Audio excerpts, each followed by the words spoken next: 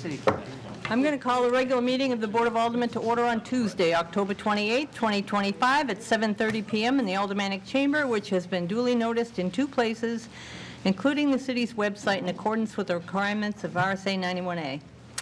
The prayer will be offered by Legislative Manager Donna Graham, and Alderman Tebow will lead us in the pledge to the flag. Almighty God, we have the high honor and the serious duty of managing the affairs of our beloved city. Fill us, O God, with a spirit of unity and understanding which enables us to face our multiple problems with a serene mind, with justice and charity for all, so that any and all decisions made by us will always be for the betterment and greater happiness of all of our fellow citizens. So help us God. I pledge allegiance to the flag of the United States of America and to the republic for which it stands, one nation under God, indivisible, with liberty and justice for all.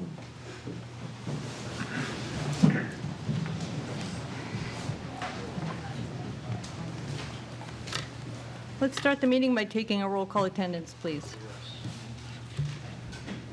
Alderman O'Brien. Present. Alderwoman Timmons. Alderman Moran. Here. Alderman Thibodeau. Here. Alderman Gouveia. Here. Alderman Lopez. Here. Alderman Sullivan. Here. Alderman Clemmons.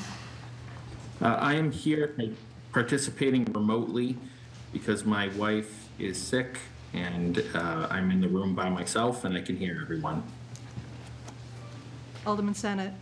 Here. Alderman Jettie. Here. Alderman Tebow. here. Alderman Clegg. Here. Alderman Dowd. Present. Alderwoman Kelly. Here. President Wilshire. Here. You have 14 in attendance, 1 absent. Thank you. Also joining us this evening, Mayor Jim Donchis via Zoom and Corporation Counsel Steve Bolton. Mayor, did you wish to address the board this evening?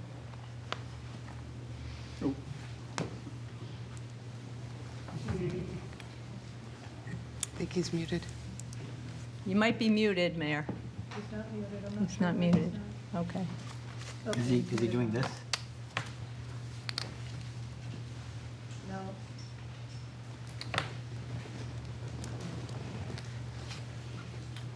Can you hear us? Can you hear us, Jim?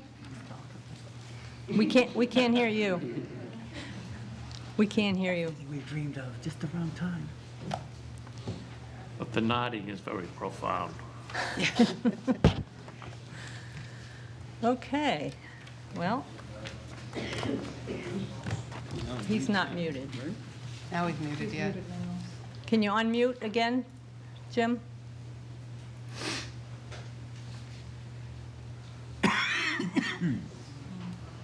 Still can't hear you. Must be his mic. Yeah, it's something on your end that's not working, Jim. The only thing he can do is call in Zoom. Is there anyone here from IT? He could call in separately, do a second Zoom, but on a telephone, and just don't put the video on that. How would he get a second link? He just used the same link, but from his phone.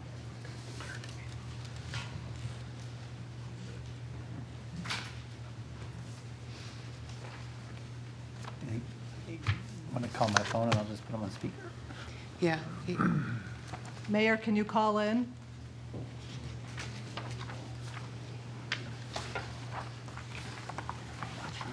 I'll see if I can send him a message. Technology is great when it works. Yeah. What day was that? What day was that? Yeah. Good question. Give him another minute and then we'll move on.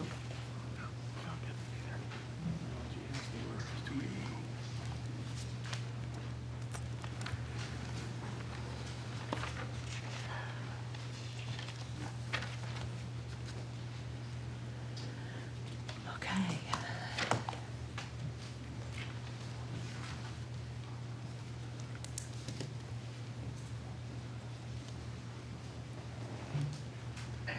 Well, I'm going to move on, and if he can join us at some point, we'll let him speak. Let's see, recognition period. There is none. Reading minutes of previous meetings. None. Communications requiring only procedural actions and written reports from liaisons. A communication has been received from Jason M. Craven Esquire regarding petition for street acceptance, Sanders Street. There being no objection, I'll accept the communication and place it on file. Without objection, I will suspend the rules to allow for a communication that was received after the agenda was prepared. Communication has been received from Alderman-at-Large Milburn Moran Jr. regarding 5 images taken at the Pine Street Extension campsite. There being no objection, I'll accept the communication and place it on file. Period for public comment relative to items expected to be acted upon this evening. We have a couple people signed up. Just a few. Jim Tolner?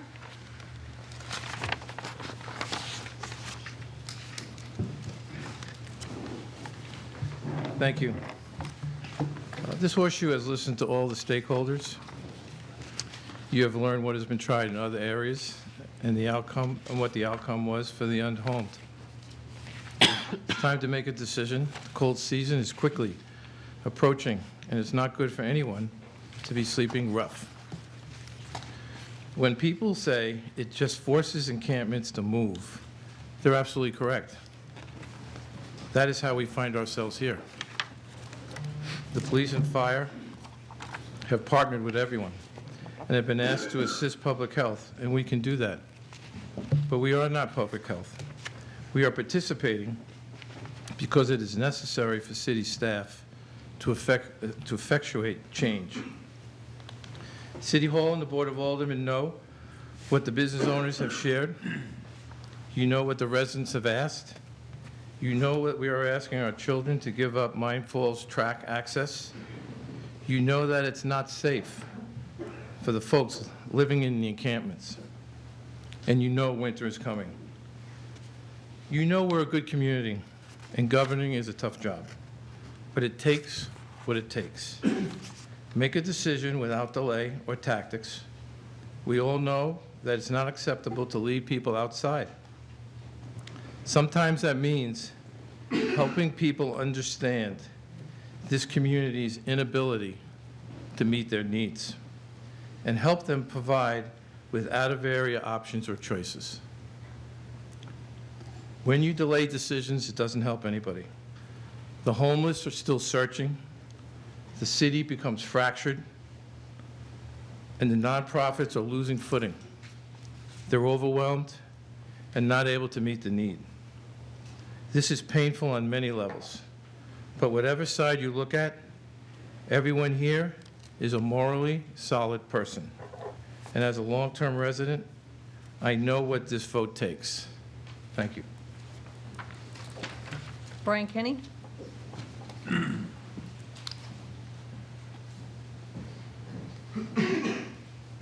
Good evening, Brian Kenny, Deputy Chief of Police. I do not have any additional comments regarding the dangers or concerns that we have as it relates to Pine Street Extension. Everybody on the board has heard me speak numerous times. They've heard Chief Buxton, Commissioner Tollner, and Chief Rook. So I'll leave those comments to stand for themselves. I would like to talk about the amendment that is before you tonight to the ordinance that we discussed last week. Since NPD will ultimately be the ones tasked with enforcing an ordinance, should it pass, I think it's important to relay that sometimes, in our experience, laws and ordinances that are injected with extra paragraphs and extra requirements can sometimes actually make the enforcement, if that's what you so choose, to be more complicated. Paragraph B of the amendment says that 15-day notice needs to be given prior to enforcement if the location has 6 or more individual campsites. What qualifies as 6 or more? Is it 6 individual tents?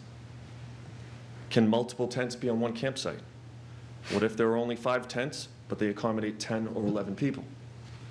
How far away do 2 tents need to be from one another to be considered separate campsites? How far away does a group of 6 need to move to be considered to be in a new location? If we give a specific group a 15-day warning and we come back in 10 days and there are 20 people there, 20 people more than were there the first time, do those folks get their own 15-day window? Can multiple 15-day clocks be running at the same encampment? How far away from the original encampment do they need to move to be considered a different campsite to get a new 15 days? I know these seem like silly questions, and they are silly questions. But when we cite someone for an ordinance violation, we are standing by ourselves in court. And these won't be silly questions in court, and I'll need the answer to these questions. 6 tents really isn't that big of an encampment. I fear that the amendment as written will limit NPD's ability to assist in timely enforcement if timely enforcement is what's needed at one given time. For example, I was here just last night at City Hall, and when I left, I saw a flyer posted on the planter outside, and it said, "The next encampment could be here." And there was some other verbiage and some aldermen's names listed as endorsers of this. None of that matters, but it got me thinking, well, what if 6 people who left Pine Street Extension got together and put their tents right next to City Hall? And my officers, I can assure you, I would be flooded with calls, not just from City Hall people, but from the public in general who utilize City Hall. And if my officers respond there on the very first day that they get there, if there's 6 or more, I will have to let them stay for 15 days before I can do anything about it. So I just want to make sure I point out the difficulties that sometimes legislation like this causes, and they're totally unintended. I do think that this amendment was written with the best of spirits and the best of intentions, but I think there's unintentional consequences that I think you all should take into account if this were to pass tonight. All that being said, I do agree that Pine Street Extension is too big. So in a situation where we have something that's too big, I think it's totally appropriate in this specific instance to afford that location 15 days. So we'll pledge to do our part, to work with public health, post it, and only do enforcement after the 15 days if that's what the board wants to accomplish here tonight. Thank you for your time. Thank you. Kim Aponte?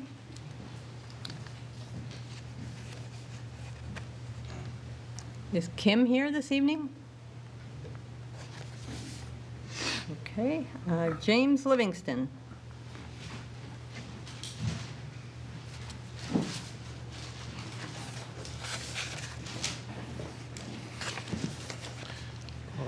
Good evening. I'm going to just stay right to what I got written here. The very issue that we have with the, let me see here. There we go. The very issue to have an encampment in the city of Nashua painted with a broad brush that it's illegal. First, it must decide right now if we are a republic, which you just prayed to the flag, or a democracy. I myself choose a republic, so my grievances can be heard and addressed. A constitutional republic which makes it so that I even have the rights to speak, though some would like to stifle it in any right to protections of freedom at all. The stakes in this matter hinges on the First Amendment and the Fourth Amendment, opening the city of Nashua to lawsuits to challenge such an order. Regarding the potential violation of my freedom of religion, Nashua is following the ways of people of ancient of old in Isaiah 3:15, grind the faces of the poor. I ask that the city of Nashua and its citizenry, by making it illegal with a broad brush, to term illegal encampments in the city, how is Nashua not hindering my right to pursue happiness, which is my Fourth Amendment right? My Fourth Amendment right of pursuit of happiness is my right to decide, not yours. Kevin Pusillo?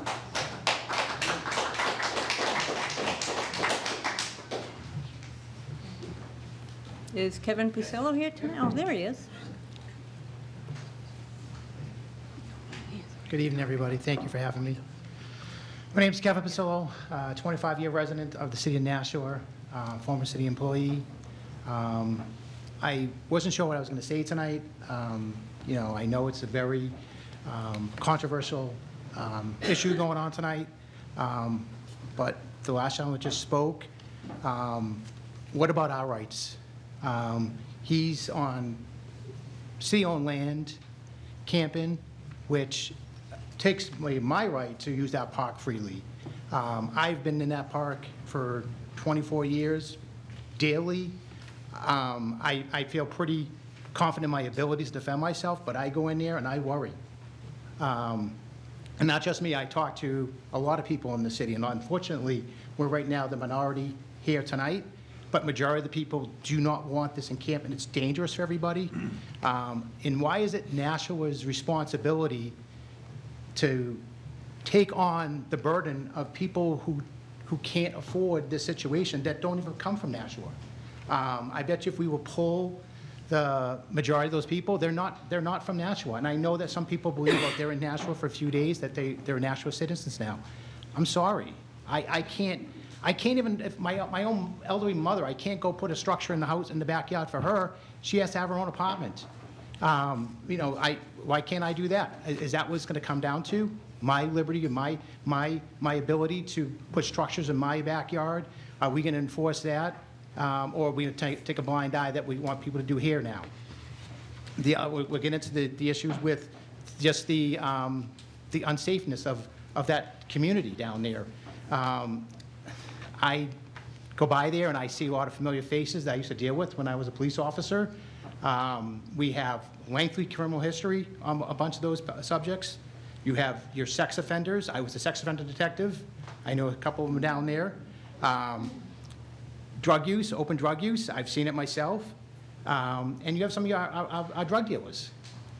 It's just not safe, unfortunately. And I know I might sound harsh, and that's not my intention. And I have a lot of friends that are on the opposite side, and I hope we can continue to be friends, but I am very passionate about that park. There's a lot of young kids that go in that park and use that park daily that don't use it anymore because their parents won't allow them back there. I had a personal experience at someone in my family last year in that park. So that's why I'm here. I mean, we have to do something. And as Commissioner Tollner had said something before, that we have to do it before the winter, and it is not fair. But the thing is, though, it's not all of our responsibility to take on all these people.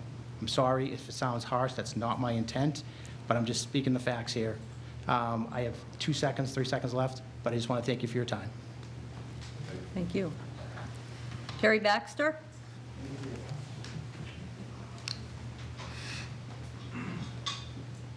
There's no way that's going to go any lower, huh? Good evening. My name's Carrie Baxter. I live on Harris Street here in Nashua. Anyone who has taken a class in organizational behavior and conflict resolution knows that avoidance is a conflict resolution technique. It is not an effective one. Because of that, I ask that you support the proposed ordinances as written, which restrict camping in our city. The problem isn't going away on its own, and it's time to do something about it. The proposed ordinances do not criminalize homelessness and do not punish homelessness. Homelessness isn't mentioned anywhere in the proposed language. Rather, the ordinances provide guidance and boundaries for what is acceptable and what isn't on public property. I understand that some of you have your personal feelings on how to handle this, and you're trying to do what you think is best for the homeless population. But please do not lose sight of the fact that there are thousands of other people who live, work, and visit Nashua. You have an obligation to us as well. Not that long ago, the city invested in Mine Falls at Pine Street Extension. A large sign was erected, a new kayak launch was installed, and a new bridge was built. I can't speak as to why those investments and improvements were made, but I imagine it was to create more access to the park, both on land and in the canals. Currently, the extension has a camp of over 75 people that has enveloped the area. They live in campers, cars, tents, and other homemade structures. Some are running gas-powered generators with gas-filled jugs nearby. The area has become unsafe and unsanitary for both the people staying there and those who use the park.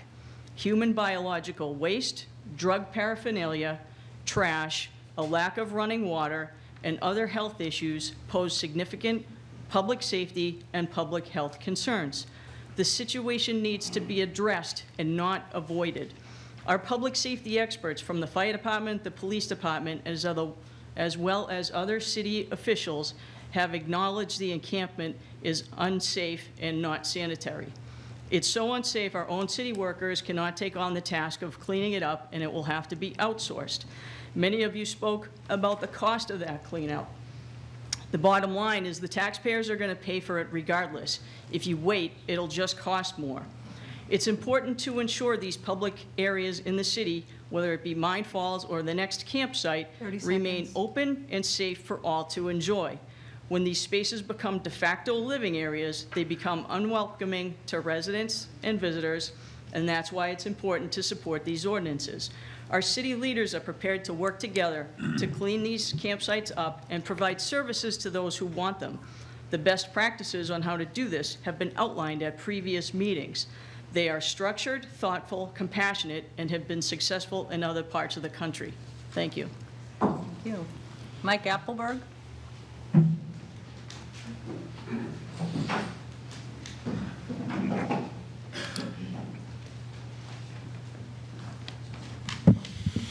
Good evening. Mike Athelberg, President of the United Way of Greater Nashua. Thank you to everybody who's behind me tonight for coming out, and for you as well for caring about our community. I believe we are all here because we want Nashua to be a safe, healthy, and compassionate place to live for everybody. That includes our residences, our businesses, our first responders, and yes, our neighbors who are experiencing homelessness. Let's talk about the reality which we now face. According to the 2025 point-in-time count, homelessness in Nashua and across New Hampshire is on the rise. In Hillsborough County alone, which includes Nashua, 1,052 individuals were counted this year as unhoused. That includes both people in shelters and those who are living unsheltered in tents, cars, or on the streets. Statewide, there are 672 unsheltered individuals, up from last year, and 1,754 people in shelters. And with a rental vacancy rate, which we all know is below 1%, affordable housing is nearly impossible to find. Shelter beds are scarce. As of yesterday, I checked with our shelters, and there were 2 available beds in our city for those who are unhoused. 2 beds. Housing vouchers have years-long waiting lists. So when we talk about enforcing camping bans, which we're talking about tonight, call it camping, we know what we're talking about. We have to ask ourselves a simple but critical question. Where will these people go? Where will they go? If we cannot answer that question and provide a safe, accessible answer to that question, then enforcement is no solution. It's a risk. It will push people into even more dangerous and hidden situations, making things worse for everybody.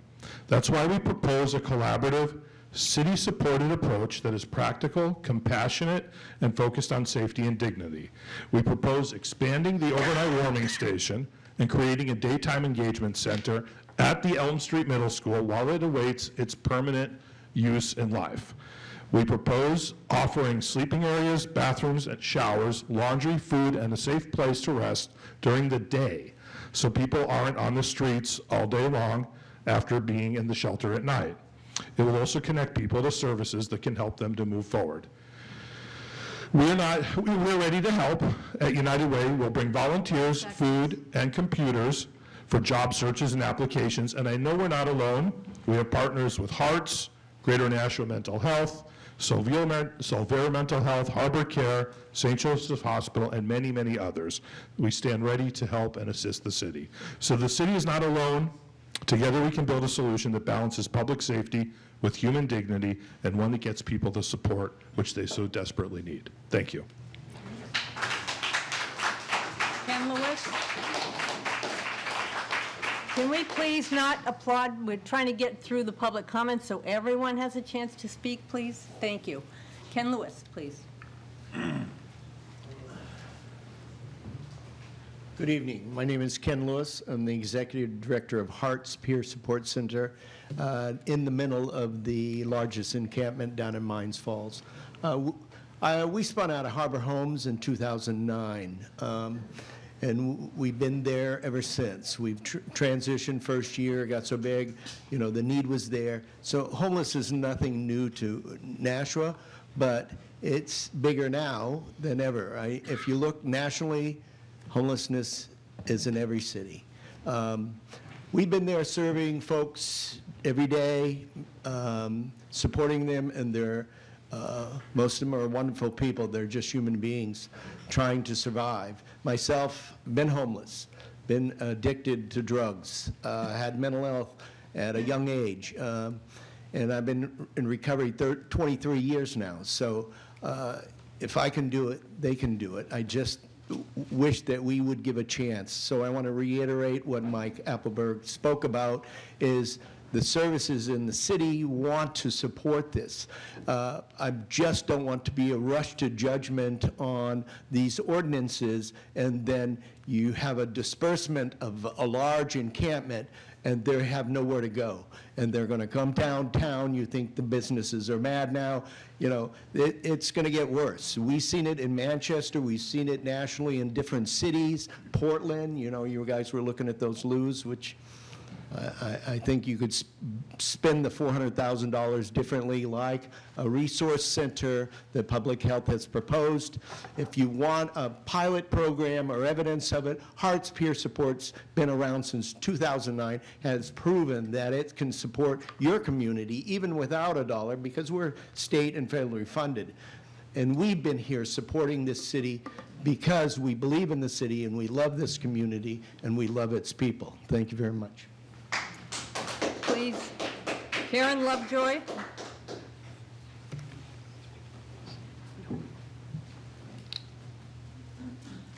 Hello. My name is Karen Lovejoy. I'm the owner of Banyan Tree Yoga at 5 Pine Street Extension. The yoga studio has been at that location for about 10 years, and I have owned the studio for just over 1 year. When I bought the yoga studio, there was no homeless encampment. I never imagined that in less than a year, in about 6 months' time, that an issue like this would severely affect my business. It all boils down to one thing: panhandling. As my customers and teachers arrive and depart, they must dash to get into the building or back into the cars before one or more people approach them for money. This has happened to me on several occasions, and on one occasion when I said no, the individual walked back to his tent and came back with another person. Once I saw them heading towards me, I jumped in my car and left. Let me assure you, it's scary for any woman, especially at night. My studio is primarily women are my customers. The parking lot is dark. The landlord has done a wonderful job of adding a light, a sensor light, to the top of the building 5, but it does not encompass the entire parking lot. The police have been incredibly supportive, and their responses when called is amazing, but they can't be present all the time. My classes can start as early as 7 in the morning. The last one can end at 8:30 at night. The studio's open 7 days a week. We have lost a significant number of customers who just don't want to be approached. This problem is immediate for us. Thank you very much for your time. Bobby Bagley.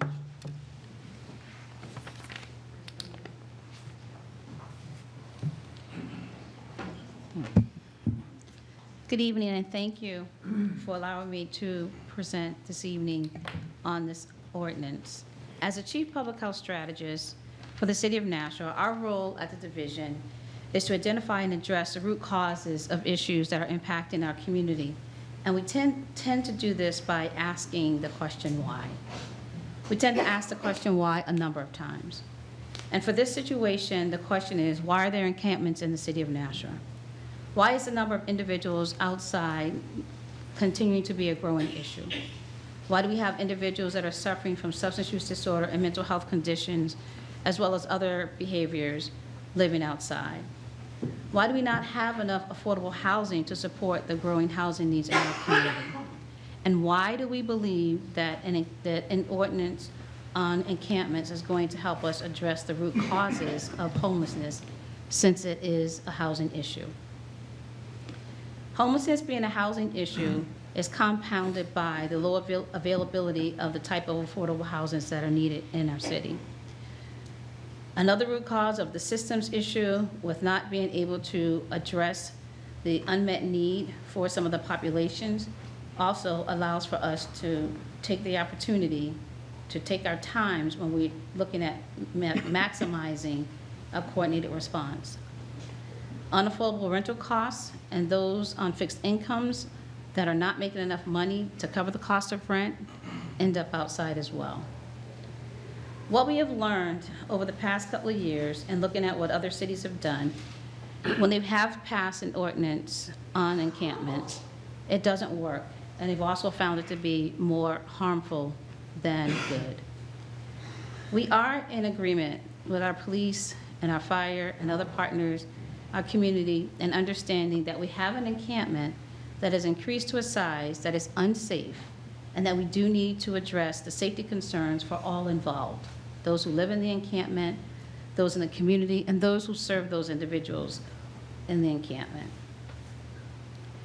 Working together and using a coordinated approach, we have been able to close encampments in the past with a reasonable amount of time, safely, and with consideration for those who are living in those encampments. And we have not needed an ordinance to do this. In fact, we find that, or we believe that, it may create greater challenges for those individuals when it comes to getting them connected to services or even getting them housing. Give us the opportunity to work together to get a resource center set up, and also to work to close this encampment in a reasonable amount of time with the resources that are needed to support those that need the services. Thank you. LaTanya Musioli.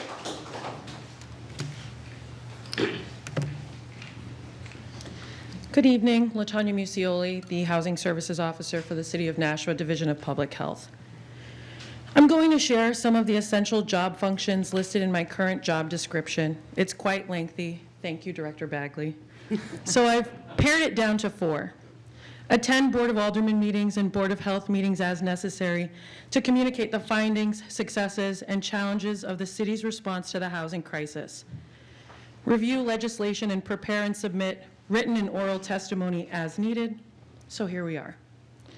Convene and facilitate senior leadership meetings, work groups, and committees to develop innovative strategies to address issues related to homelessness, housing instability, and strengthening system capacity to address mental health and substance use disorders.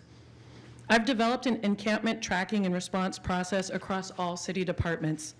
We provided the same basic human amenities at the Crown Street encampment last year and successfully closed that site based on this model. We did not need an ordinance to do so. We all are in agreement that the Pine Street Extension encampment is unsafe. We can close it the same way.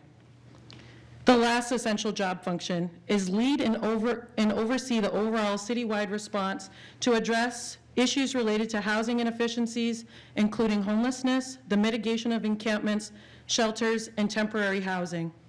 My position has been funded in the public health budget that was approved by the board this year. Respectfully, please let me do this job. We have yet to be presented with any data suggesting that this approach is successful, reduces homelessness, reduces crime, or is cost effective. We have actually overwhelmingly been presented with the opposite: real data, evidence-based best practices, the negative impact that this exact ordinance had on our sister city, Manchester. Your constituents, faith-based leaders, our nonprofit service providers, fellow aldermen, and our community mental health center did their research. They showed up.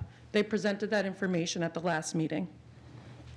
They, along with Dr. Capetta and Dr. Whitaker and the city's public health department, are all in agreement that the banning of the encampment without providing a place to go is not the right approach. Society as a whole has grown extremely comfortable with ignoring science and real data. As elected officials of this city, you have an obligation to be good stewards of how our tax dollars are spent and to recognize the value of the data being presented by the experts in this field. The data says enforcement is expensive, yielding limited results as people still remain homeless. Let's come together and spend money on our data-driven solutions. Thank you. Kim Bernard.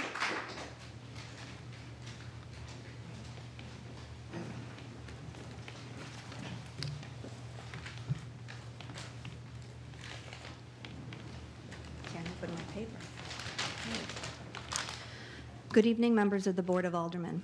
My name is Kim Bernard. I am the Chief Public Health Nurse for the City of Nashua under the Division of Public Health and Community Services, and a Nashua resident for the past 40 years. We can all agree that Pine Street Extension encampment is unsafe for those living there and for the broader community. But this ordinance, which criminalizes camping on public property, will not solve that problem. Instead, it will deepen harm to individuals already suffering.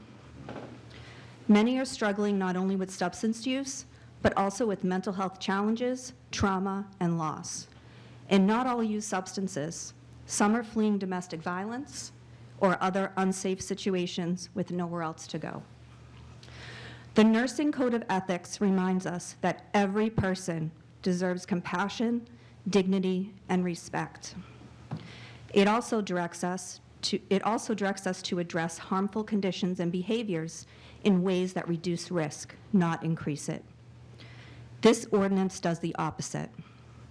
By penalizing people for having nowhere to go, it pushes them further from outreach, medical care, and stability, increasing the likelihood of overdose, infection, and death. What we need instead is a multifaceted short-term and long-term plan based on evidence-based solutions, more low-barrier shelter space, a resource center, more low-income housing, and better access to mental health and other services. These are public health responses, not punitive ones. We can uphold community safety without criminalizing poverty. I urge you to reject this ordinance and invest in solutions that treat our unhoused neighbors as human beings deserving of care and hope. Thank you for your time and for considering a more compassionate approach. Bob Keating.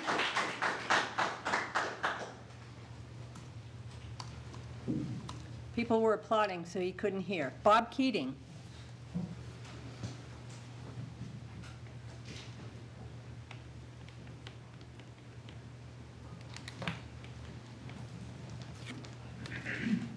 My name is Bob Keating. I'm a resident of 5 Coleman Woods Drive and a member of GSOP. Thank you for the opportunity to speak, and appreciate all the people who have spoken with a wide variety of views. 30 years ago plus, Chris Konis, who was a president of the National Soup Kitchen and Board, she was also worked in the mayor's office, and she was also a legislative leader in the State House, said to us essentially, I'm worried that the next generation will forget that homelessness was not a primary thing in our community nor throughout the United States. So that's the fact that we've come from. We know how to end homelessness before. We do it day after day, year after year. There's hundreds of people that have followed a model of housing first. They've got affordable housing, whether it's a voucher or whether it's public housing with support services, so it works. The encampment, I think, is a result of we don't have enough housing, we don't have enough shelter, we don't have enough transitional housing. So it's simply, that's why we have so many people, and it has unfortunately grown after shrinking for a period of time. So there's no surprise about that. In terms of the dangerousness of people, I do want to speak about that, and a number of people have, is that many of us work with people who are in that encampment and in other places who are stealth camping, and sure, there's incidences, but that's not been reported. All we hear is about calls, so I can't tell you about the number of, actual criminal offenses, but I am concerned about stigmatizing and saying that, people are such and such. They're there because likely it's more safe, they believe, than another place in the community. We've had a long history in this community. I could go back to 1858 was the first poorhouse. It lasted till 1908, and then it was closed. And then 1930s, it began again by the airport. There was a program out there. The point being is that we've gone through waves, a similar process, and it doesn't have to be. Last time I spoke, For $750, you can get a studio. That's 40 units for the 30,000 that we've paid for 30 seconds. additional police patrols. So that's the real kind of money. For $1.2 million, the 100 people from the encampment here and the 20 that is counted downtown could be housed with no additional cost, $1.2 million. So we have the money, we have the means, we have a powerful health department, and the police have worked very well compassionately when they had moved, but we don't need to do that. Time is up. Thank you. Savitri Holmgren? Sorry if I butchered your name. Good evening. My name is Savitri Horrigan. I'm a resident of Manchester, and I'm the behavioral health strategist for the City of Nashua Public Health and Community Services. Imagine that you've lost your home. Now think about the top 5 things that are on your to-do list for the day, which might include where you're going to go for rental assistance, who you might ask for help, where you might get your next meal or find shelter for the night. Now cross out anything that costs money, requires transportation, or requires a cell phone. These are the barriers that people without homes have to navigate. And if they do get the opportunity to make a phone call or get a ride somewhere, they have to try to do everything at once because there's little to no room for error. Consider the fact that people experiencing homelessness have disproportionately high rates of trauma and PTSD. The effects of trauma can include increased physical and mental stress, impacts on cognitive processes, including memory, attention, and thinking, difficulty trusting others and forming close relationships, fear or concern about safety, and difficulty regulating behavior and expressing emotions. Contrary to stereotypes in media, the vast majority of people with mental health challenges, around 95%, do not commit acts of violence. The experience of homelessness itself can also be traumatic and make it harder to escape the cycle of poverty. We also know that many people who have substance use disorders have experienced trauma as children or adults. 90% of people who go on to develop substance use disorder started before the age of 18 years old, and oftentimes this is linked to having increased adverse childhood experiences and using substances as a coping strategy. What people need more than anything is empathy. Our unhoused community comprises so many unique identities, including family, friend, coworker, advocate, veteran, survivor, and neighbor. Social work is rooted in the belief that every person, I'm a social worker, that regardless of mental health, addiction, or housing status, deserves dignity, compassion, and the right to thrive. Homelessness is not a crime. Mental health challenges and substance use disorder are not moral failings, and system-level solutions must be grounded in care, not punishment. For years, our outreach workers and community health workers have been tirelessly and consistently meeting people where they're at, addressing people by name, sticking to a schedule so that people know when to see them, and providing trauma-informed care. The level of trust we've built is critical if we want to connect people to services, shelters, and community resources. We do not need an ordinance to do this work. What we need is a resource center and a chance to continue working with folks in a trauma-informed way. Thank you for your time. Ms. Lee?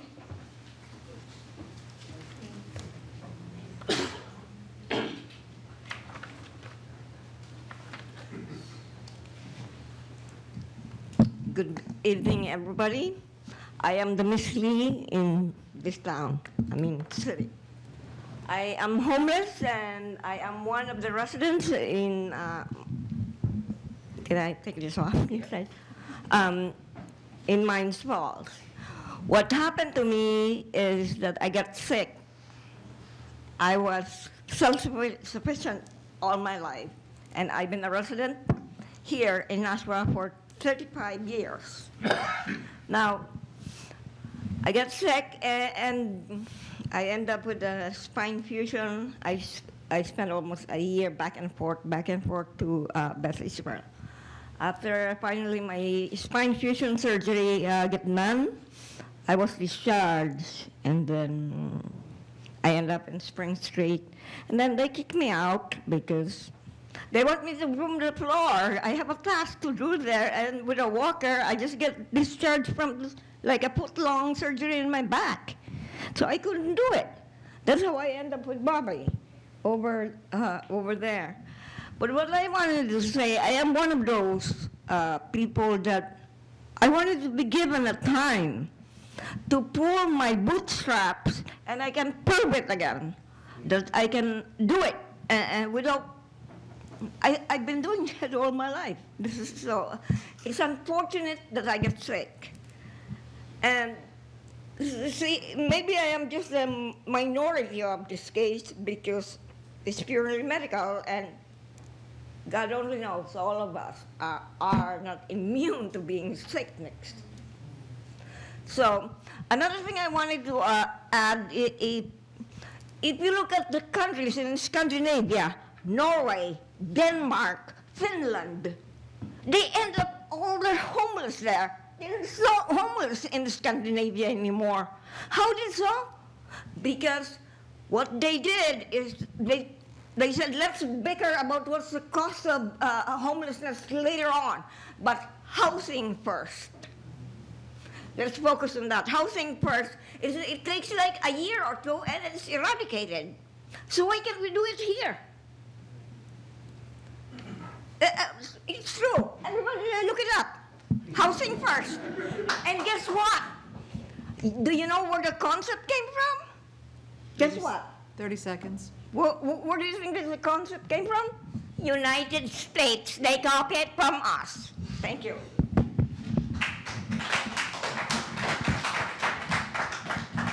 Reverend Allison Palm.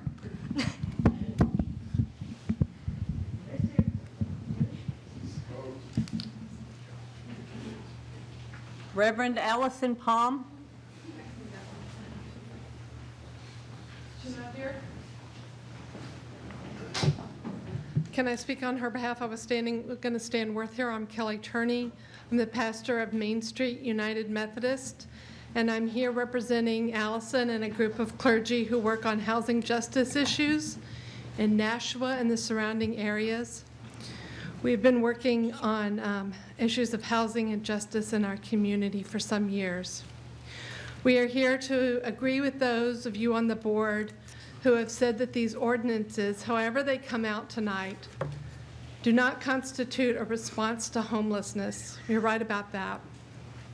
Therefore, your work tonight will not be complete without voting on steps that will lead to an investment of people, money, and committee work toward true responses that work for most of the people who are living in encampments. As clergy, we have to make commitments also. Many of us have waited too long to become engaged. We are pledging that we and our congregations will be better partners in the city and our social service nonprofits with our time, our attention, and our volunteers. We are here to urge you to see the decisions before you related to homelessness not just about the proposed ordinances, but about the human beings involved and all of their human needs. People living outside are our neighbors. People reaching out to them to serve them and keep them safe are our neighbors. People who live and work near the encampments are our neighbors. People who work in police and fire response are our neighbors.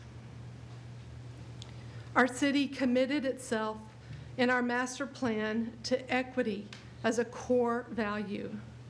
Here is what we said that meant. Addressing inequities in existing and future policies, and ensuring that all Nashua residents, especially vulnerable populations, have access to resources that enable a healthy, safe, and vibrant life is a fundamental goal of the Imagine Nashua vision. Whatever amendments we have here tonight may make us feel better, but it isn't a substitute for working on the longer-term issues that need solutions. Truly addressing homelessness means working also right now on housing, health, economics, connections, not waiting until after the fall or the winter. Thank you. Susan Ilberger?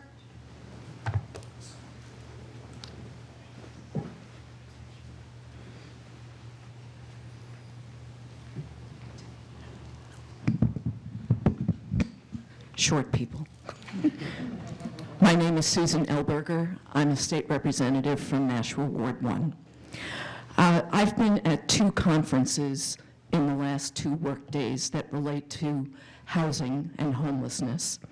A couple of new bits of data. The average house cost in the Nashua-Manchester area is $577,000.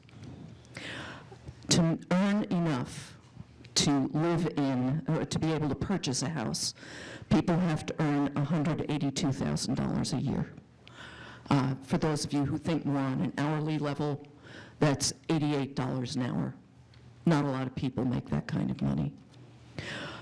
At the conference yesterday, which was put together by the Business and Industries Association of New Hampshire, basically the state chamber of commerce, by realtors, by union workers, by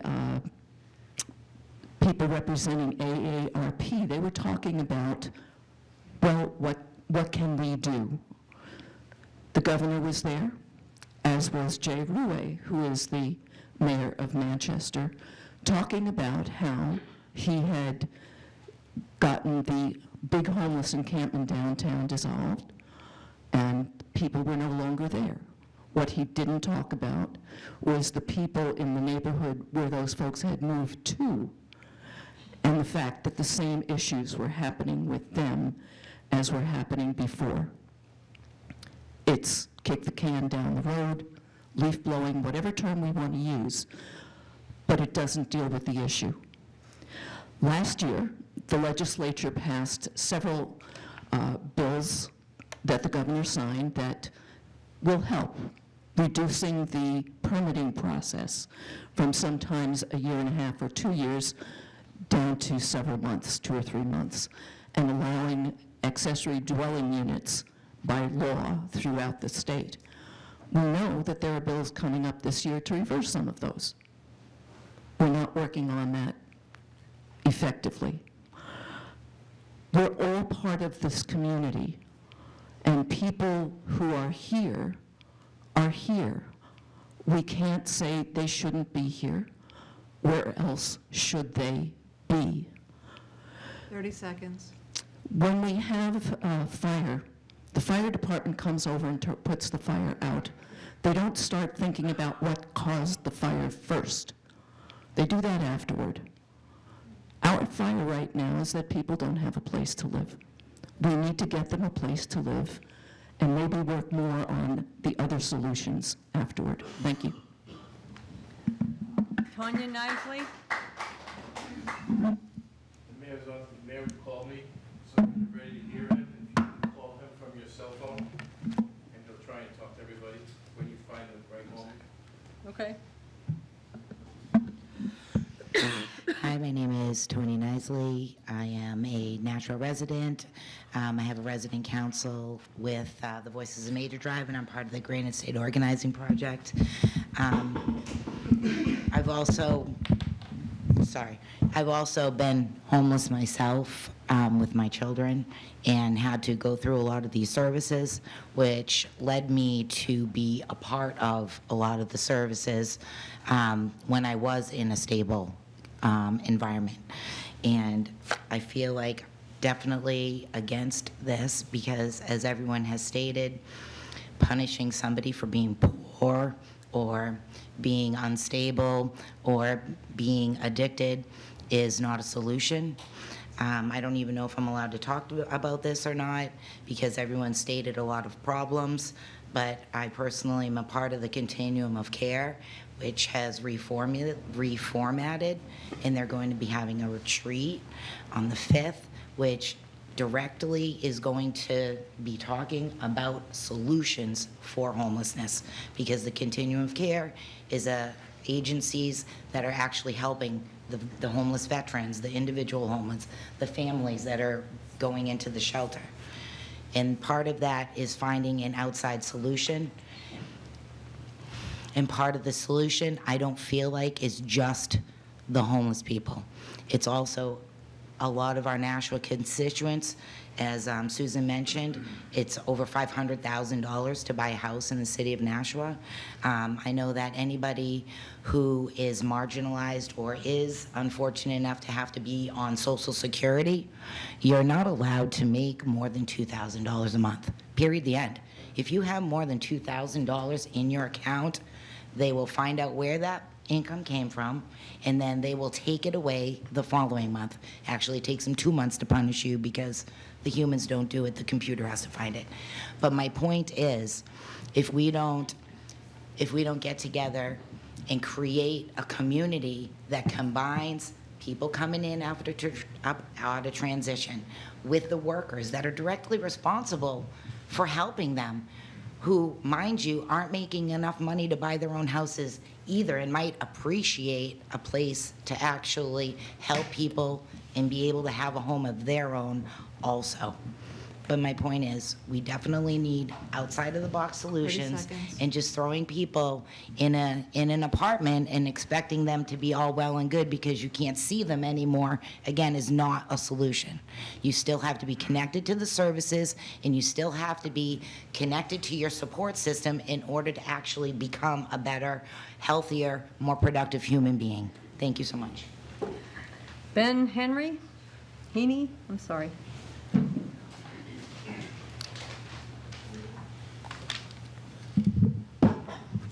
Hello, my name is Ben Heaney. I'm a resident in Ward 6. I'm up here today because I'm deeply disappointed with the members of the Infrastructure Committee. Last Tuesday, you met here and listened for 4.5 hours of testimony and debate regarding the proposals that ban camping and parking here. Your constituents and members of the community told you that we do not want these ordinances. Experts in social services and housing told you that these ordinances are categorically harmful. Leaders in local faith communities agreed that these ordinances are neither moral nor just. Your peers who have seen similar ordinances in neighboring communities told you that they did not work. You yourselves debated an amendment that would save people who had no other option than to camp on public land from persecution, and you rejected it because you admitted that people camping on public land have nowhere else to go. You wish that we had the resources to relieve people living hard lives outside, but in the same breath, committed city resources to criminalizing their existence and seizing what few possessions they have. The few people who spoke in favor of the ordinances offered no solutions. Nobody could answer the question of where will people be allowed to live. Nobody was able to explain how we can justify spending thousands of dollars to seize and tow each person's home the city deems illegal, $50,000 on cleaning up encampments, $450,000 on putting Band-Aids on problems caused by lack of stable, accessible housing here in Nashua, and over $40 million to police our communities, but have nothing left over to expand shelter options or bolster human services. I'm deeply disappointed because after all of this, you voted unanimously to recommend this terrible piece of legislation under the thin guise of public safety and even, in the case of Alderman Sullivan, Christian duty. There is nothing safe about forcing people away from what few resources we can spare them and into more dangerous and precarious living situations. And there's absolutely nothing Christian about sending your brothers and sisters out into the cold night. If I may follow your lead and lean on a verse from Scripture, beware of the teachers of the law. They like to walk around in flowing robes and love to be greeted with respect in the marketplaces and have the most important seats in the synagogues and places of honor at banquets. They devour widows' houses and for show make lengthy prayers. These men will be punished most severely. This week, please save us some time. Drop the weak pretenses of safety 30 seconds. and morality. If you want to vote for these ordinances, just say the quiet part out loud. Let us all go back home or wherever we call home while we're still allowed to. Paula Johnson. Paula Johnson.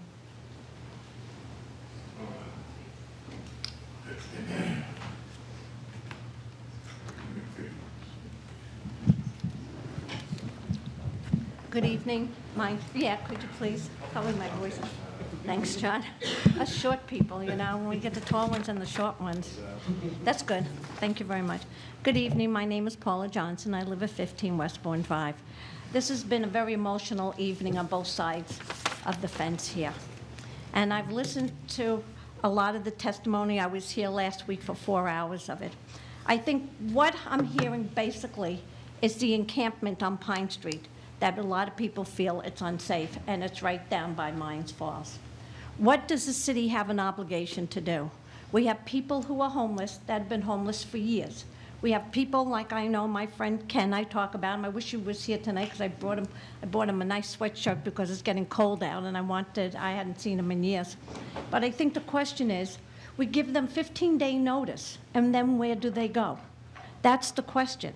And I think the answer has to be, before you give them a 15-day notice, the city needs to start working with the nonprofits that we just heard, Hearts Peer Support, the United Way, so when you're moving them out of the encampment, that some of these people start getting services that they desperately need, especially our addicts. I spoke to the mayor, and I'm going to say it again, 3 years ago.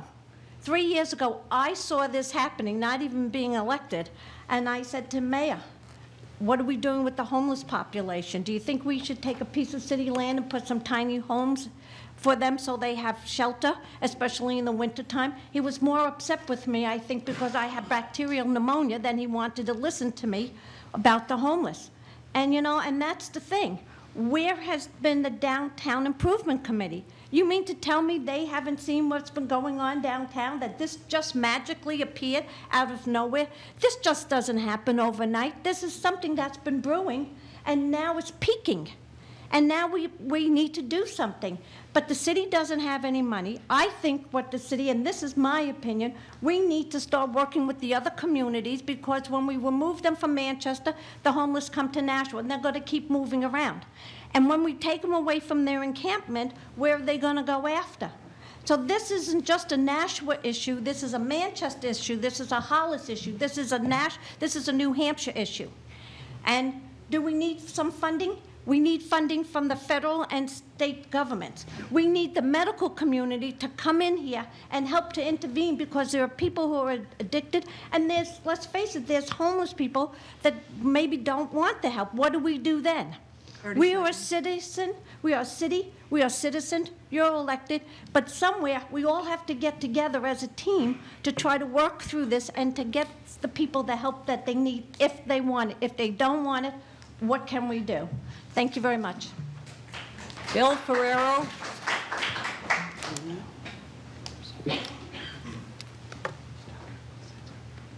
My name is Bill Ferrio. My home is number 35 Indian Rock Road.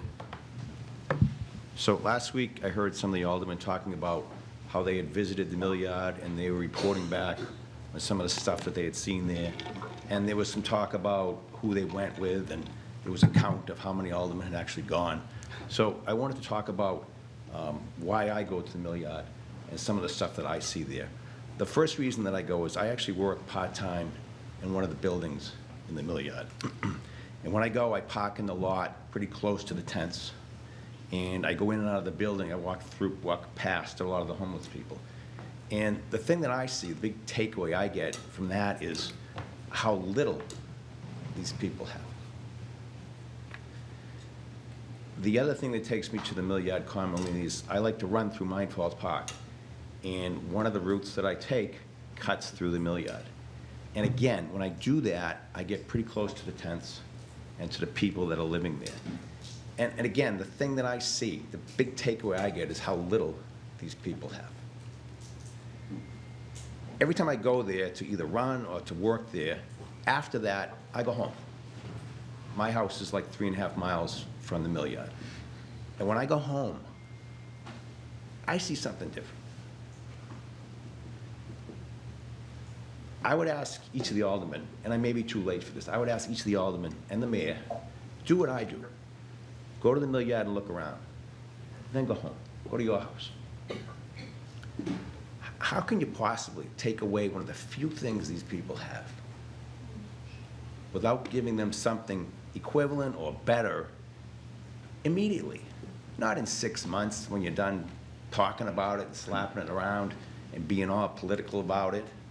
And certainly not in a couple of years when some developer has built some apartments that they probably can't afford to live in anyway. How can you kick them out without giving them someplace to go? That's it. Thank you. Travis Morgan.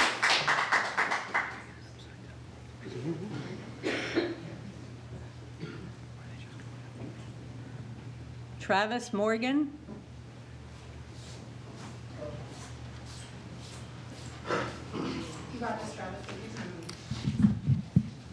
Ladies and gentlemen of the Town Council, fellow citizens and neighbors, my name is Travis Morgan. Please hear me tonight as a sovereign soul standing on the sacred soil of America. I'm not just a resident of this tent city. I am a child of this great nation, born with the unalienable rights our founders etched into eternity: life, liberty, and the pursuit of happiness. The pursuit isn't a luxury for the few. It's the heartbeat of every American dream. And woven into that dream is a hard-fought battle for homeless rights, a legacy of resilience that echoes through our history and demands justice today. I hear your worries, safety, the mess, the problem we represent. You're shoving apartments as the answer, like a one-size-fits-all bandage on a gaping wound.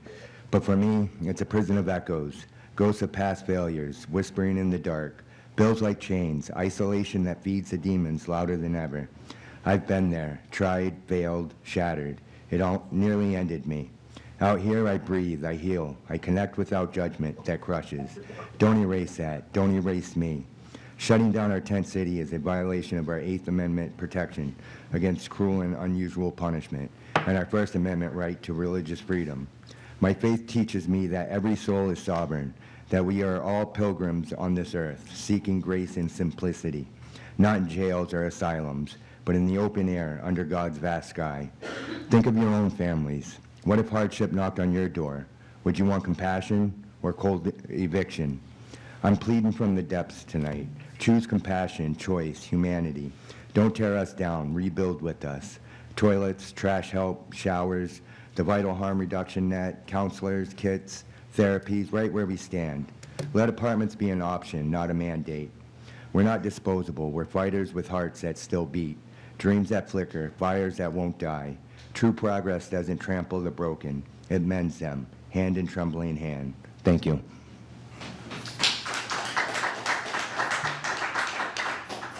Kane Bloomfield. Good evening. My name is Kane Bloomfield. I want to state, first off, we're looking at this the completely wrong way. It's not the homeless community that is the issue here. I'm going to speak from personal experience on what the true issue is, which is landlord and property manager corruption. I'm going to read what I wrote to a judge for my reconsideration, motion to reconsider judgment on my criminal and illegal eviction in 2023. I'm asking for a reconsideration of judgment on my eviction case. The manager, Pamela White, has had my mail and withheld the letter from the court stating the date for my final hearing.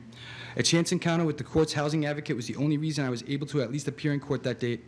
My key witness was supposed to be their witness based on the initial allegations. However, when Pamela found out that I had talked to Caleb, the heating guy, on January 16th, and he told us both he had nothing to do with it, she obtained counsel and changed the verbiage of her allegations to now exclude Caleb's involvement, where there is now not any witness as to smelling marijuana. I spoke with Caleb on April 23rd, 2024, and got his mailing info. Caleb agreed to have a subpoena sent out to him once I got the court date to stand as my witness. Pamela Weiss had all of the mail for the tenants sent to her on the 4th floor. Although we have our own separate boxes in front of our building, she never gave me a chance to showcase my evidence, as she withheld my mail only to then put it underneath my door after the final hearing was over, where it had been opened and resealed. My next door neighbor witnessed her put the letter underneath the door that morning after the hearing was over, and it is also on camera. I will be contacting authorities on this matter separately. Furthermore, I am also obtaining counsel on this matter, as I have had federal offenses committed against me to prevent justice, which is obstruction. There's absolutely no evidence of drug usage nor my behaviors affecting anyone. The alleged witnesses were not even required to testify, so I was prevented my opportunity to cross-examine. The verbiage behind the attorney's legal eviction notice was deliberately changed as to have no witness state they smelled marijuana, nor was there any witness to finding an alleged meth pipe, so no statements were made. I was told by the court's own housing advocate that my recorded conversation with both parties consented to will be evidence to be heard in court. However, I was denied the ability to support my case by having it heard. I did not feel I needed counsel on this matter, as the entire premise of the eviction is completely fraudulent, but somehow sufficed, completely fraudulent, but somehow sufficed to justify an eviction, although no evidence was shown against me. The eviction was retaliatory in nature, as I was threatened by Pamela White with an eviction because I was trying to prevent them from illegally kicking out Walter Lemire the month before. Walter was evicted by Pamela with no evidence, and he died less than 2 weeks after she gave him 5 days to leave, as he was left hopeless, handicapped, and homeless. How does a tenant protect themselves against the dishonesty of a landlord? They need compelling evidence, and Nashua Soup Kitchen shelter provided none. I'm dealing with extreme and outrageous conduct, which is breaking the implied covenant of habitability. I'm disheartened by the decision because I have an immense amount of irrefutable evidence of retaliation, perjury, deception, slander, contempt, libel, intentional infliction of emotional, physical distress, defamation of character, and so on. Pamela White, Your time is up, sir. I urge you guys all to watch a YouTube video called Nashua, New Hampshire, Safest City in America with a question mark. Thank you. Thank you. Christina Chilpaki.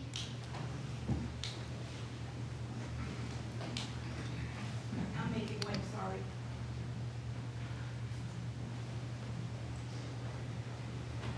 I did this once before and I wasn't the best at it, but I'm going to give it another whack. It may be better, it may be worse, but it is what it is, and here I am. My name's Christina. Okay. My name is Christina Chilpaka. I'm a resident at Pine Street Extension. It is what I call home for now. It is not home forever, but it is home for now.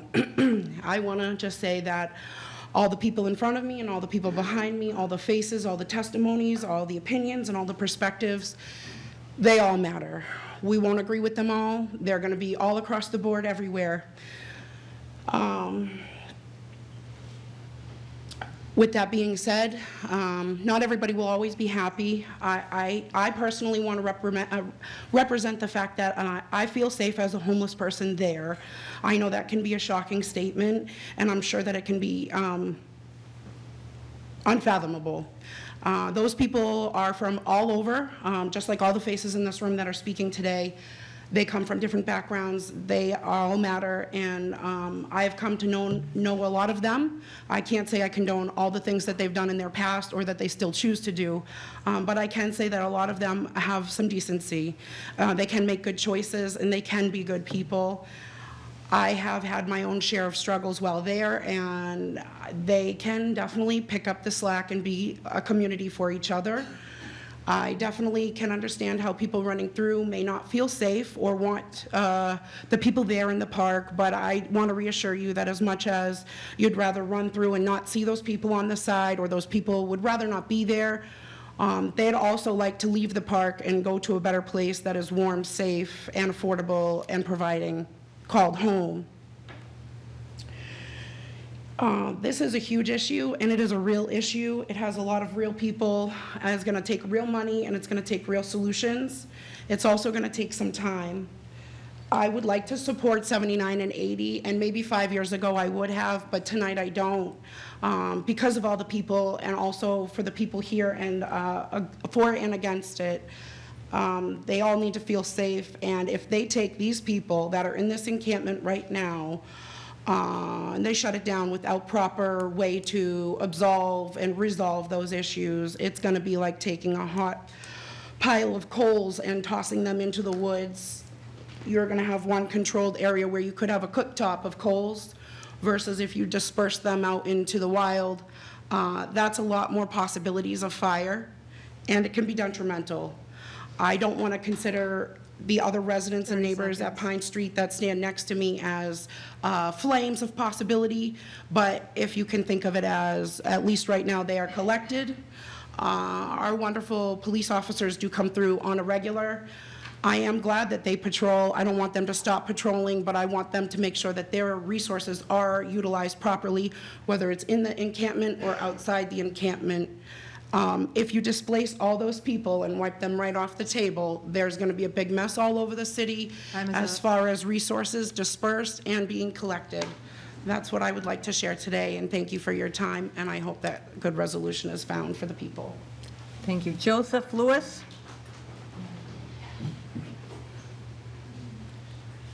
Joseph Lewis. He left? Okay. Sam Verdon? No, we're not taking any other speakers at this point. Sam Vernon? Verdon?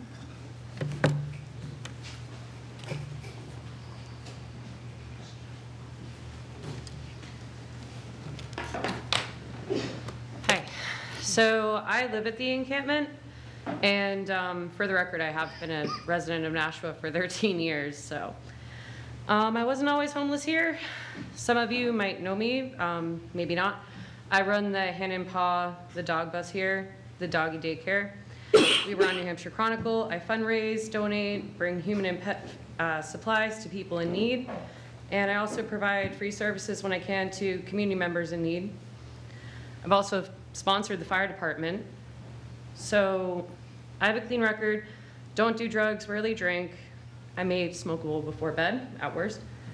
I built a tiny house on a trailer myself and even hand-sawed most of it. I'm not homeless, I'm landless, but I'm treated the same. There should be a system in place that looks at the homeless as individuals and create action plans based on the needs. Some need rehab. Some of us have animals that we see as family and refuse to part with. That's why we refuse some housing, other than the money factor. Also on the subject, obviously, like people said, where are they supposed to go? They're gonna move out to neighborhoods like they've done before, like they still do.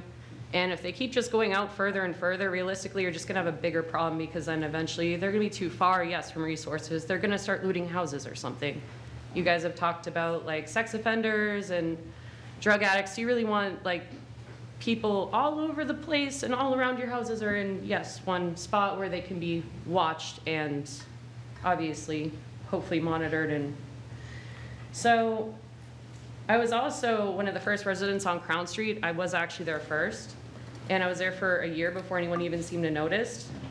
People were displaced there, just like what's happening now. It's just the same thing over and over. So, sorry, I'm nervous and I'm still trying to look through. You're doing fine. I think that we should have campsites reserved for those who have proven to be active members of society, given that they can keep the areas clean. Those afflicted by addiction should be sent to rehab facilities with the unused budget money from the opioid epidemic, instead of getting hotel vouchers for a week as a Band-Aid until the public forgets. I also support another person's point about using city budgets to provide services for the homeless, since most of those people do not choose to live in unsanitary situations. Most of the issue boils down to unaffordable housing and the city not committing to pouring into all of their residents, only some. 30 seconds. I walk the line between both of your worlds daily as a business owner and an active member of the community, and one of the homeless people that you see walking around, and people call me a junkie too, and because they don't recognize me, and then sometimes people do, and it's a different story. So it depends on where I am, really. So if we're all a community, then we should act like it. Thank you. Lori Ortolano?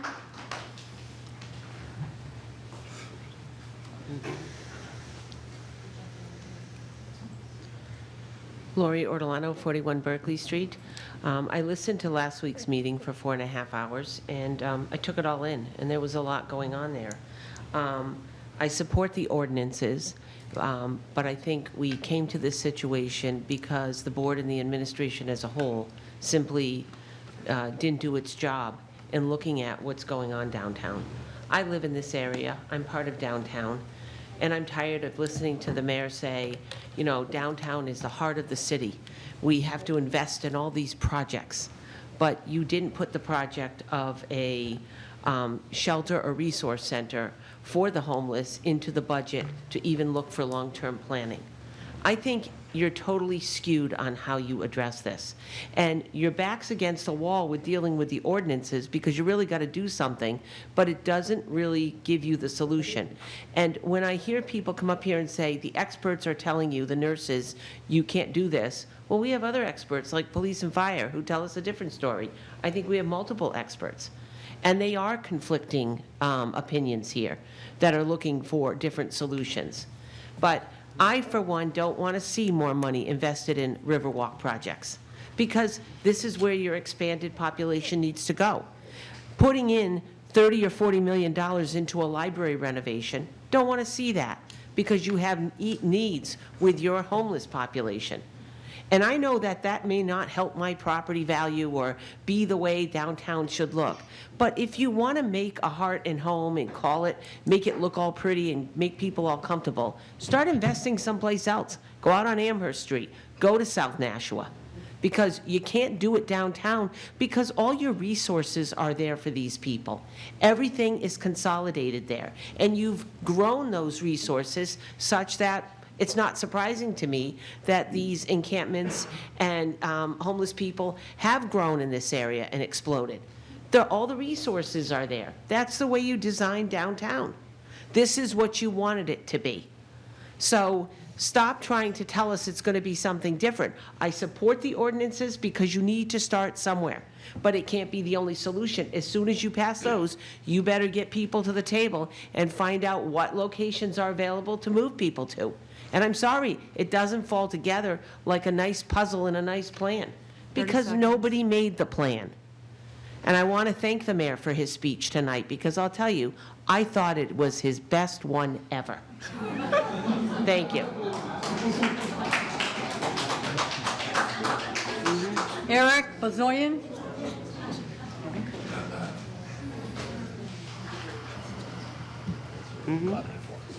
That's funny. Hi, my name is Eric, and I've come here today to urge you to vote no for the ordinances prohibiting camping on public property and camping recreational vehicles on public property. I want to thank you for your service and time that you give to budgets, contracts, capital planning, routine, and essential government work. Those are duties that keep the streets plowed, trash collected, and departments coordinated. But I want to also address a core responsibility that runs through all these duties I just mentioned: safeguarding the health and safety of every resident, including people living outdoors or in vehicles. Many of us here tonight will go home to a bed, a thermostat, a roof. Neighbors who are unhoused don't have that certainty. Any ordinance that this body adopts should advance the health and safety of every Nashua resident, housed and unhoused alike.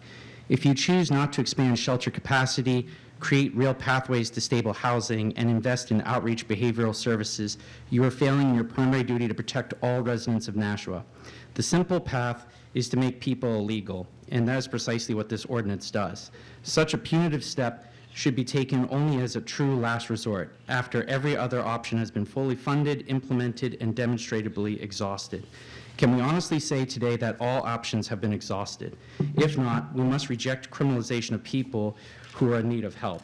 How can you in good conscience vote to take away the last thing these people have, the ability to lay down and rest? How can you consider banning sleeping and resting in public spaces without first ensuring that someone has a place to safely go?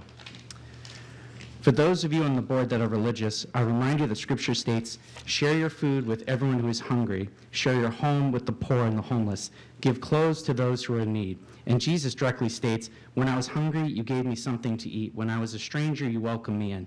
When I was naked, you gave me clothes to wear. I'm asking you to act from the same place of compassion and responsibility before voting to remove one of the last things people have, the ability to lay down and rest. I close with something simple. Kindness saves lives. As Charlie Maxey reminds us, sometimes the tiniest act of kindness can save a life. Tonight, your act of kindness is a no vote. Vote no so people in our city can have their dignity, their hope, and yes, their lives. Thank you.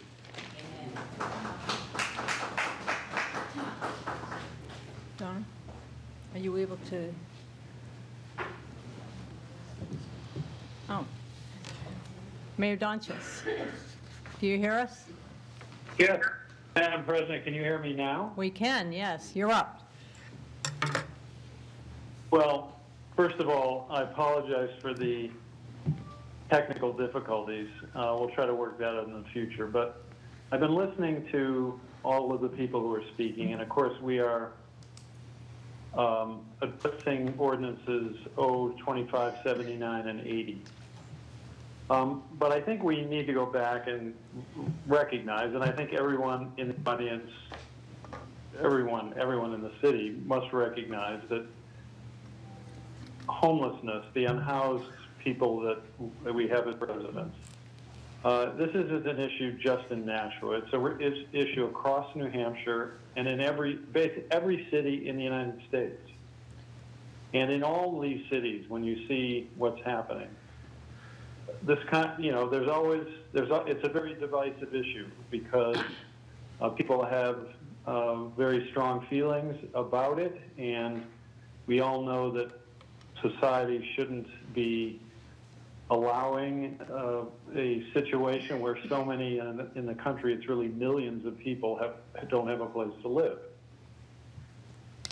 But the implication of all that is that this requires really a national solution, which is more housing and funding for that, more mental health services and funding for that, more addiction services, recovery services, and funding for that. But that is not coming from the federal government.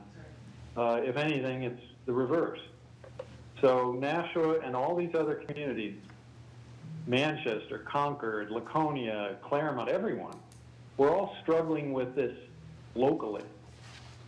Now, and we've heard many, many eloquent people tonight speak in opposition to these two ordinances. And obviously, I mean, we have to respect them for coming forward and voicing their opinions on this. But neither this ordinance nor anything that the city is going to do is not going to solve homelessness. We can only try to do what we can to make some people's lives better and also recognize the interests of our entire community in terms of their desire to enjoy the parks and other places. And we also have an obligation to protect people from danger. Now, some people who've spoken, I think, have the assumption that the city has just woken up to this problem and that nothing's been done for all these years. And I want to correct that misimpression. I mean, let's start with the police department. They have been in contact, our officers, from top to bottom, have been in contact with the unhoused residents of the community for years. I mean, years ago, they took me to various, and at various times since, to different campsites around the city. They know people individually. They know exactly where people are living. They've been reaching out, and I have to say, I mean, they've done a great, very good job in recognizing this as an issue, in helping the city trying to design solutions, and working with other departments, the health department, and with nonprofits to try to help individual people where that is possible. So they have been working on this for years. Same with the health department. I mean, Bobby Bagley,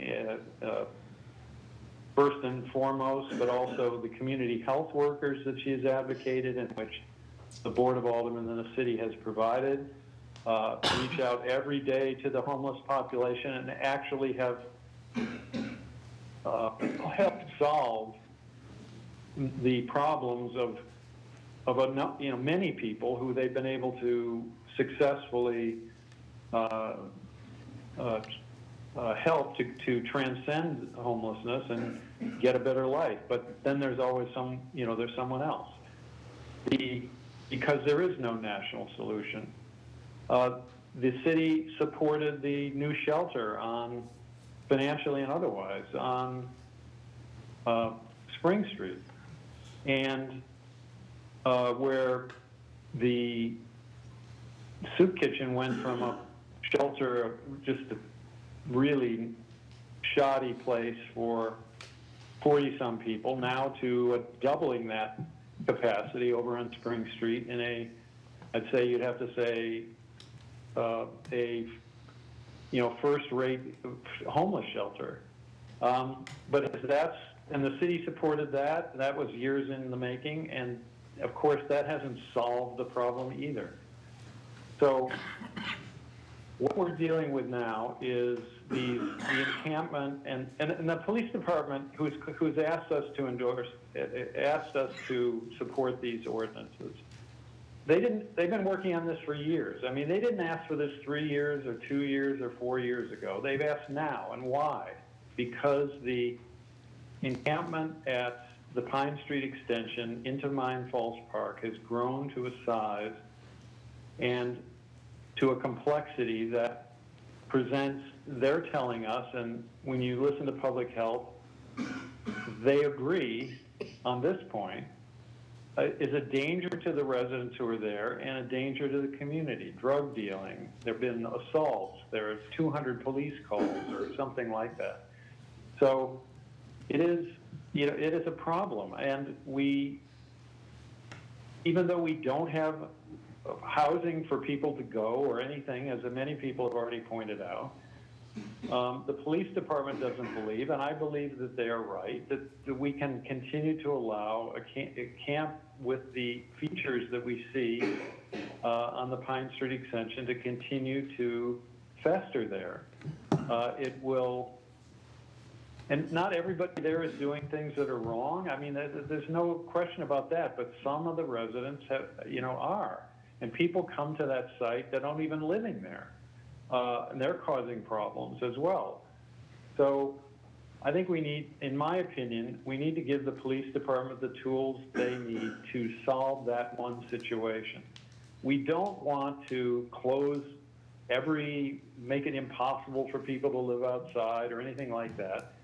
I think what we're being asked to do is to enable the police department to manage the situation, as they have been doing for years, to keep everyone safe and as safe as possible.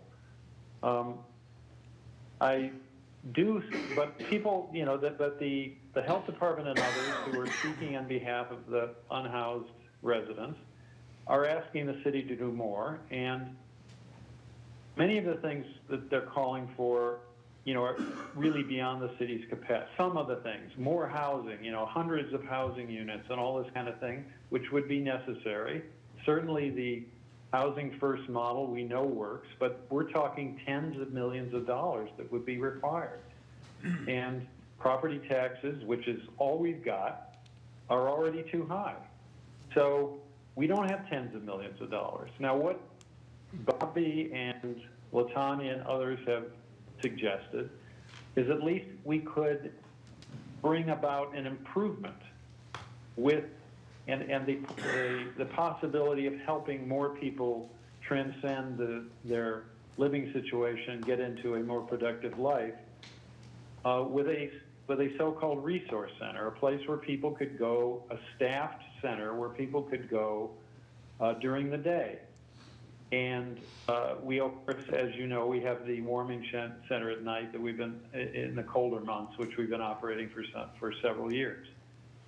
Now, I'm confident that we can put together a resource center. We've located, in terms of, we don't want to get, we have to do an RFP, request for proposal and all this, but we think we can find space, we can rent space for a resource center that will enable our staff, all of the social service agencies, the nonprofits have been working on this as well for years, to gather, and they can then encounter people in an indoor space where they can, where people can go during the daytime, and our public health department and our nonprofits believe this could help them help some of the unhoused residents, and it would provide a place for people to go at least during the daytime.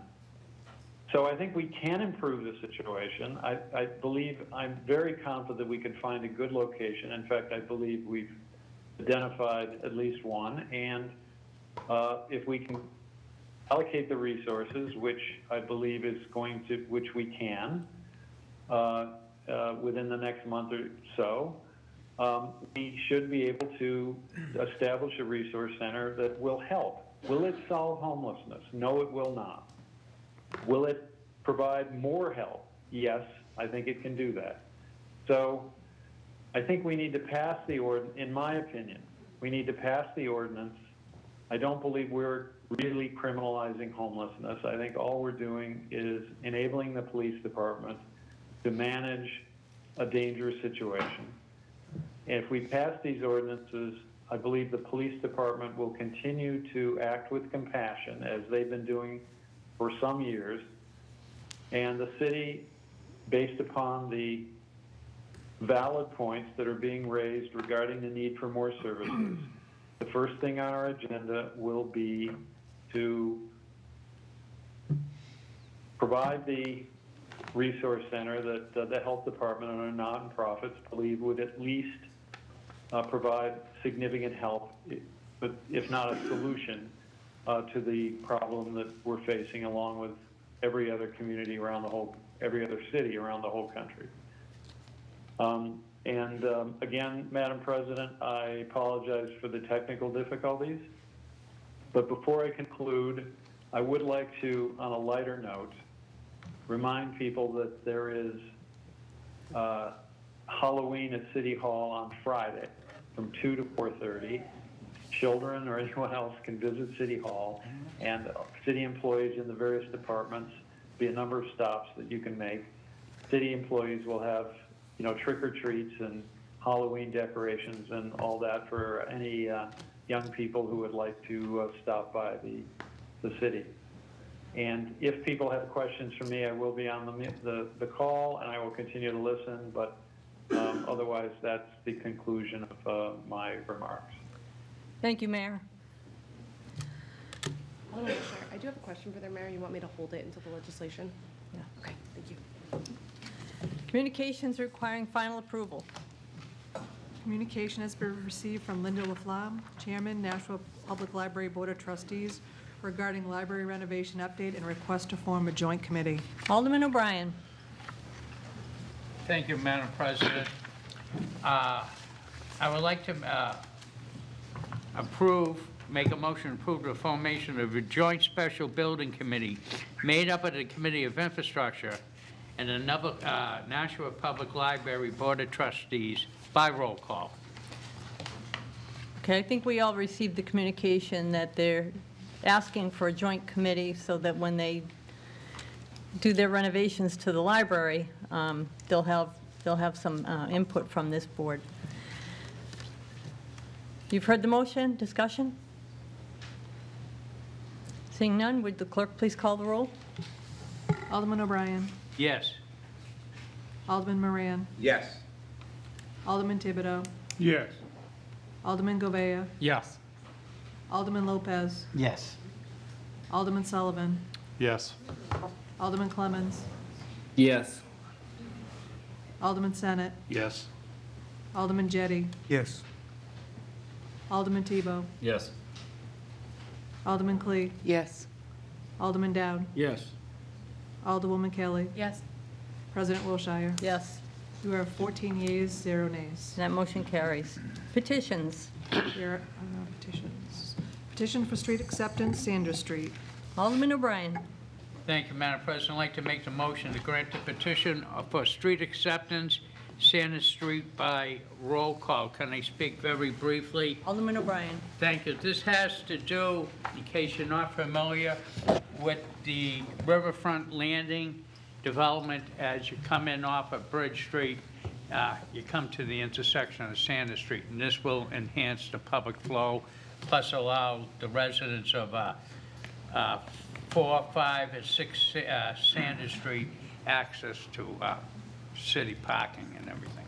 So it's passed the Infrastructure Committee and ask you to approve it. You've heard the motion. Is there further discussion on the motion? Seeing none, will the clerk please call the roll? Alderman O'Brien. Yes. Alderman Moran. Yes. Alderman Thibodeau. Yes. Alderman Govea. Yes. Alderman Lopez. Yes. Alderman Sullivan. Yes. Alderman Clemmons. Yes. Alderman Senate. Yes. Alderman Jettie. Yes. Alderman Tebow. Yes. Alderman Clee. Yes. Alderman Dowd. Yes. Alderwoman Kelly. Yes. President Wilshire. Yes. You have 14 yeas, 0 nays. That motion carries. The petition for street acceptance, Sandra Street, is hereby granted. Nominations, appointments, and elections. There are none. Reports of committees. There being no objection, I'll declare the report of the September 16, 2025 Planning and Economic Development Committee be accepted and placed on file. There being no objection, I'll declare the report of the September 17, 2025 Finance Committee be accepted and placed on file. There being no objection, I'll suspend the rules to allow for the oral report of a Budget Review Committee meeting held Monday night regarding proposed recommendation for Resolution 25-210. Alderman Dowd. Yes, at the meeting, we addressed two pieces of resolution. One was our 25-210 relative to the acceptance of a horse trailer donated to the City of Nashua Police Department by Friends of the Nashua Police Department Mounted Unit. It passed unanimously. The second piece of legislation was to, relative to the supplemental appropriation of $148,035.89 of unanticipated revenue to Fund 7024 Opioid Abatement Expendable Trust Fund. We had a public hearing on that piece of legislation, and much of the explanation was given to the motion. So when it passed the Budget Committee unanimously. Thank you. Confirmation of mayor's appointments. There are none. Unfinished business resolutions. Second reading of Resolution R-25-210 relative to the acceptance of a horse trailer donated to the City of Nashua Police Department by Friends of the Nashua Police Department Mounted Unit. Alderman Dowd. Yes, I'd like to make a motion for final passage of R-25-210 by roll call. You've heard the motion. Is there discussion on that motion?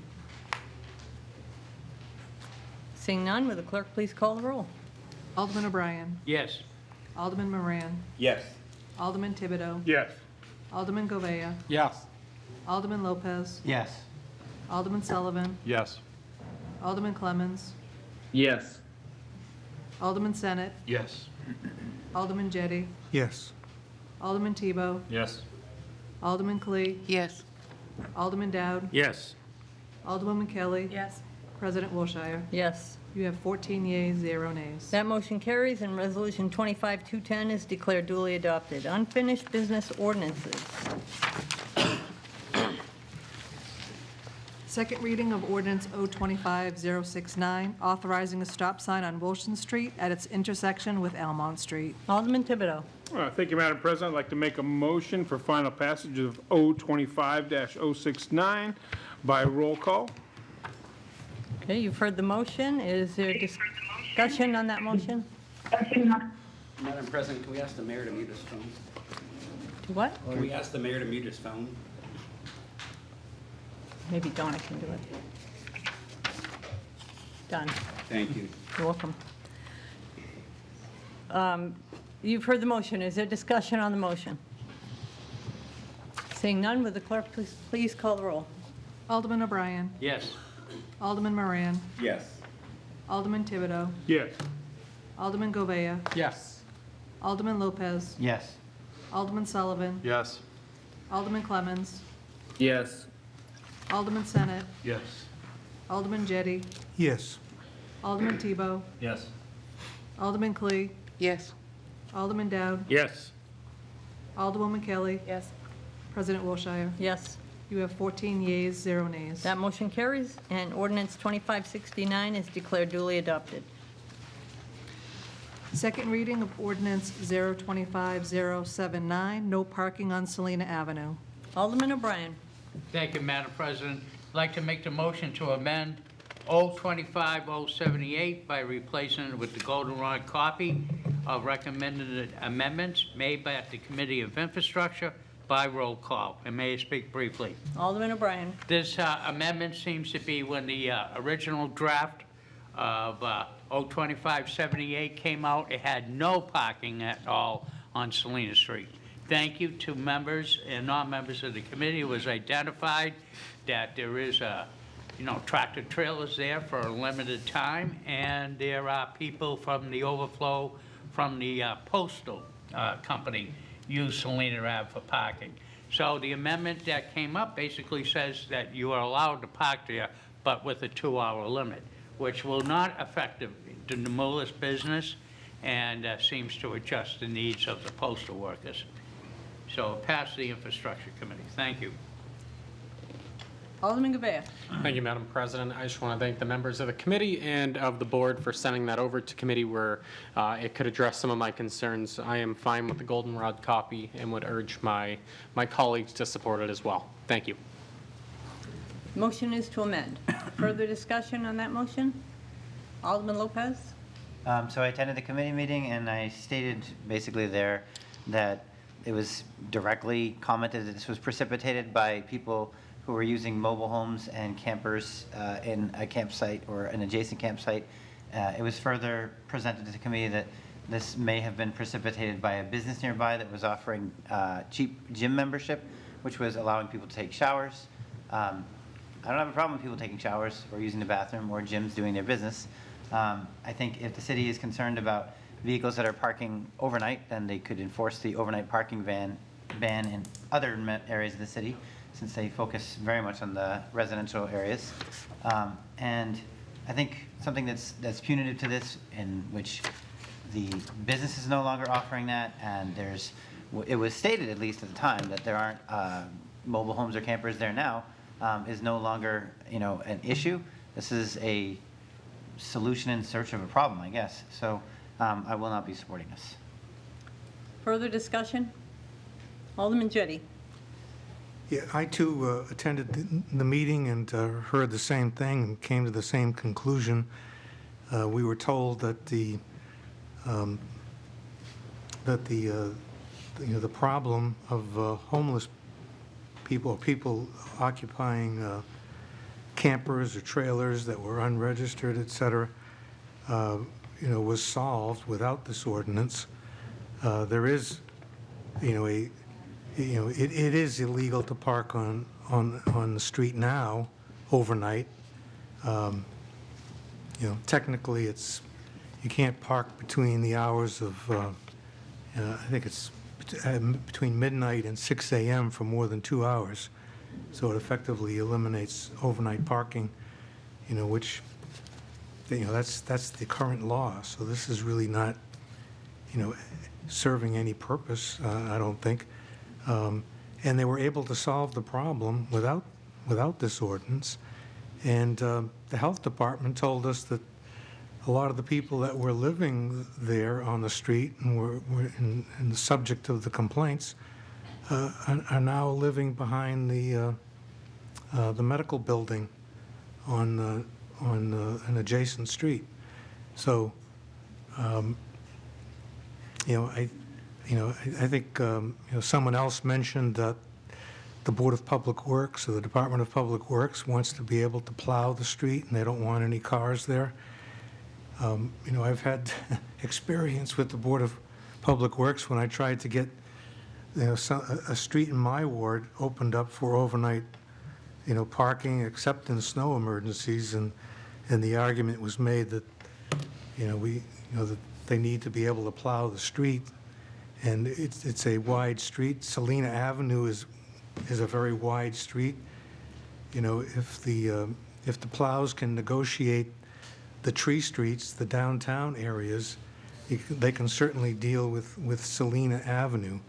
And, forgive me, Department of Public Works, but, I don't think you'd be happy unless we eliminated parking on every street every time, because, how many snowstorms do we have? And we're going to ban parking, on every night because of, the possibility of having to plow, in a few snowstorms. We could eliminate parking during snow emergencies. So I'm not going to support this. Alderman Clee. Thank you, Madam President. To those that just spoke previously, I respect your opinion, and I was the lone vote against the ordinance as amended. I voted for the amendment, and I'll tell you the reason why I did. When I was up in the State House, one of the things that we learned is oftentimes we feel that there's a good chance or a possibility that something is going to pass. And what you do is you try to make an amendment to make it not as biting, not as bad. So therefore, I supported the amendment, but I did not support the legislation as amended. So because if you don't support the amendment, and if this were to pass without that amendment, it would mean absolutely no parking. So I'm going to, we all have our own opinions, we all have our own votes, but I will support the amendment because it makes the legislation better. I still don't believe that it's there, and I'll speak to it when we get to that point. Everybody has made good points, but thank you, Madam President. Motion is to amend. Alderman Moran. Thank you, Madam President. I concur with my colleague from Ward 3. Thank you. Okay. Alderman Jettie. I jumped the gun. So we're now discussing the amendment, not the final ordinance. So,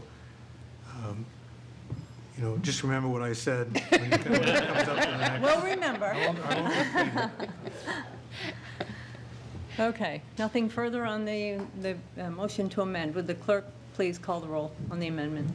Alderman O'Brien. Yes. Alderman Moran. Yes. Alderman Thibodeau. Yes.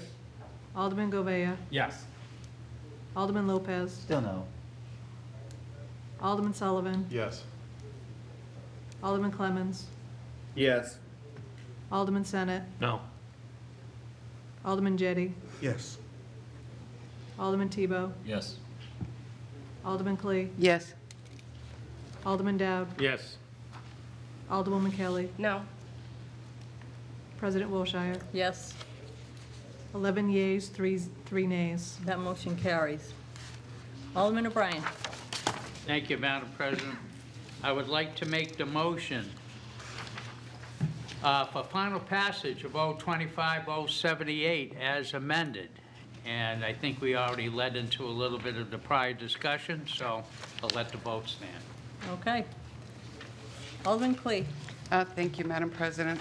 As I stated earlier, I was the lone dissenting vote on this particular ordinance as amended, and my concern is that this is not an issue right now. And I do believe in unintended consequences, and there could be unintended consequences on both sides. By not voting this, we could end up with what we had before. But the truth of the matter is that with or without any ordinance about camping and so on, there's still state legislation that says this is illegal and it can't be done and so on. I think that stands alone. There's no perceived approval of this or consent that would allow anybody to park there. My fear is that we're going to put more hardship, so to speak, on our parking people that are going to have to go there more often, and we know they're short-staffed as it is. My other concern is something that I saw, and I'm really not being a NIMBY, so please understand that. It just happens to be my route.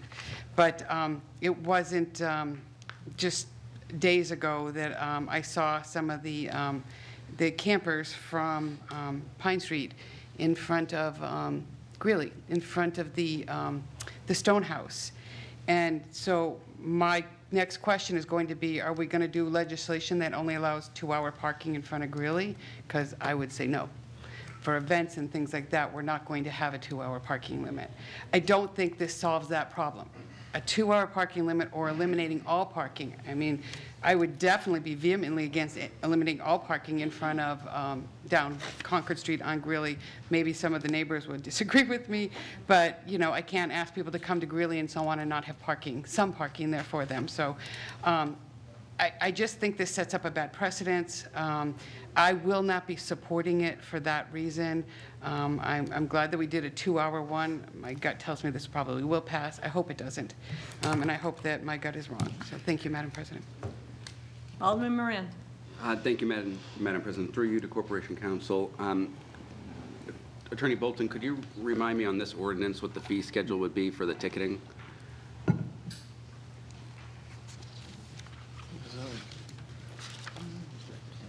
Now, this has no special provision on it, so I think it's the same as other parking offenses. So I think it might be $25, but I'm not certain.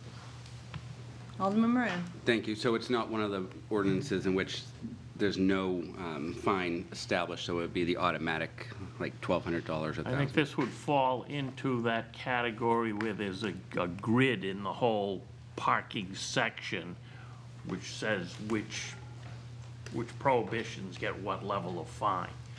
So I think this is a fairly small one. This is not like the handicap parking violations or something that has a more significant level of fine. Thank you. May I? Yes. And at what point does someone need to be ticketed to initiate a tow in the current?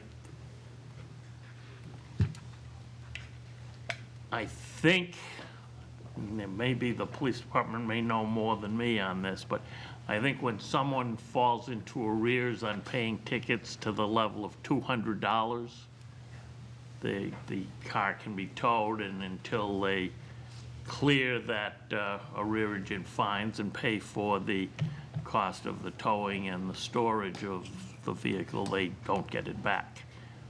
Thank you, Attorney Bolton. Madam President, if there is anyone else who has further clarifying on at what point the dollar amount or the amount of tickets issues the actual towing. And my thought is, like, this, and additional questions, is going to be one issued on a Monday, one issued on a Tuesday, then on Wednesday, and then you're enforcing the tow? I just wanted more details on the actual process of what... Every day can be a separate violation. Okay. And it sounds like no one's objecting to the $200 arrears. And maybe Alderman... Director Cummings. Thank you, Madam President. For the record, Tim Cummings, Director of Administrative Services. I'm doing this from memory. I believe we just changed the ordinance, and I believe it's $100 now. It used to be at the 200 mark, as previously mentioned, but we just amended it. Thank you. I'll defer to Alderman Clee. Okay, Alderman Clee. Thank you, Madam President. Director Cummings is right. We did just change the ordinance. We also changed the ordinance. If I remember, somebody said that they just kept paying the $25 fee because it was cheaper. But the new changes in the ordinance says that if there's X number, and I offhand don't know how many it is, within a certain period of time, like within a 1 year or something, it can automatically be towed. Ms. Stansfield's not here to corroborate that, but I'm 95% positive that that was the situation. We debated it over and over again and had long conversations about it, but we did put that in there to kind of protect the person who continues to violate and just pays off the fine. But I do believe we changed it to the $100 as well as the, so it's not just in arrears, it's the number of cumulative that you've had within a period of time to be towed. Thank you, Madam President. Thank you, Alderman Clee.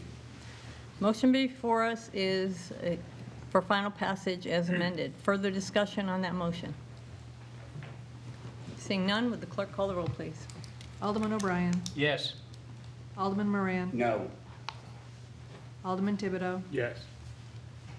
Alderman Govea. Yes. Alderman Lopez. No. Alderman Sullivan. Yes. Alderman Clemmons. No. Alderman Senate. No. Alderman Jettie. No. Alderman Tebow. Yes. Alderman Clee. No. Alderman Dowd. Yes. Alderwoman Kelly. No. President Wilshire. Yes. Tie vote. 7 to 7, that motion fails. What's the pleasure of the board? Alderman Govea. I move the table. Okay. Motion is to table. Would the clerk please call the roll?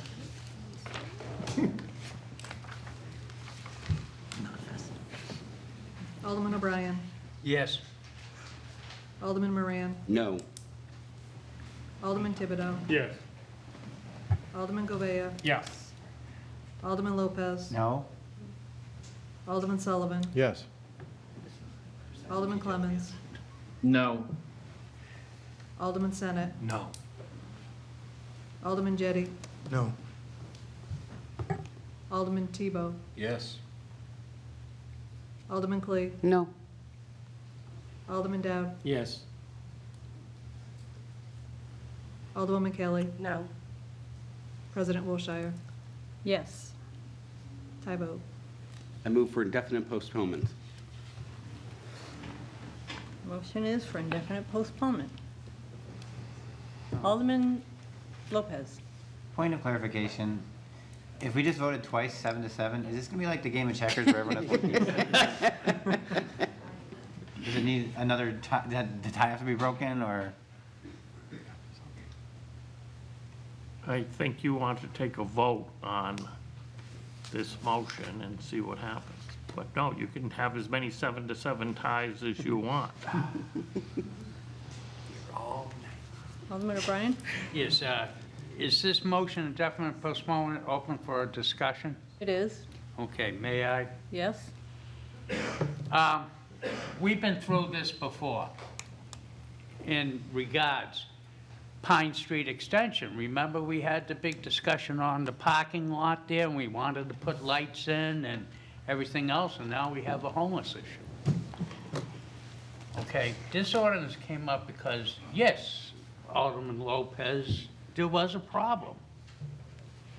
But what's going to stop the problem from coming back again? Okay, it's a 2-hour limit. That's something I think everybody could live with. If you've been to Salina Avenue, I don't think you're gonna wanna hang out there more than 2 hours. It's an industrial type of street. There's not really anything, there's no amusement park, there's no Starbucks, there's nothing there to entertain you. So a 2-hour limit kind of assists with what all our parking lots do. And what they do is to try to increase the flush and keep people moving. And that's the thing. It's not a statement with the homeless or the whatever and what gym office showers. I don't care. But the thing is to keep the traffic moving, and that's what's the intention here. We seem to be playing round robin again. So I encourage maybe to change a vote to indefinitely postpone.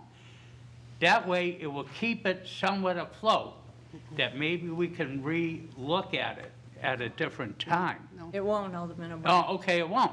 Then I'm content to let this die. Fine. You don't, I don't know. I don't want to say you don't want to work to try to solve, but I'm getting that impression. Thank you, Madam President. Alderman Moran, then Alderman Lopez. We'll go on. Thank you, Madam President. I'm not going to beat a dead horse. I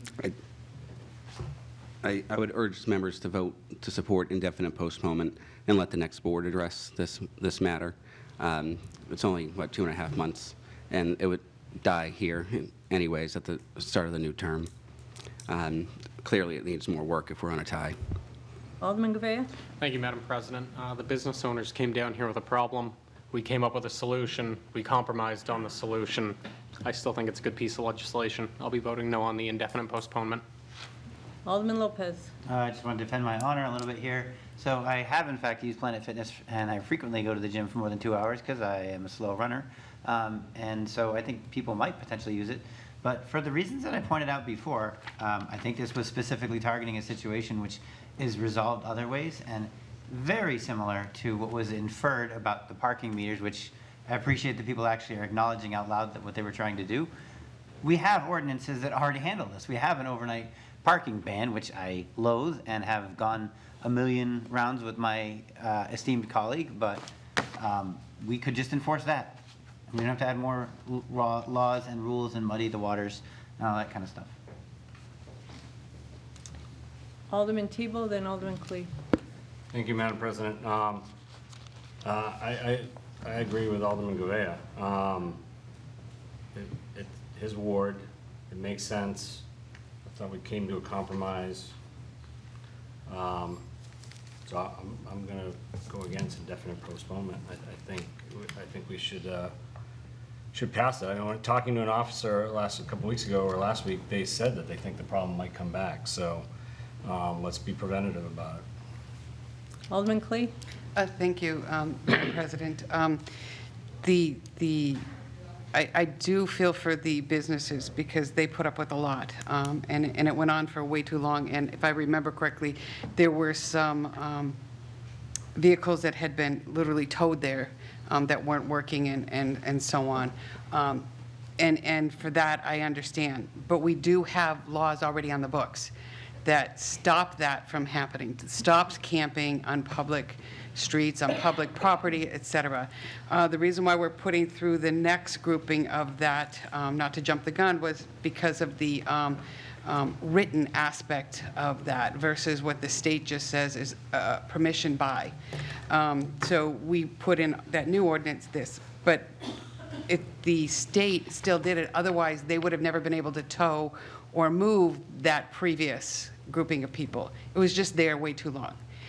Something should have happened sooner. I'm not pointing fingers at anybody because we've all been watching and listening to all of this, but I think if it started happening again, they already have the teeth to move it. I don't think this is necessary. I'm just fearful that this sets up a precedent that every time something comes into an area we don't like, we start putting in no parking ordinances or 2-hour parking ordinance. We have 2.5 months, as was pointed out by my colleague.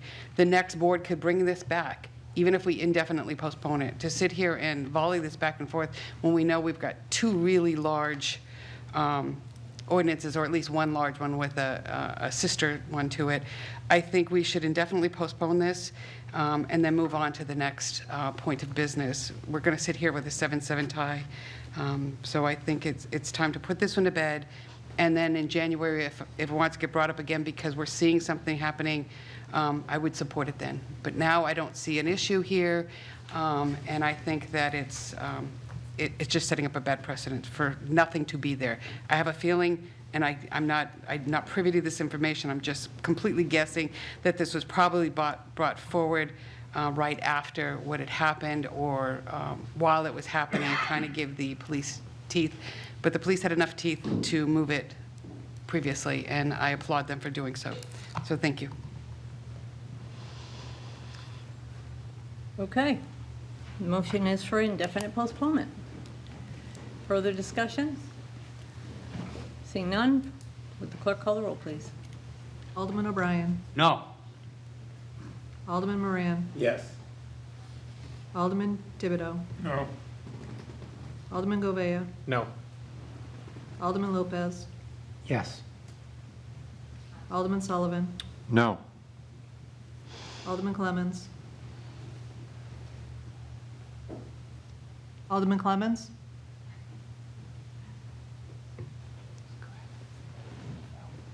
Alderman Senate. Yes. Alderman Jettie. Yes. Alderman Tebow. No. Alderman Clee. Yes. Alderman Dowd. Yes. Alderwoman Kelly. Yes. President Wilshire. No. Alderman Clemmons. No, he left. He's gone. 7 yeas, 6 nays. That motion carries. Ordinance 2578 is indefinitely postponed.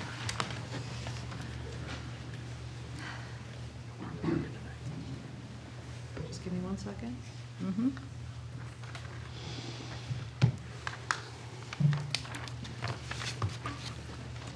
Second reading of ordinance 025079, prohibiting camping on public property. Alderman Clee. I'm sorry, I turned the page too soon. Thank you, my apologies. I motion for final passage of 025-079 as amended by roll call. And Madam President, this was actually brought forward during the Infrastructure Committee, and we let it go to You have to amend it first. There's no amendment. Isn't that, oh, I'm sorry. Oh, my God. It's okay. Motion, I jumped, I really too did. Motion to amend 025-079 by designated the current proposed section 225-6 as subsection A and adding the following subsection B whenever coordinated enforcement of subsection A above is planned to be directed at an encampment consisting of 6 or more individual campsites. Reasonable notice shall be provided to the occupants thereof by means of signage, handbills, or oral, in-person discourse 15 days prior to the enforcement activity. C, if in the course of any enforcement action, city agents or employees come into custody or possession of any person's personal papers, reasonable efforts shall be made to return such property to its rightful owner for purposes of this subsection. Personal papers means documents of identification, including driver's license, professional licenses, birth certificates, passports, and similar items, as well as financial documents, including bank statements, insurance policies, and declarations, credit and debit cards, wills, cash, bills, and invoices, and similar items. And D, the requirements of subsections B and C above are not elements of the offense described in subsection A above, nor shall any failure to adhere to such requirements constitutes a defense. I don't know if we have to do by roll call, but I'm going to ask for roll call anyways. Oh, he's back, okay. Madam President, as I said, this was brought up in infrastructure, and it was originally asked for me to bring it forward by Alderwoman Kelly, so if you don't mind, I'm going to ask her if she could speak to it. Thank you. Alderwoman Kelly. Thank you. So I'll just start by being clear that I don't support this legislation at all, which is why I appreciate Alderman Clay at least reading this into the record. The intent here is based on some evidence I had in front of me through a report to mitigate harm to the people that may be moved out of this encampment. And the report that I was referring to in bringing this forward is called Swept Away, Reporting on the Encampment Closure Crisis. It's written by the National Coalition for the Homeless. And towards the back of this report, they discuss, it's about 20 pages of how just clearing encampments doesn't work. But at the back, it says, for example, in Indianapolis, a bill requiring officials to provide 15 days notices to encampment residents before a sweep may be conducted past the city county council by an overwhelming 23-2 margin. That's a significant lead time compared to other cities. The city cannot destroy campers, so they did that part as well. And so that was the intent of this. Since our infrastructure meeting, I pulled up the full legislation that Indianapolis put together, and it is quite impressive. It doesn't just do 15 days. It talks about harm reduction. It talks about ensuring and looking at the feasibility of where these people could go. There's a lot in there, so I'm happy to share that with the board at some point in the proper way, because I know I'll get yelled at. But the intent of this was to at least reduce the harm if the purview of this board is to put this legislation through. I am not in support of that, but I am supportive of reducing harm and hearing some of the social workers who talked about property, et cetera, and how if that's seized, then they're just continuing to be in this cycle of homelessness. Thank you. Alderman O'Brien. Thank you, Madam President. As chairman of the Infrastructure Committee, if this was a boat, it would have sank. A lot was written into this amendment that wasn't necessarily fully vetted in the Infrastructure Committee. What was vetted was the discussion of what to do with the personal material of what was going to be removed. I think when anybody ever gets arrested and incarcerated, I think the police department duly does record all personal items and it is returned to you. But I did not see a particular problem. I question the legality of this amendment because it says any encampment consisting of 6 or more individual campsites. So what are we going to allow, 5? That's okay? No, it's not. We're here to address an issue. So maybe, perhaps we should look at it that maybe 1 is already too many. Okay?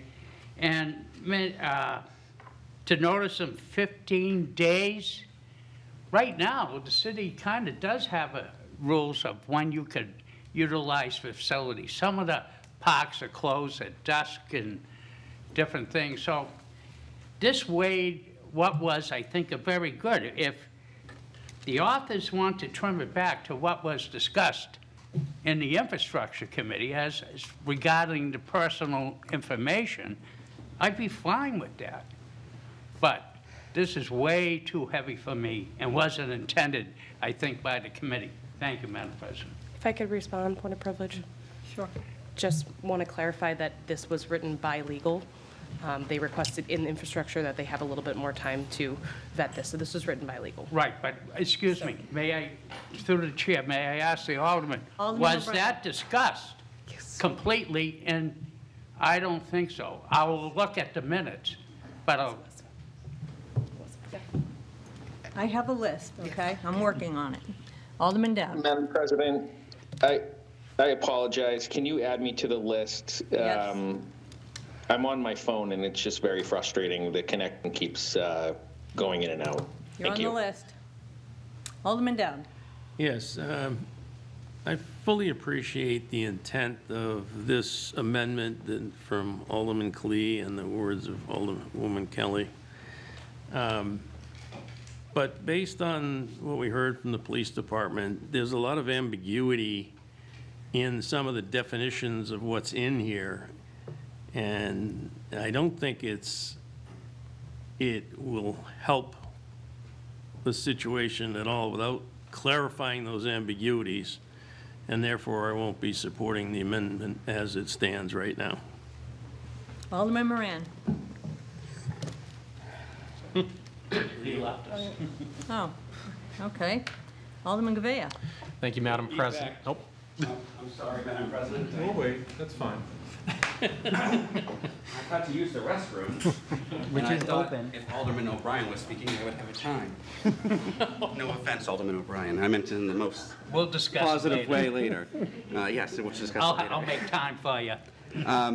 I wanted to just express, does seem hefty. I understand the point around it, and I will support the amendment. But I think so context, I had to leave the infrastructure meeting about an hour early. I was able to watch the remainder of it from home. The very next day, I was actually at the New Hampshire treatment conference, court treatment conference, which engages PD, prosecutors, defense attorneys, and treatment courts throughout the state, here in Hillsborough, and probation, et cetera.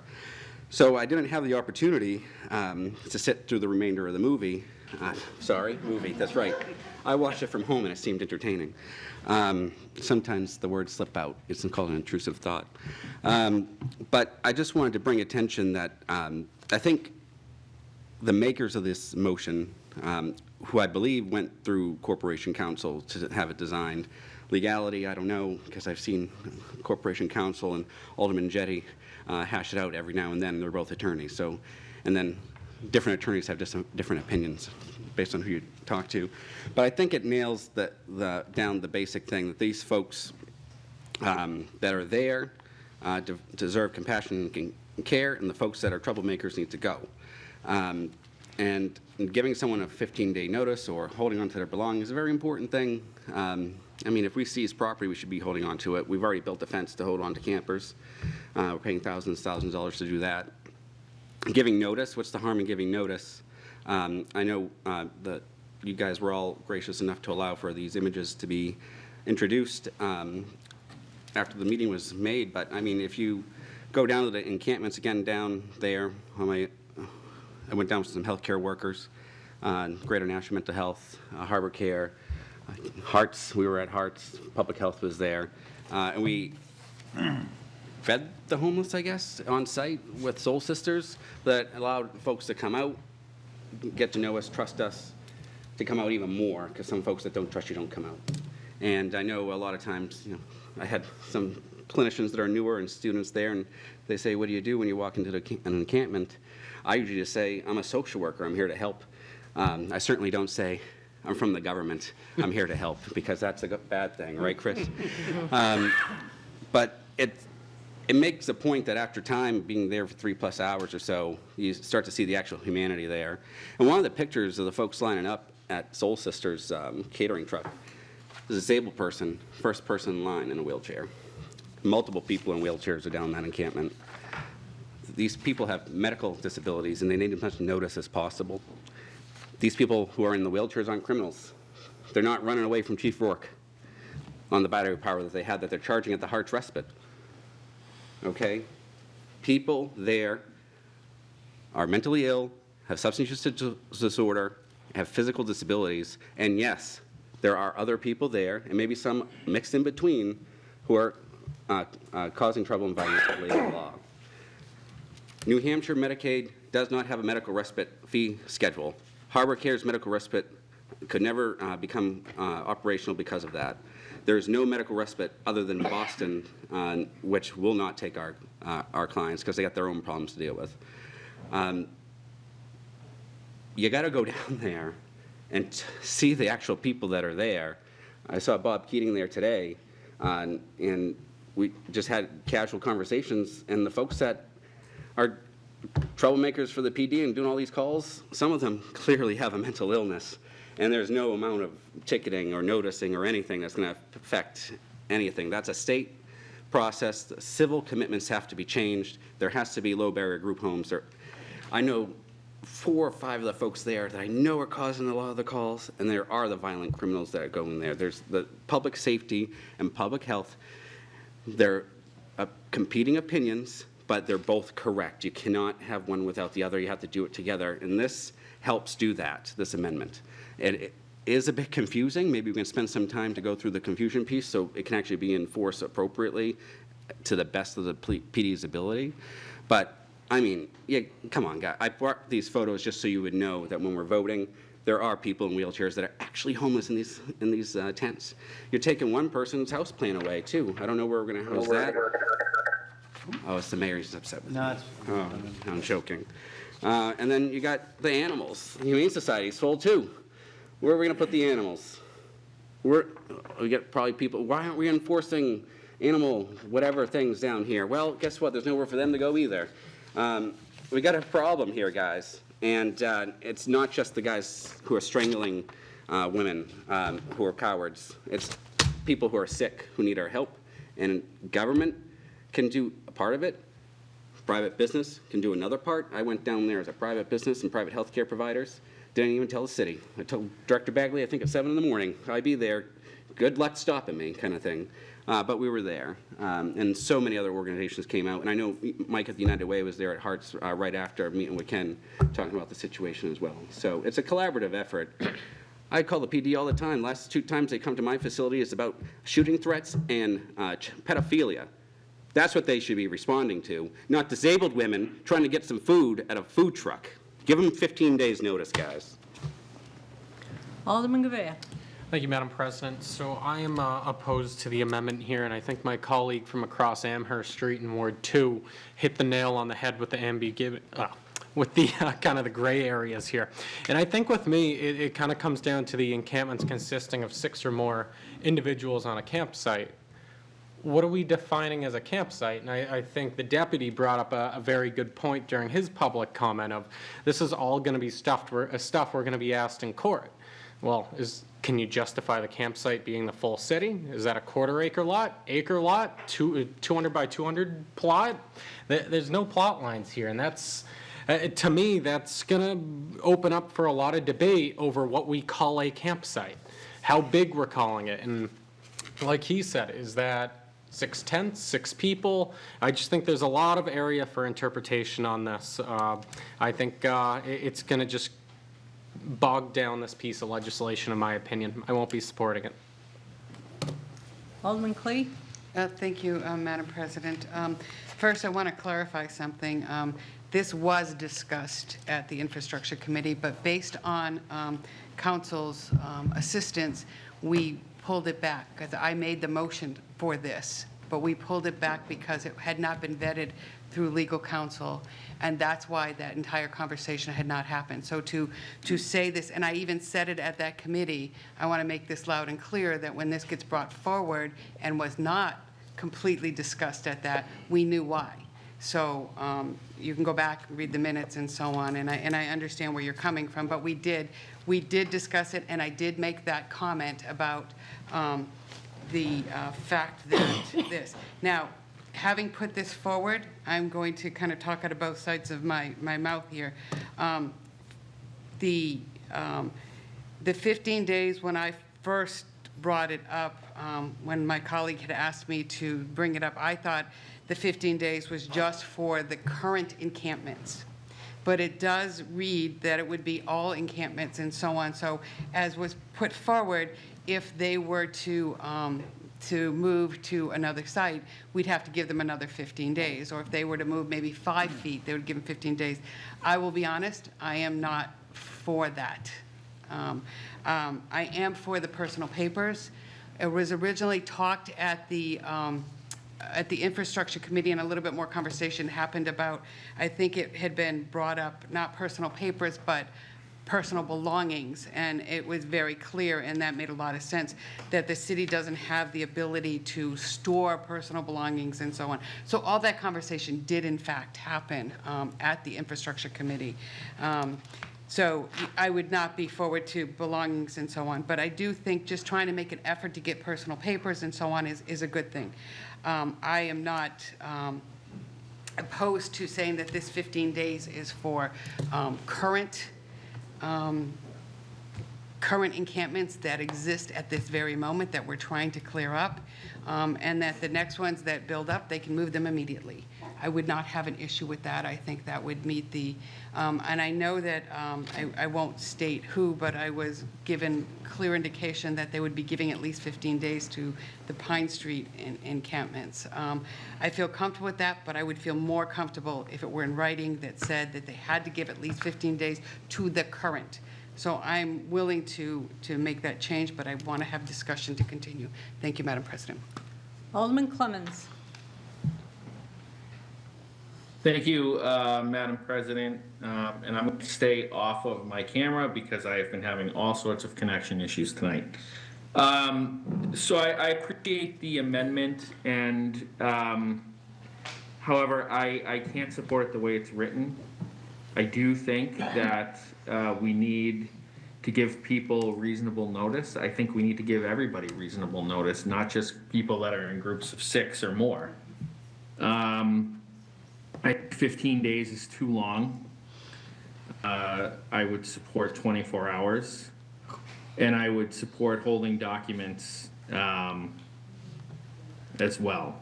So, you know, if this were amended to give every person who is camping, or every tent, or whatever, however we want to do it, I guess every person 24 hours notice to leave, I would certainly support that, and of course I would support the rest of the amendment regarding the documents. I think that's the right thing to do, but the 15 days for me is too long, because as others have mentioned, that basically just gives people license to move around and continue to stay in our parks and things like that, and it kind of defeats the purpose of the ordinance. I think 24 hours notice is more reasonable. Thank you. Alderman Lopez.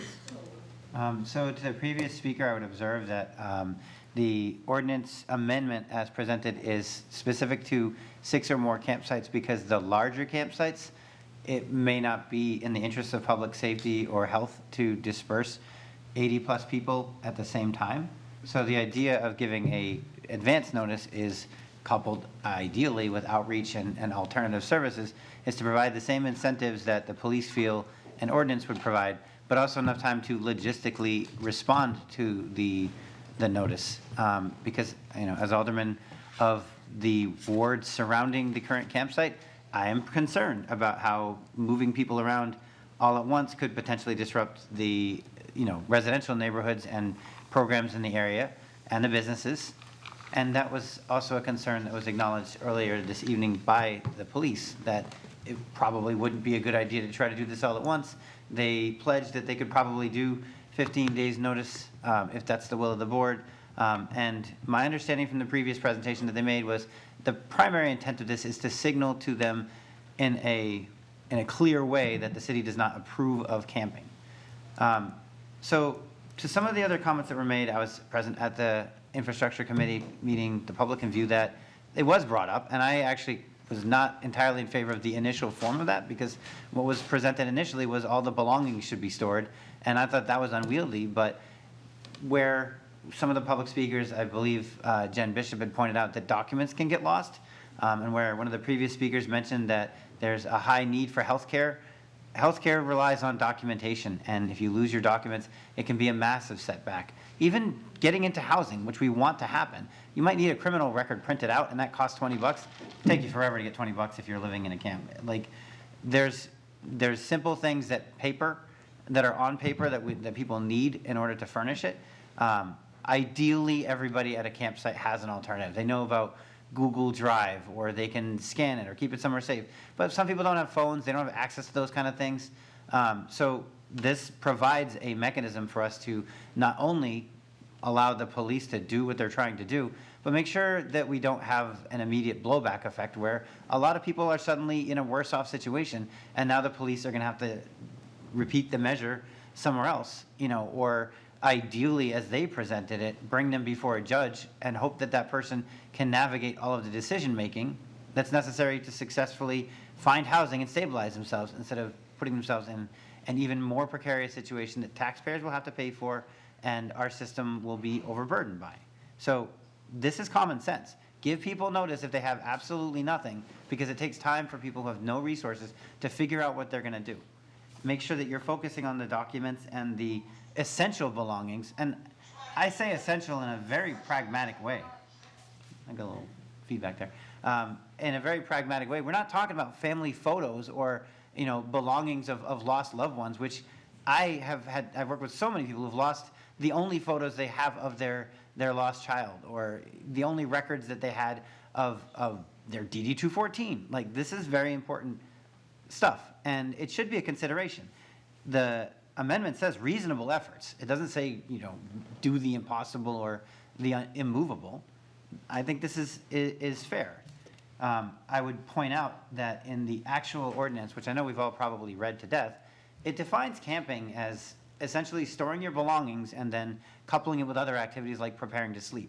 One of my initial concerns about that was, if I'm over at Greeley Park listening to a concert and I have a backpack and I'm getting ready to take a nap, I'm accidentally camping.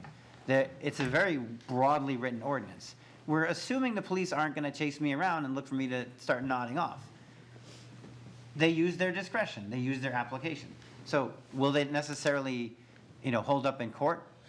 That was expressed earlier, that they struggle sometimes to have their cases prosecuted, and I infer personally that may be why they don't necessarily intervene with the existing state statutes and other tools that are available. It was because they don't want to engage and then intervene and then just lose in court, or open themselves up to any kind of lawsuits or negative publicity. I can see that, but I also think we can't write a perfect ordinance for people who don't want to use it. And there are already tools and resources. This at least balances the scales a little bit, so that we can say we're focusing on providing advance notice to larger campsites, and when you have a lot of people who might suddenly be displaced and might suddenly be in need of additional welfare assistance or support from nonprofit organizations or charities, at least they have their IDs and their documents, so that we don't get swamped by people who need IDs and documents. I think that's the intent here. I would support the amendment, certainly. Let's see who I have next. Alderman Senate. Thank you, Madam President. I'm going to support the amendment purely in the interest of harm reduction. we've bandied out a lot of words about what different people perceive this legislation to be. If we're acting in the interest of notice, then I think we can at least partially acknowledge this as the city evicting people from the only home that they currently know without actually providing a wraparound of someplace feasible to go. It's been a long time since I've ever had to worry about navigating the court system in regard to a rental unit, but it's my understanding that there is still a legal notice required for a landlord looking to evict a tenant. Somewhere in the market, Alderman Moran could probably correct me, somewhere in the market of 15 to 30 days, depending on the offense. I think that state law exists because we acknowledge that taking people from their homes is a hardship that they need to prepare for. And I think that in passing this amendment, we can at least acknowledge that the folks that we're dealing with in regard to this specific ordinance are still people. So I am wholeheartedly behind allowing them that notice to prepare their next move, and I'm wholeheartedly in support of them preserving their personal documents. Thank you.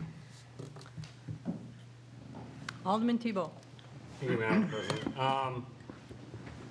Yeah, I'm not going to support it. I think it's a rough amendment with not very specifics on the stuff that we said earlier. And yes, the police said they would do what is the will of the board, but they said a bunch of other stuff before that, and they were not supportive of that at all.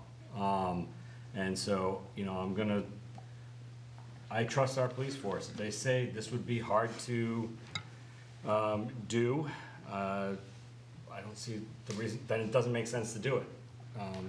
As far as the belongings, that's fine. I have no issue with that piece. It's everything before that, the days and how many camps and what's a camp and all that. It's just, it's too difficult for them to implement. So if that was the case, we shouldn't just do it at all. So I'm not voting for the amendment. Alderman Clemmons? Yeah, I'm all set. Thank you. Alderman Sullivan? Thank you, Madam Chair. I'd like to make a motion to further amend 025-079, please. Okay. I would like to make the motion to amend it by striking the language in subsection B where it says, whenever coordinated enforcement of subsection A above is planned to be directed at an encampment consisting of 6 or more individual campsites. Could I speak to it? Yes. As I listened to the discussion, it seems it was mentioned during public comment by Deputy Chief Kenny that Nashua PD would extend a 15-day notice. However, if we leave this in the amendment, it memorializes it. It's in the ordinance. That way it's written down. As far as the personal property, it's my hope that that's what happens anyway. I would like to go and maybe ask Director Bagley when they cleared out Crown Street what they did with all the personal property there. The gray area during public comment seemed to be around the size of the campsite. I think that when we make an ordinance, we have to understand that while we, the makers of the law, while we make it, it leaves this room and then it's left to others to enforce. I think what's important is when you're trying to enforce a law, that it's clear, it's concise, you absolutely understand it. That's why I think if we strike that first part of the language, it clears it up a little bit more and brings it in focus and allows us to do things we were going to do anyway, but now it's passed and it's in law. Okay, so we have 2 amendments now. Can't go any deeper. Well, you vote on the amendment to the amendment first, and Okay. then you vote on, depending on what happens with that, you vote on the prior amendment as it's been amended or not. Okay. Alderman O'Brien? Yes, question would be to my, through you, to my colleague Alderman Sullivan, not to make the Third Amendment, but on your Second Amendment, would you consider the notification? You know, we have what is designed as signage, handbills, and oral, but 15 days. Are you content with the 15 days, or would you like to have it, you know, shorter, 24 hours or 2 days' notice? I think 15 days is, if I may. Yes. I think 15 days is good. I think that given where we are in the calendar year, I think any time that we can give a bridge to these folks to find a place to go, I think that we owe that, and I'd like to leave that as it is. All set. Alderman Clemmons? Thank you, Madam President. Yeah, again, I can't support this because it's, to me, the 15 days is unreasonable. You're basically, what you're going to have is somebody that, you could potentially have somebody that just continues to live in different spots 15 days in a row, and you're going to have the police chasing them. I think the point of the ordinance is that we want to prevent people from camping on public property, and I think the humane thing to do is to give notice. However, what I don't want to see is having the police chase people around the city. I think we need to be stricter, and that's just how I feel. Thank you. Okay. Alderman Clay. Thank you, Madam President. I appreciate this, and I'm going to ask a question, if I may, Madam President, to the maker of that motion.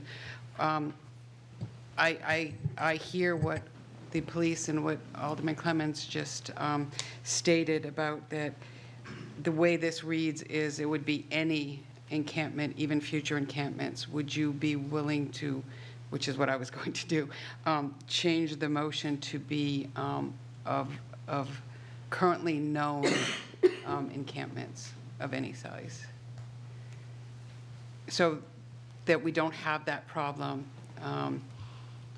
of the police having to chase somebody that moved 10 feet or down one street and have to give them 15 days to move. That was kind of, I think, the comment that the police had made. I don't think his motion had to do with the 15 days. I think it had to do with the... Just removing the size 6. of the camps. Yeah, right. But I think if I'm mistaken, through you, Madam President, to legal counsel, we can only have 2 amendments. Is that the case, or can I make that amendment? You cannot amend a proposed amendment to a proposed amendment. Okay. You vote on his amendment, and this then first, then I can make the amendment. and Okay. then that would open it to. Then I take everything back. The second level amendment would hence be available. Thank you for that advice, and I'll take what I said back, and I'll bring it up in a moment. I've got other reasons why your thing would not work. Okay. I'd love to hear it. Thank Okay, you. how about if we take a vote on the amendment that Alderman Sullivan made, and then we can go back to the amendment that was original? I suggest you have it restated. Yes. So that it's clear what it is. Thank you. Yes.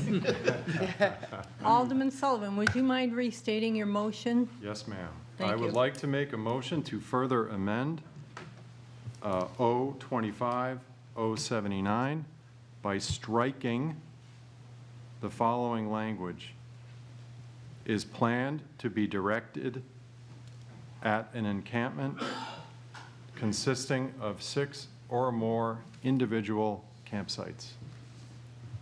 Don't you want to leave the word "is planned" in? On advice of counsel, I would like to leave in "is planned."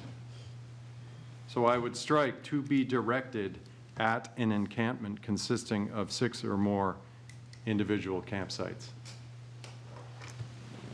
so you've heard the motion.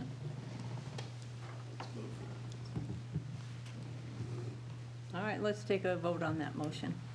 Would the clerk please call the roll? Alderman O'Brien. Yes. Alderman Moran. Yes. Alderman Thibodeau. No. Alderman Govea. Yes. Alderman Lopez. Yes. Alderman Sullivan. Yes. Alderman Clemmons. No. Alderman Senate. Yes. Alderman Jettie. Yes. Alderman Tebow. No. Alderman Clee. Yes. Alderman Dowd. Yes. Alderwoman Kelly. Yes. President Wilshire. Yes, 11 yeas, 3 nays. and that motion carries. We're back to the original motion, minus that, what was just stricken. Alderman Clee. Thank you, Madam President. I think we've already heard me state what I wanted to do, and I'd love to hear from legal counsel as to why this would create Unless issues. you list all the currently known ones, it's going to be unenforceable when you go to court. Okay. How is anyone going to prove Right. 6 months from now who knew about? Okay. Is that you? Is that the police officer who issues the citation? Is that the judge? You've got to be specific as to what you're talking about. And I appreciate that advice. So I guess I was just jumping to the conclusion that I remembered at some meeting they said that we had 7 encampments. So, but I appreciate that. So I will be more specific. I think the largest encampment that we have and the most concern that I have is the Pine Street. So I'm going to say that 15 days prior to enforcement activity for the Pine Street extension And what are encampment the would. boundaries of that? Oh, okay. I just, yeah. Right? Right. Okay. I don't have the boundaries, sir, so I can't speak to I that. think you're setting it up so it's unenforceable Okay. when you do things like this. Okay, well then, thank you. I will withdraw any motion I was going to make, Okay. Madam. Alderman O'Brien. Madam President, we seem to try to build something, we should be a little bit more stable. When I was up at the State House, if it wasn't ready for prime time, you didn't bring it to the floor. You worked on it in the committee. Infrastructure, hate to do it to you guys, but we'll hear it again if need be. And try, if you've got to do something, let's get it right. I'll take it back. Is that a motion? Is that a So if motion? anybody wants that, all right, I'll make the motion to re-refer it to the Infrastructure Committee in its entirety, 025, 079. That's debatable, right? Motion is to re-refer. Alderman Dowd. Yeah, I was having a problem with the original motion without the amendment. I think the amendments are coming close together, and,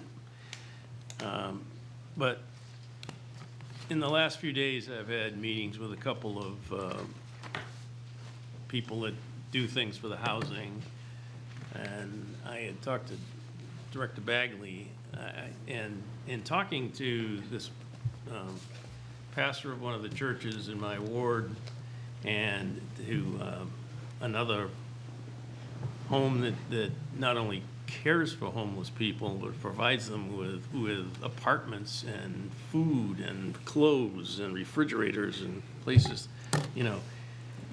And it's at Infant Jesus Church, Infant Jesus School, or was a school. And in talking to those two people, they wanted to coordinate with other people to have a centralized approach to helping the homeless. My problem is, I don't want us to go in and close the people who are homeless and have no place for them to go. So, I mean, we're going to be talking about sending a couple other pieces of legislation about a resource center. And, you know, I don't want us to go down and say, you're out of here, and with no comments as to where they can go, no resources. And the only reason I would pass the original ordinance is I trust our police department to be compassionate. I mean, I work with them all the time, and they're not like things you see on TV. They're gonna work with those people, and I think that it should be a closer relationship with public health, and somebody needs to coordinate these agencies so that we can send the homeless people to a place to live. It's getting cold. We want to get them out of the cold. We're opening up the warming center. Hopefully we can open up sooner. And we're going to have the resource center set up, hopefully, in the near future. So while I'm in a turmoil because I don't want to displace the homeless people. They deserve a place to live. And as we've seen, a fair number of them are not the problem. But I'd like to give them a place to go. And as far as the people that are having drug addiction, I know that St. Joseph sends a mobile place down there, and there's people trying to work with them, but they need a place to go. The problem is the people that have addiction problems, there is no place to go. Whether it's the federal, state, or even ourselves, there's no place for them to go. And most of these places I've talked to that take in the homeless, you have to take a background check and a drug test. If you fail either one of those, you don't get in. So how do we handle that particular group? And the other reason that I want to support this legislation is there are actors in the Pine Street extension that are causing public safety issues. Now, that we have to separate. There are a lot of homeless people there that aren't causing any issues from a safety standpoint. But one of the ordinances with the trailer and the motorhomes, from what I've heard from the police department, those are primary problems. and I will be supporting that legislation. But I want an understanding that if the legislation passes with or without the amendment, I want us to have some coordination as to help these people find a place to go and live.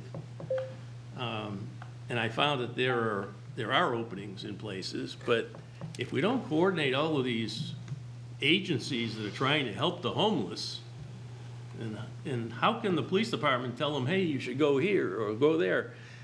I think when the police go in to do the enforcement, public health and some of these other agencies ought to be there in the parking lot, ready to say, okay, you can come with us, or, you know. So it's an extremely difficult problem.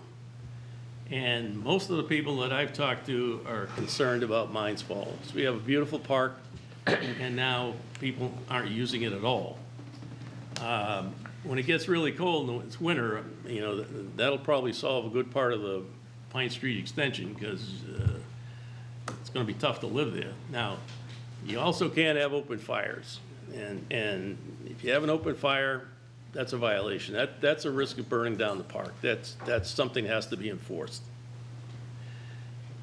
So I think the police department has said we need this ordinance so that they have some teeth to go in and get rid of the bad actors. But I also want them to have, and I also think they have the compassion to work with public health and these other agencies to help the homeless people and give them a place to go, especially in the winter. The warming center is great, but that's at night.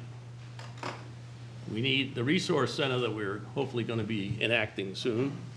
Will be a place for them to go to the day. I mean, I'd prefer that we have a place where they can spend the entire day, and that requires the coordination of all the agencies that want to help.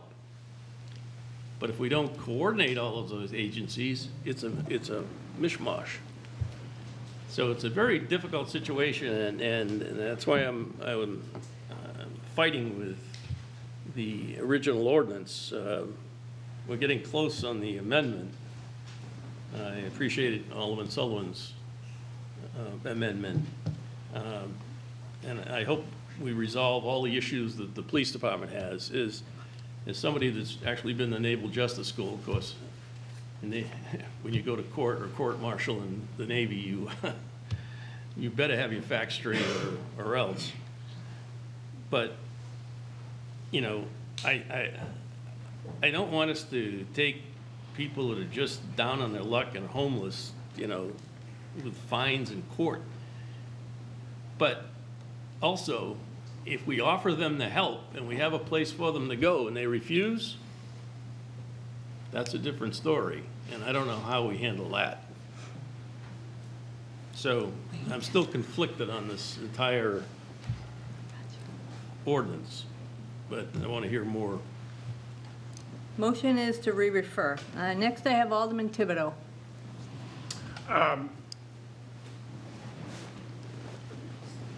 One of the things with this ordinance, much like the next one that's going to be coming up, neither of these were intended to solve homelessness at all, right? They're to solve two issues. And the people that we entrust to make sure we stay safe are highly recommending these because in their opinion, these are powder kegs waiting to go off. So that's why they need to pass. And then immediately, we also need to worry about the then, right? So what happens then? You can't stay at Mine Falls, then what, right? Where do they go? I get that. But this is not to solve homelessness, this particular piece of legislation. And the reason I voted no against Alderman Sullivan's amendment was the amount of days. I just don't think that 15 days is too long in my personal opinion. And the size of the camp, my opinion again is that the reason these become so heartfelt is because it was able to get to the size of 76 individuals. If it was a camper or a tent, it would not feel as heartless trying to find a solution for a individual or a family versus trying to find a solution for 76. So I think allowing it to once we handle Pine Street, to enable it to another encampment to get to a large size again is just going to continue to proliferate that problem. And so say it's 5 and not 6. Well, is it allowed to stay 5 for 9 months? Just next door. So the only thing about this amendment that I like is protecting the people's property. I get that and I've only gone to one, but the continuum of care, a lot of people were talking about to be able to get them help, and Alderman Lopez as well, to be able to get them the appropriate services. They need all that documentation, and to have to redo it again and again because it's lost or they weren't able to retain it. It's expensive, it's cumbersome, and it's a burden on the city as well as the individuals that are losing their stuff. So I get that. So I'm in favor of it, just without B. Reminder, there was a question on the table. And I know that didn't kind of cover the particular motion, but. No, it didn't. Alderman Clemmons? Didn't. Yeah, thank you, Madam President. I'm back on my phone again because, again, having trouble. I'm concerned about this going back to committee. It was discussed in committee. I thought that I only caught the tail end of that meeting. I had an emergency where I was coming back from Boston, but I did hear, the tail end of that committee meeting, and I thought it was well attended. I thought it was well done. But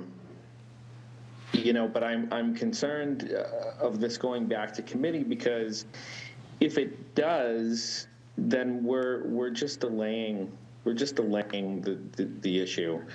And I don't think that serves anybody well. So, you know, I think we're either going to do this or we're not. And my concern is by not doing it,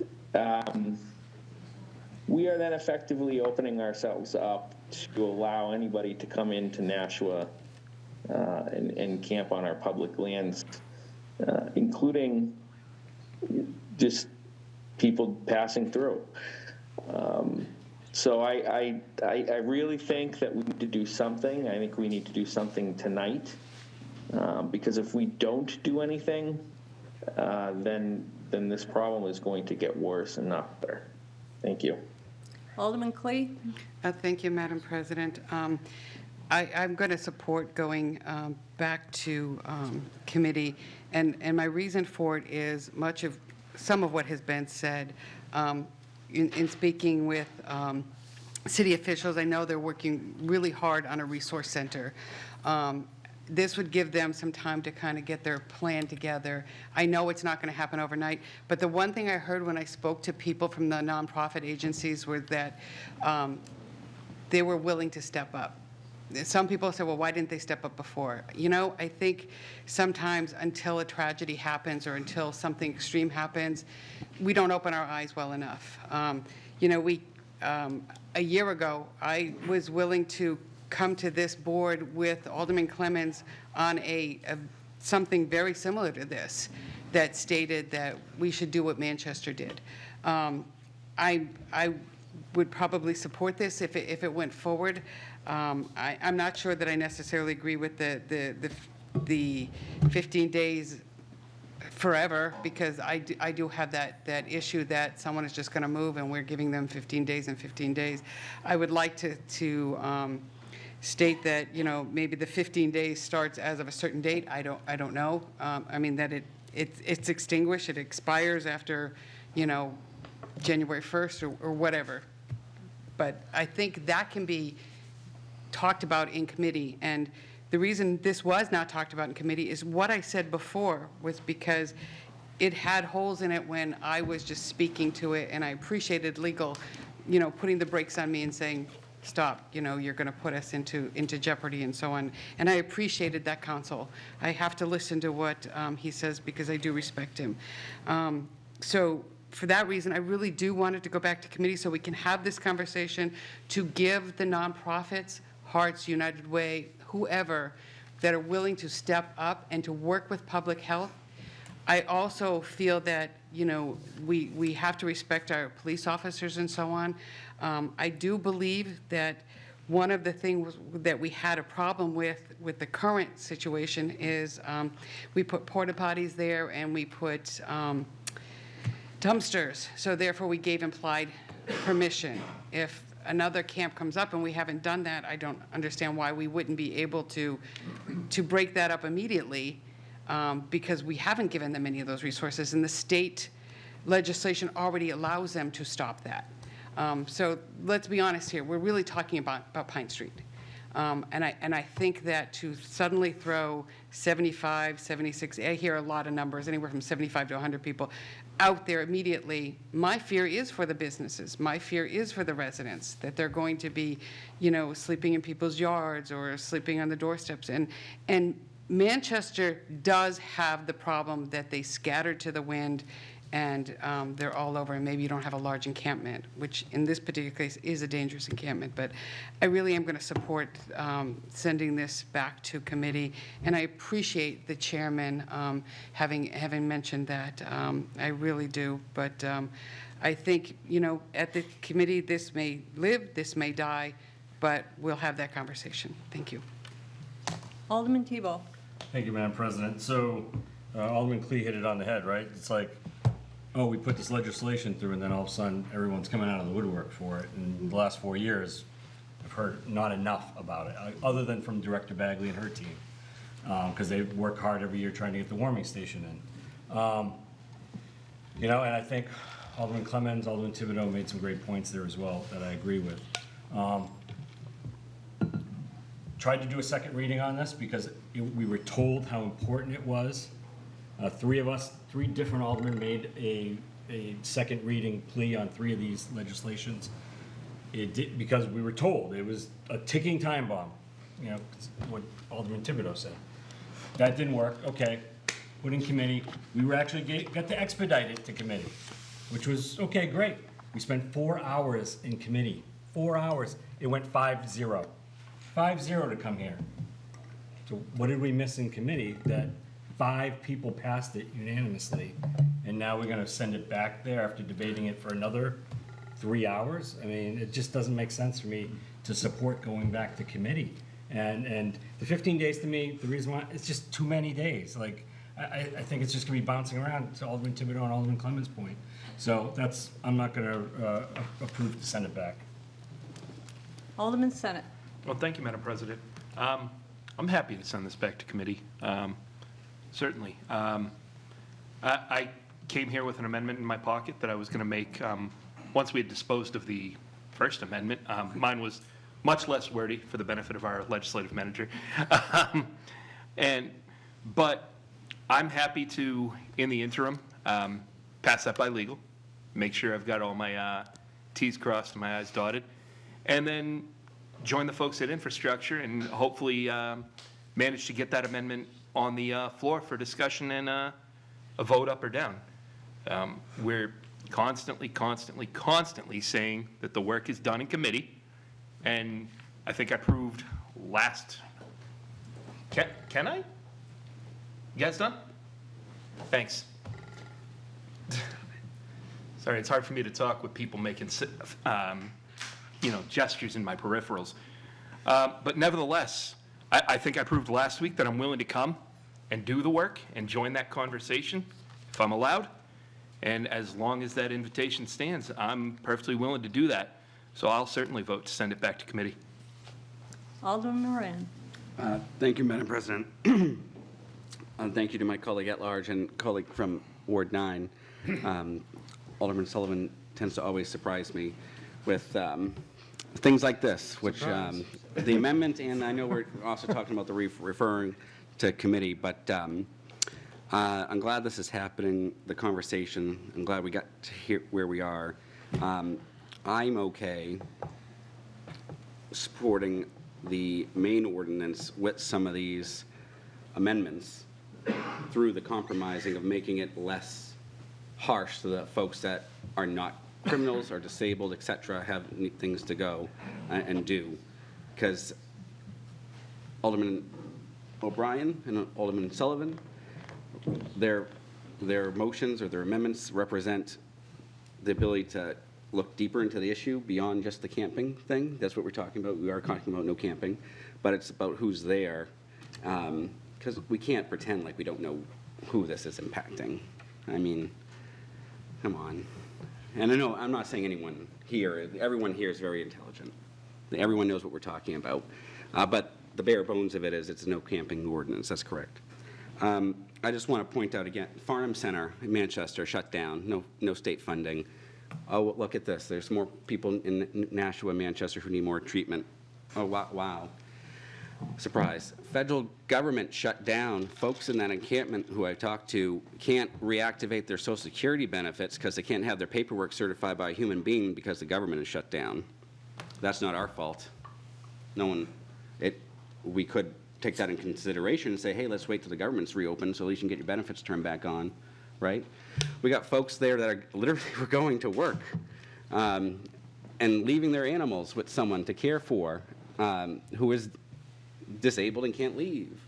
That's a community. You give people who are in apartments a notice to vacate. You give people a notice in the park. Yes, they should not be there. We need to put places for them to go.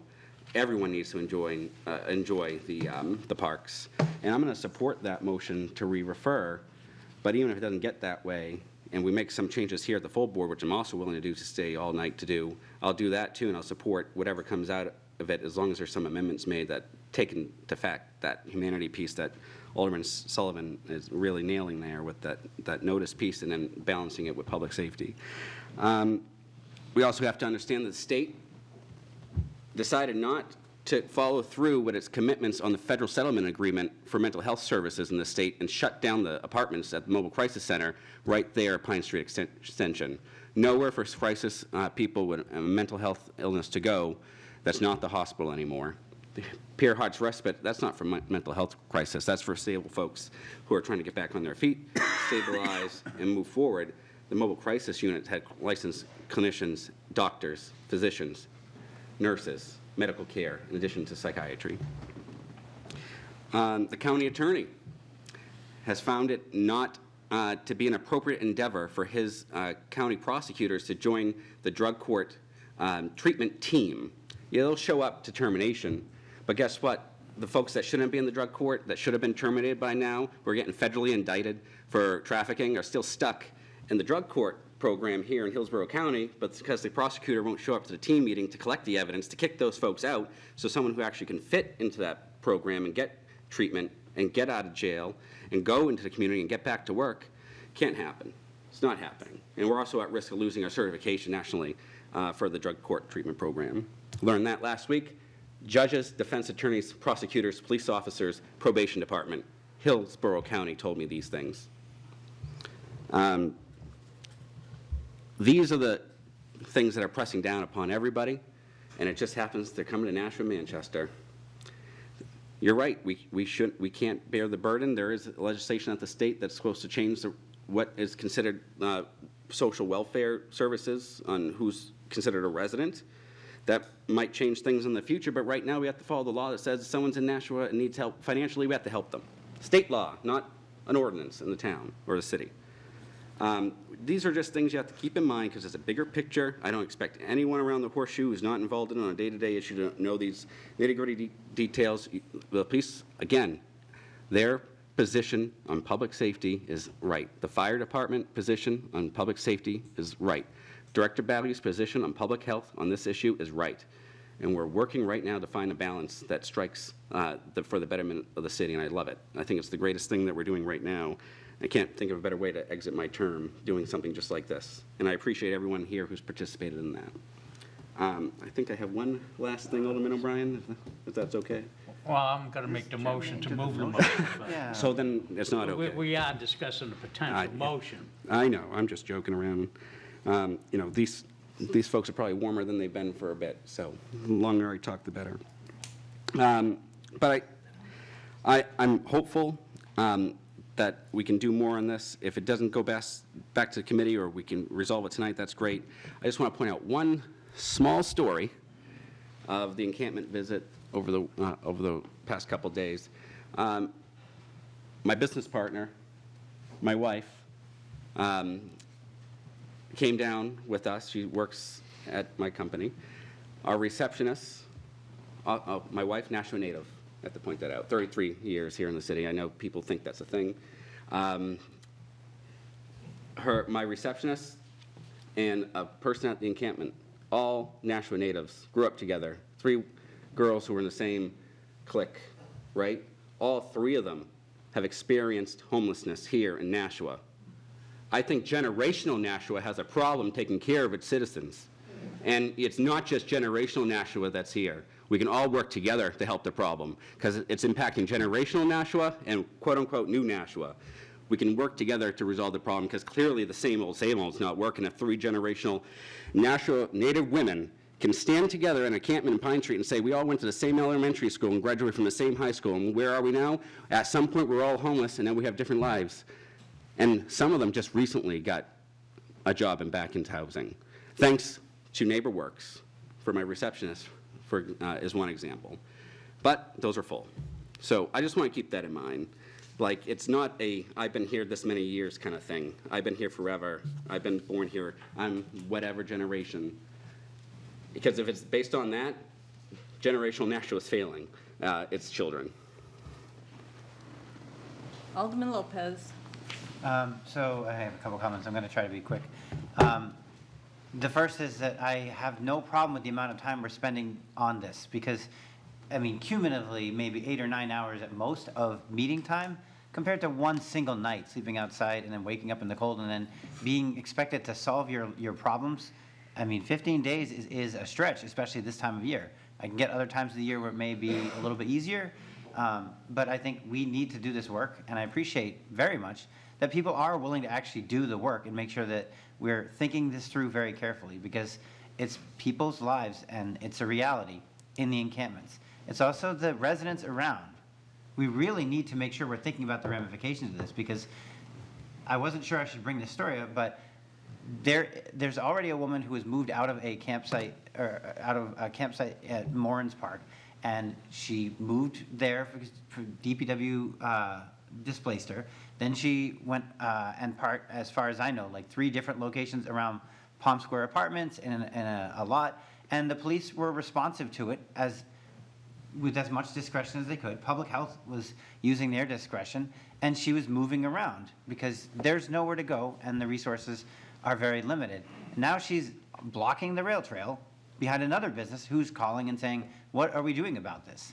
And the solutions are not clear. And I would point out that the police are human too. The police officer who's going to respond in the moment and has to answer the question that we have not provided an answer for. Where am I supposed to go?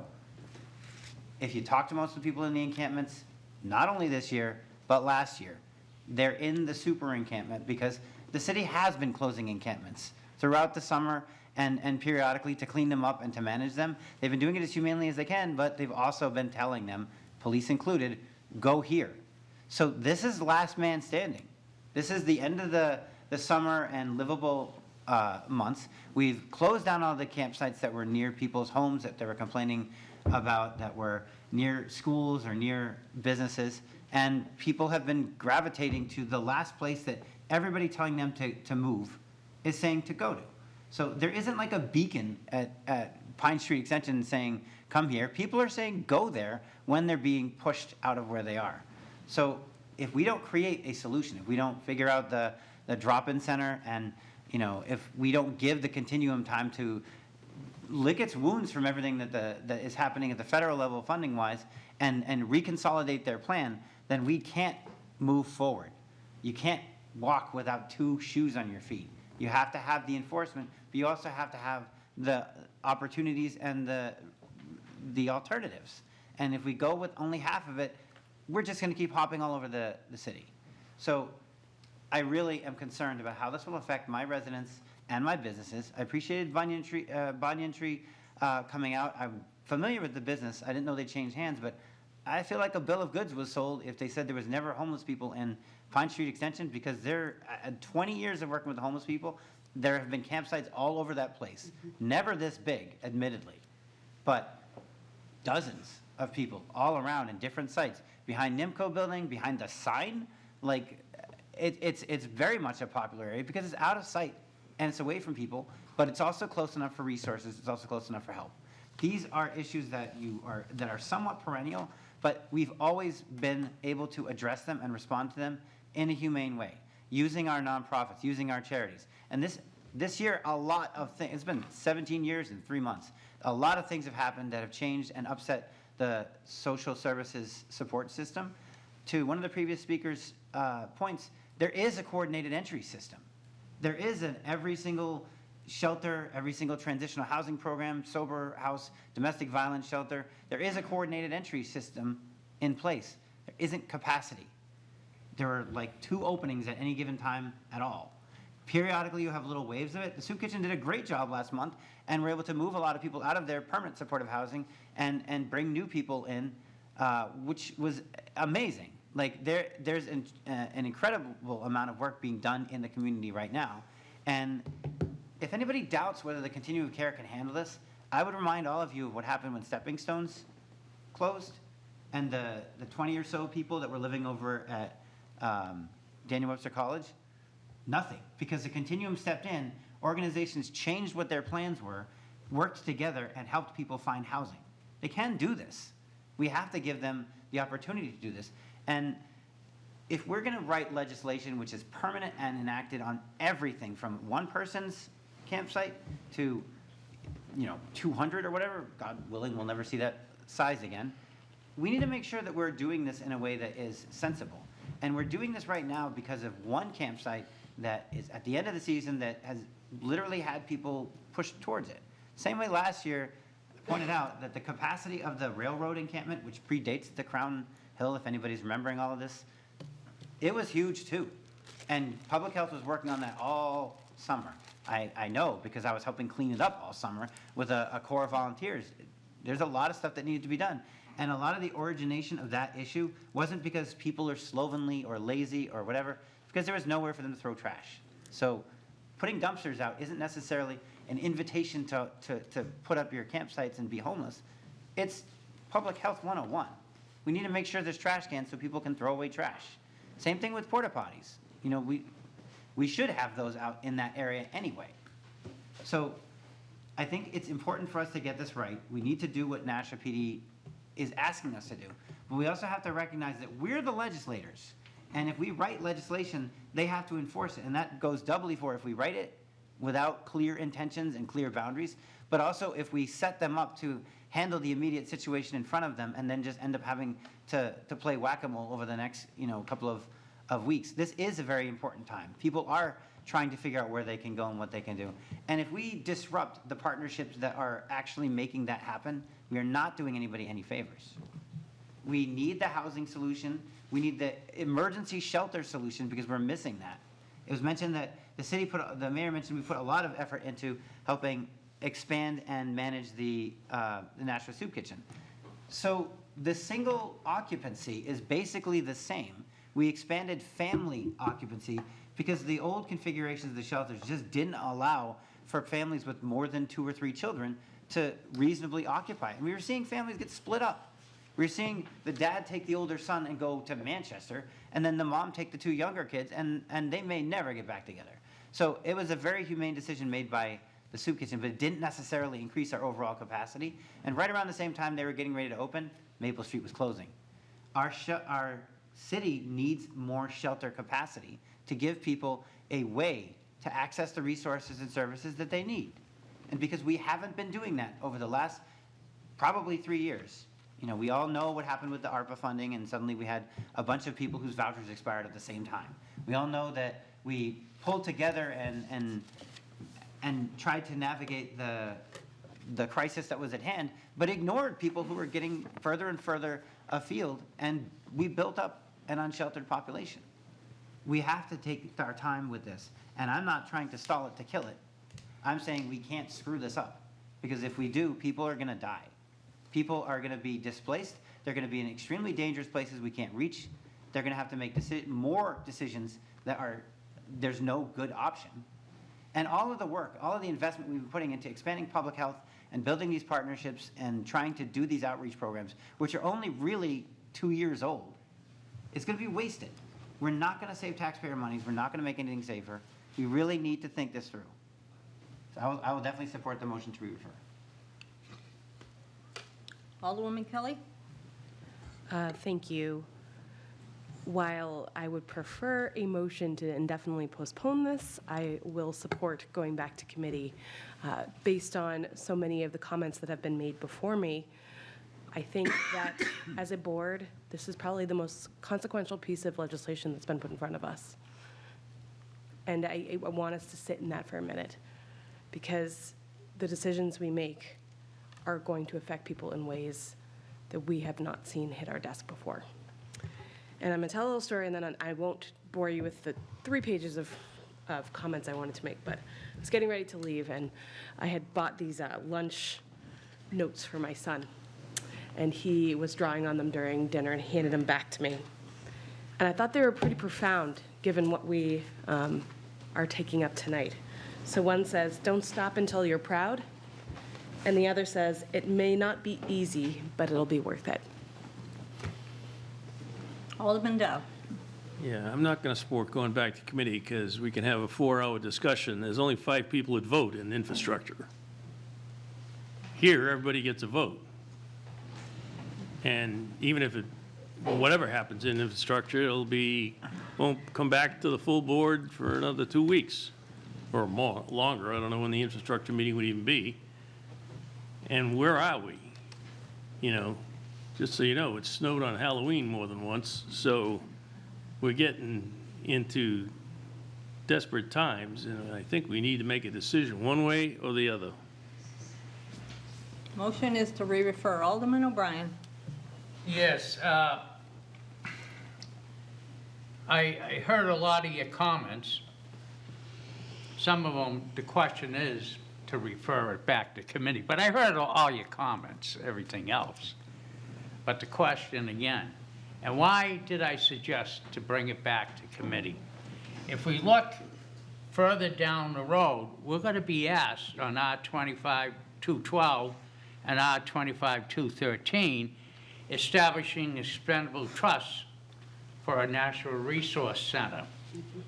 And one from donations and one for appropriations. I don't know, you know, what came first, the chicken or the egg? We were asked to defend parks for our citizens. You know, yes, the in-house has rights, but so do our citizens. And Infrastructure Committee did a fine job. Alderman Dowd, you were right. They came out 5-0 to support it. But it seems here in the chamber, people have other complexities. Perhaps, maybe, and I hope by referring it back to committee, that we look at the expendable trust, that's got to be going to budget, establishing the National Resource Center. Maybe you might feel a little bit more comfortable in defending the parks for the people again. So, I know, I apologize to my committee members. Yes, Alderman Theobald brought up that we had like, what, a 4-hour meeting, a 5-hour meeting? I hate to put us all through it again, but it seems that this is how we got here. We can't come to a clean consensus. So I welcome it back. Alderman Sullivan. Madam President, I'd like to move the question.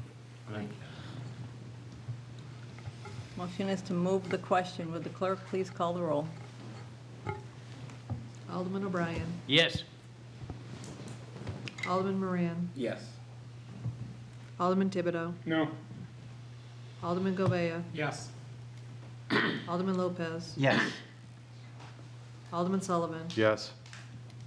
Alderman Clemmons. No. Alderman Senate. No. Alderman Jettie. Yes. Alderman Tebow. No. Alderman Clee. Yes. Alderman Dowd. Reluctantly, no. Alderwoman Kelly. Yes. President Wilshire. Yes. 9 yeas, 5 nays. That motion carries. So, the motion before us is to re-refer. Would the clerk please call the roll?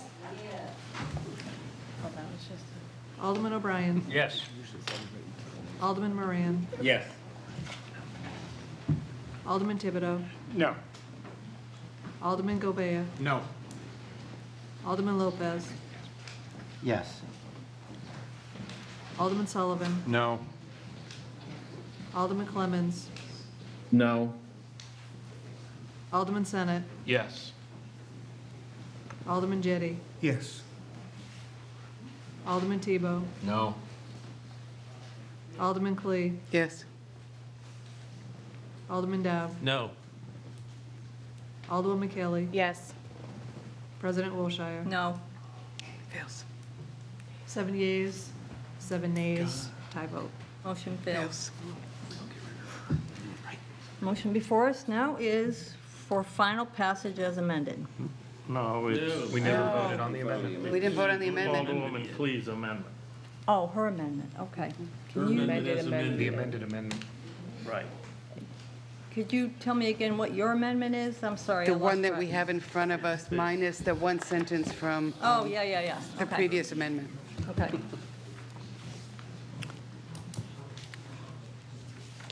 So the motion is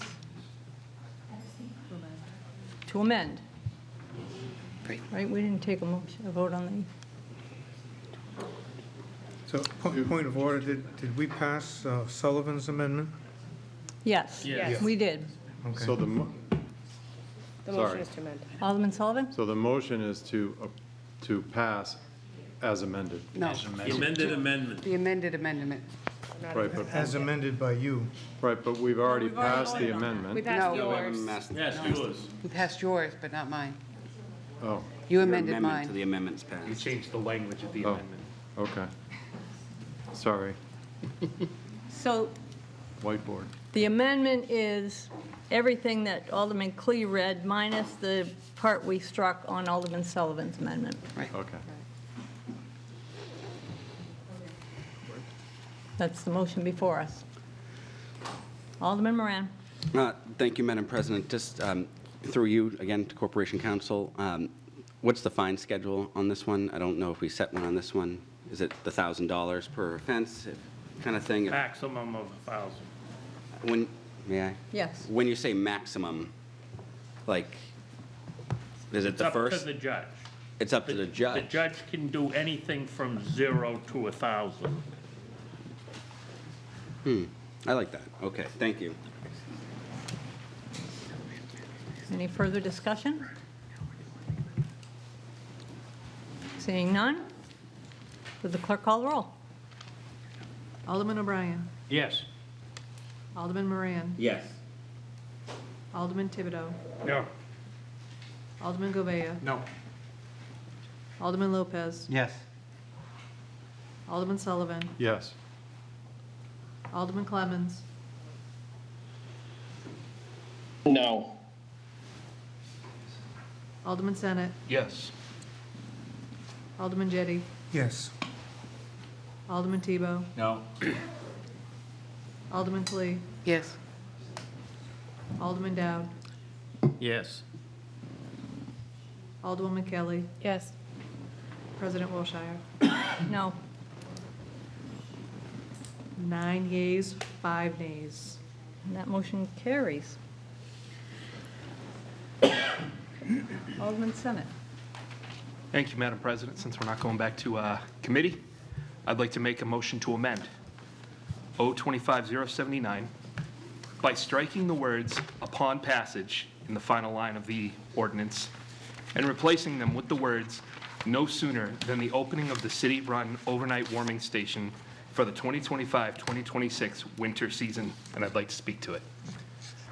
Alderman Senate. Thank you.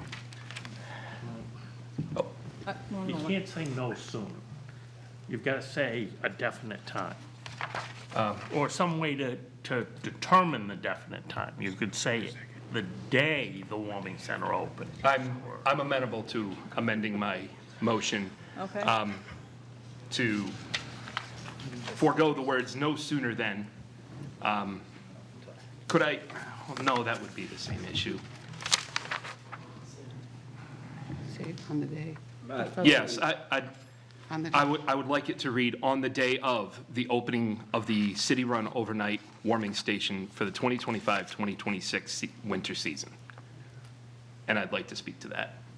Is that pass muster? That's acceptable. Thank you.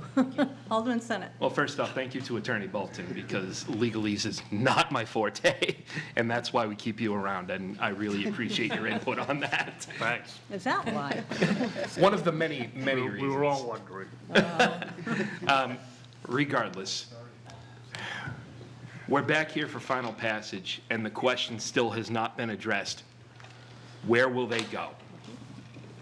This doesn't, in my opinion, make the ordinance any better. I'm still not a gigantic fan of it, but at the very least, this holds our feet to the fire. If we can get the warming station open sooner, terrific, then we can start issuing citations sooner.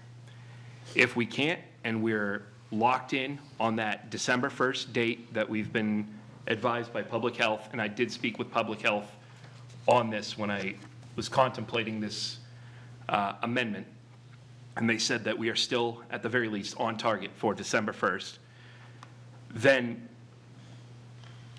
upon the point of citations being issued or issuing warnings, what have you, people can have at least a place to go overnight. It doesn't solve the issue, but it wraps it around a little bit. it puts that stop in that we're right now just telling people, you don't have to go home, but you can't stay here. You know, people need a place to go. We've established, at least far out, a place for them to go. So let's make this coincide so that we're not continuing to put the cart before the horse. At the very least, they can walk alongside each other. Thank you. Alderman Sullivan. Thank you. Question through you to the maker of the motion, please. Yes. The 15-day grace period that was passed into the ordinance, when does that start? Does that start on December 1st, or does it start 15 days prior, and the 15th day is December 1st? If I may? My intent here is to change the effective date of the ordinance, and I believe in doing so, this would take effect upon the opening of the warming station, so that would be day one for all intents and purposes. Follow up? Yes. So just to clarify, day one would be December 1st. That would be day one. Assuming that's when we open, if not sooner. Yep. Alderman Lopez. I brought this up when we were talking about the warming station specifically, and I think it applies here. We're not opening the warming station until after the holiday stroll, which I think is kind of unwise. And I also am pretty terrified about the idea of breaking up an encampment just a couple weeks before that's happening and having the subsequent effects on the downtown businesses. It was mentioned before, like, where was the Downtown Improvement Committee and all this? They've been aware of the situation. They've been bringing it up. I've been attending a lot of meetings with them. I've encouraged them to interact with the continuum because, in my opinion, the best way to navigate the situations that they've been bringing up is to engage nonprofits, have them have a friendly relationship with them and be able to reach out to outreach workers and things of that nature. But they have been very clear that they are concerned about, activities downtown. And I know we've had several meetings about that. In my opinion, as soon as it came up at the library, the Board of Aldermen did a meeting. We've acted very quickly on that. And subsequently, this action seems to be coming into place as well. But I would argue that probably these are not exactly the same populations. The people that are doing the things that downtown business owners are concerned about are a fractional portion of a much larger population that versus the people who are over at Pine Street Extension. And I do not think that downtown businesses have actually seen what it might look like to have a full-blown, I guess, invasion of people coming to places that they need to go once what's going on at Pine Street is broken up.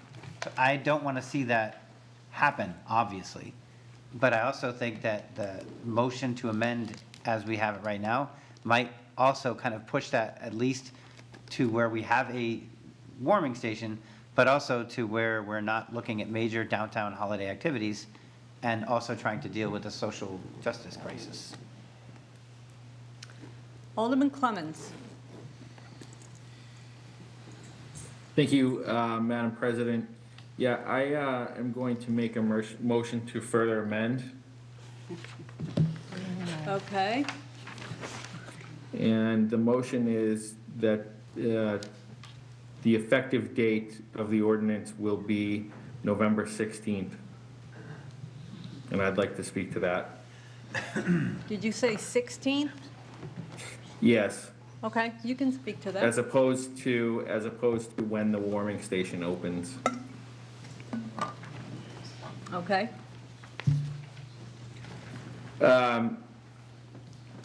Purpose of the motion is we're giving people 15 days to notice before they have to evacuate a camp. So by making the ordinance effective on the 16th of November, by the time the warming station is open, if the latest date is December 1st, it will, that station will be open. If it's before then it's a moot point anyway. But this at least will get the ordinance be able to take effect and have the police be able to do what they had wanted to do. Okay. Alderman Jettie. Yeah, through you, could I ask somebody from the health department, Director Bagley is here. okay, and then Director Bagley, can you tell us, when you can guarantee that the warming station is going to open? Director Bagley? Bobby Bagley, Director of Division of Public Health and Community Services. We are expecting to open the warming station on December 1st, so we're still on track. We've sent out offer letters to 9 people already, and we interviewed 12 people today, and we'll be sending out offer letters to all of those 12 people tomorrow. So we're on track as long as we can get through the hiring process.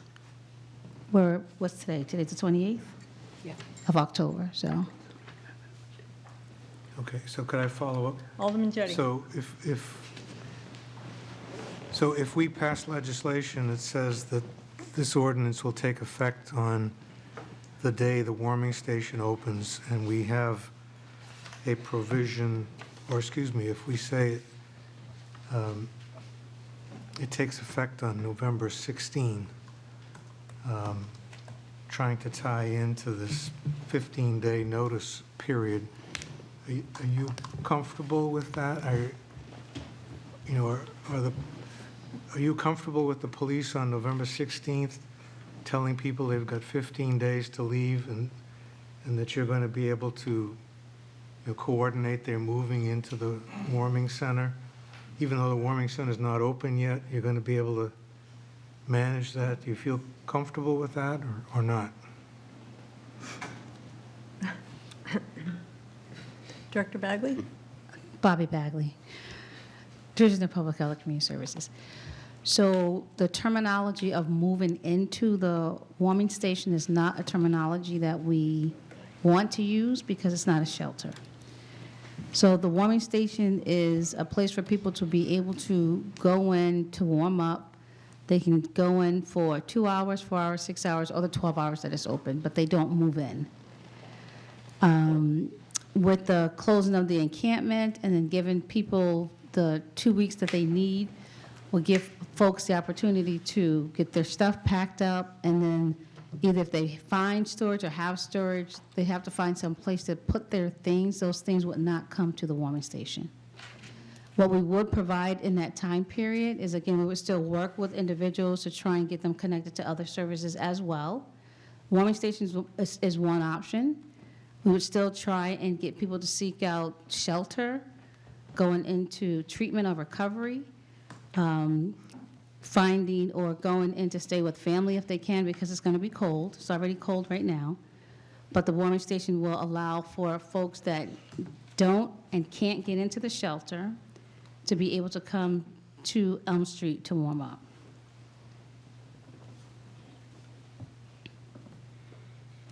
Okay, and could I ask another question? Yes.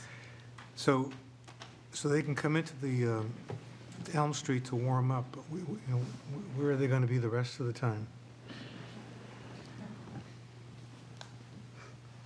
So on December 1st, the National Soup Kitchen and Shelter is going to have its extended warming station open during the day, which they normally do. And then they'll also have 20 additional beds that are supposed to be available for sheltering, their extended emergency shelter.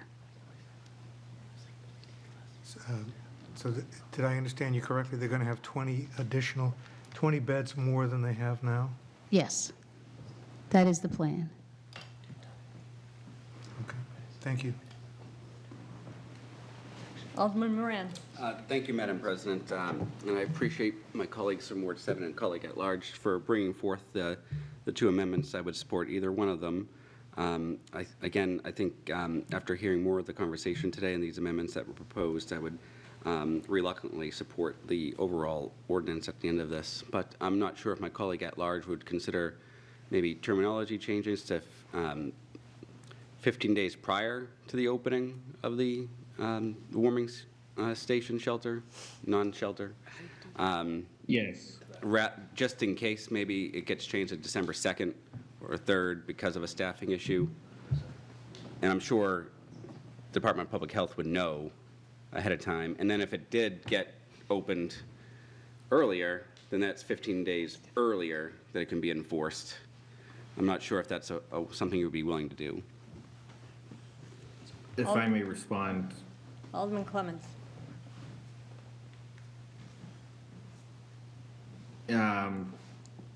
through you to Attorney Bolton, is that language possible? Possible.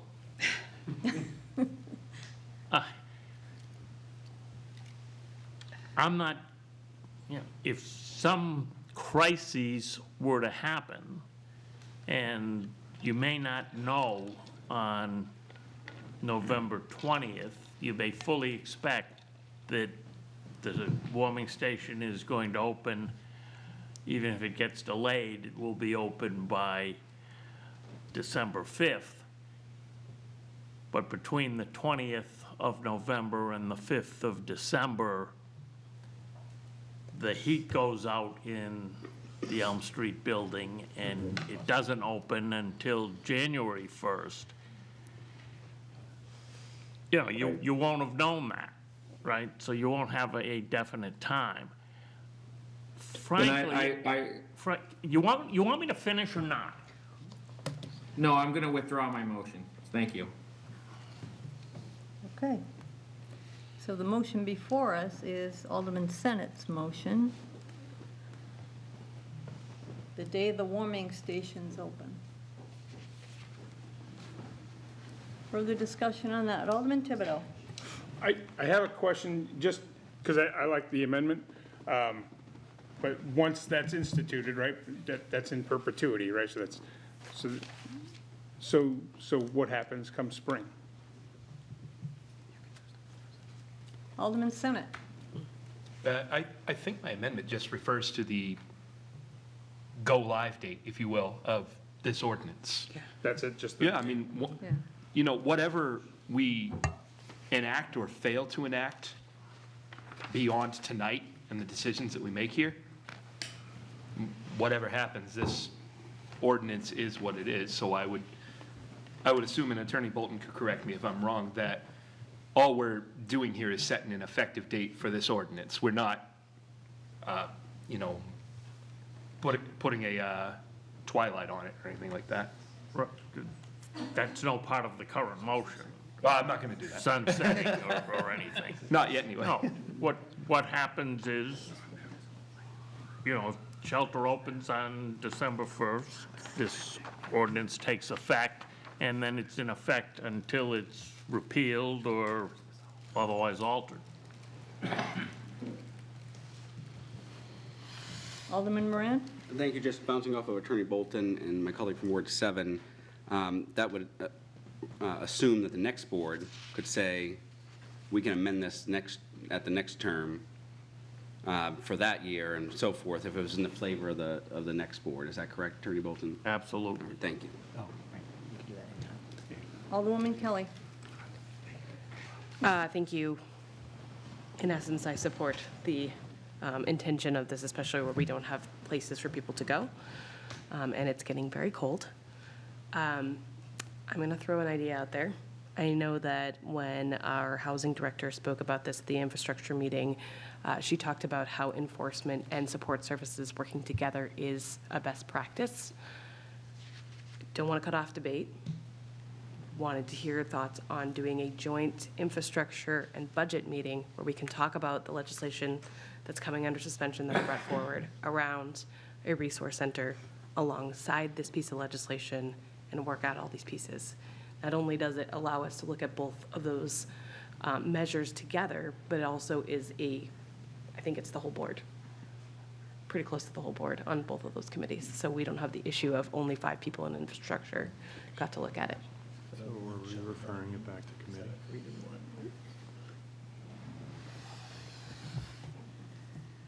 Do you have a motion? Okay. I left it for discussion because if I make the motion, that it just. Well, I don't know what we're talking about. Alderman Dowd. Let's get this passed.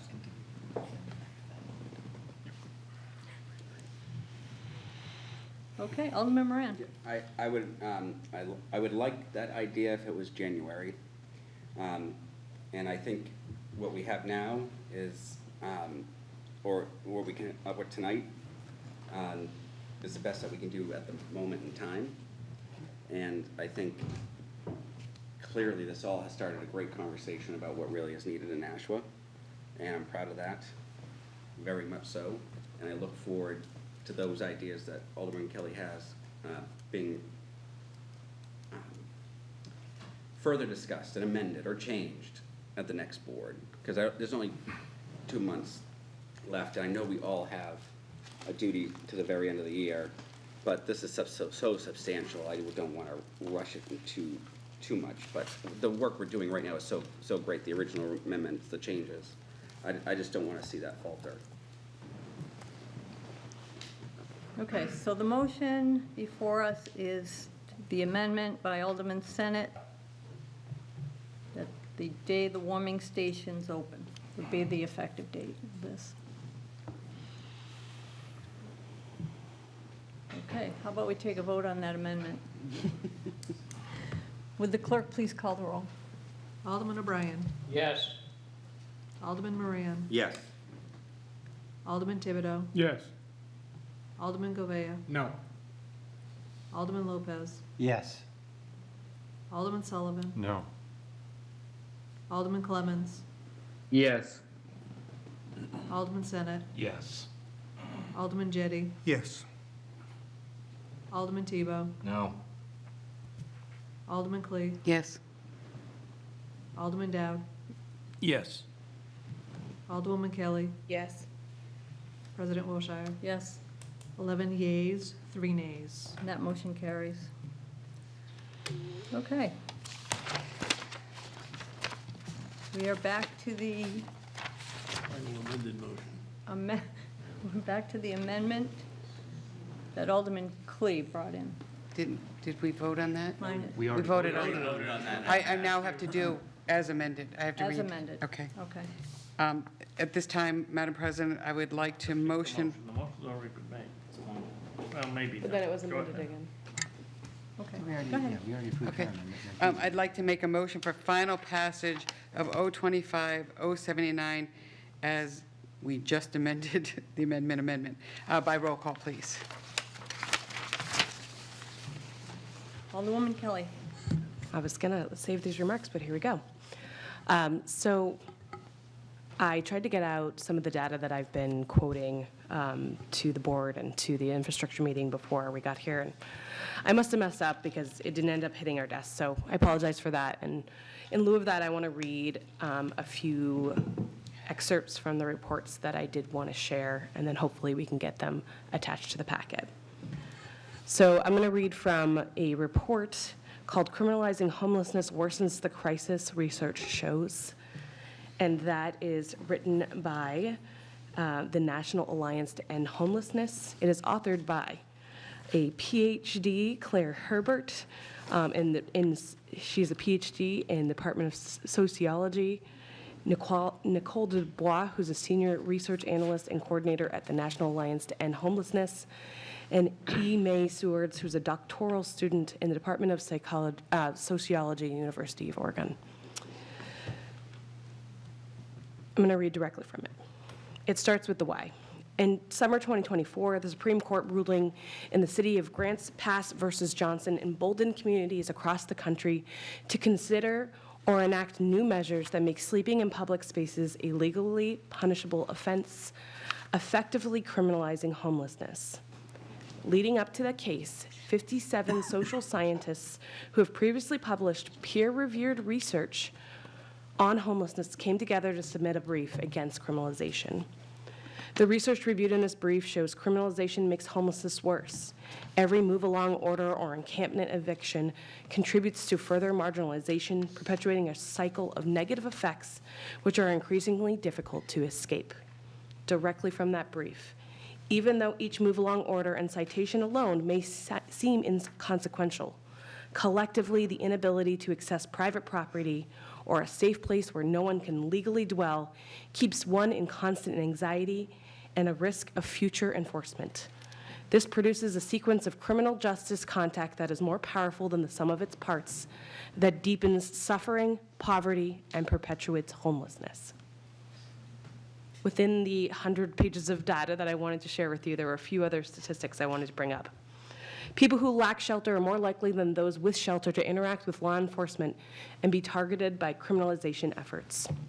A survey of people experiencing homelessness in Los Angeles found that 53% of respondents had been evicted from an encampment, most often more than once. In a California study, more than half of the unsheltered individuals reported being physically mistreated by law enforcement while homeless. Criminalization disproportionately harms Black people and other people of color who do not experience homelessness who do experience homelessness at higher rates and are likely to be targeted by law enforcement. That's my 2-minute overview of the pages that I will share. What I want to talk about is there's this discussion of we talked about it for 4 hours. We talked about it, for this long, 8 hours, however long it's been. But I want to say that there's a difference between sitting in a room where people are talking and actually listening. And I want to understand, and I want everyone to consider, why does the voice of the chief of police carry more weight for some than the voice of the director of public health, our housing director, social workers, nonprofits, our board of health? Someone characterized those who are fighting this legislation, like me, as being in our feelings, but I would argue that feelings are what is clouding others to choose not to hear the evidence and the voices of people who know exactly what to do. Maybe that's fear, worry, anxiety to act, a need to look decisive. Decisiveness for the sake of decisiveness is not leadership. As leaders, I believe it is our job to act, not react. I'm going to close by going back to my remarks in the committee. We do have the solution. We've talked about it. It's right in front of us. I have hundreds of pages of documents that show what has worked. I request that my colleagues deny the criminalization of homeless people tonight. The police and community health workers have cleaned up camps before without this legislation. Let them do their work while we do ours. Under suspension coming up is something that I've been working on for weeks, and that is how do we start looking at the solutions that has been brought forward to us and start to fund them. There's a piece of legislation around funding it from a city standpoint and then also opening it up because so many nonprofits have said they are willing to help us fundraise towards this. So we have a solution. I just want everyone to think about this in a different light. We keep saying this is a start, but for so many people, this is going to be a dead end.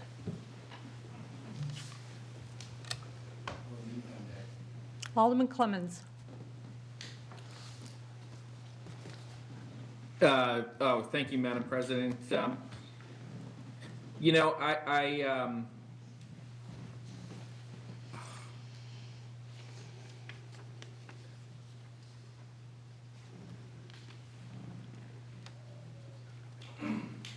just lose a signal? Yep. Are you still there, Alderman Clemmons? I think we lost him.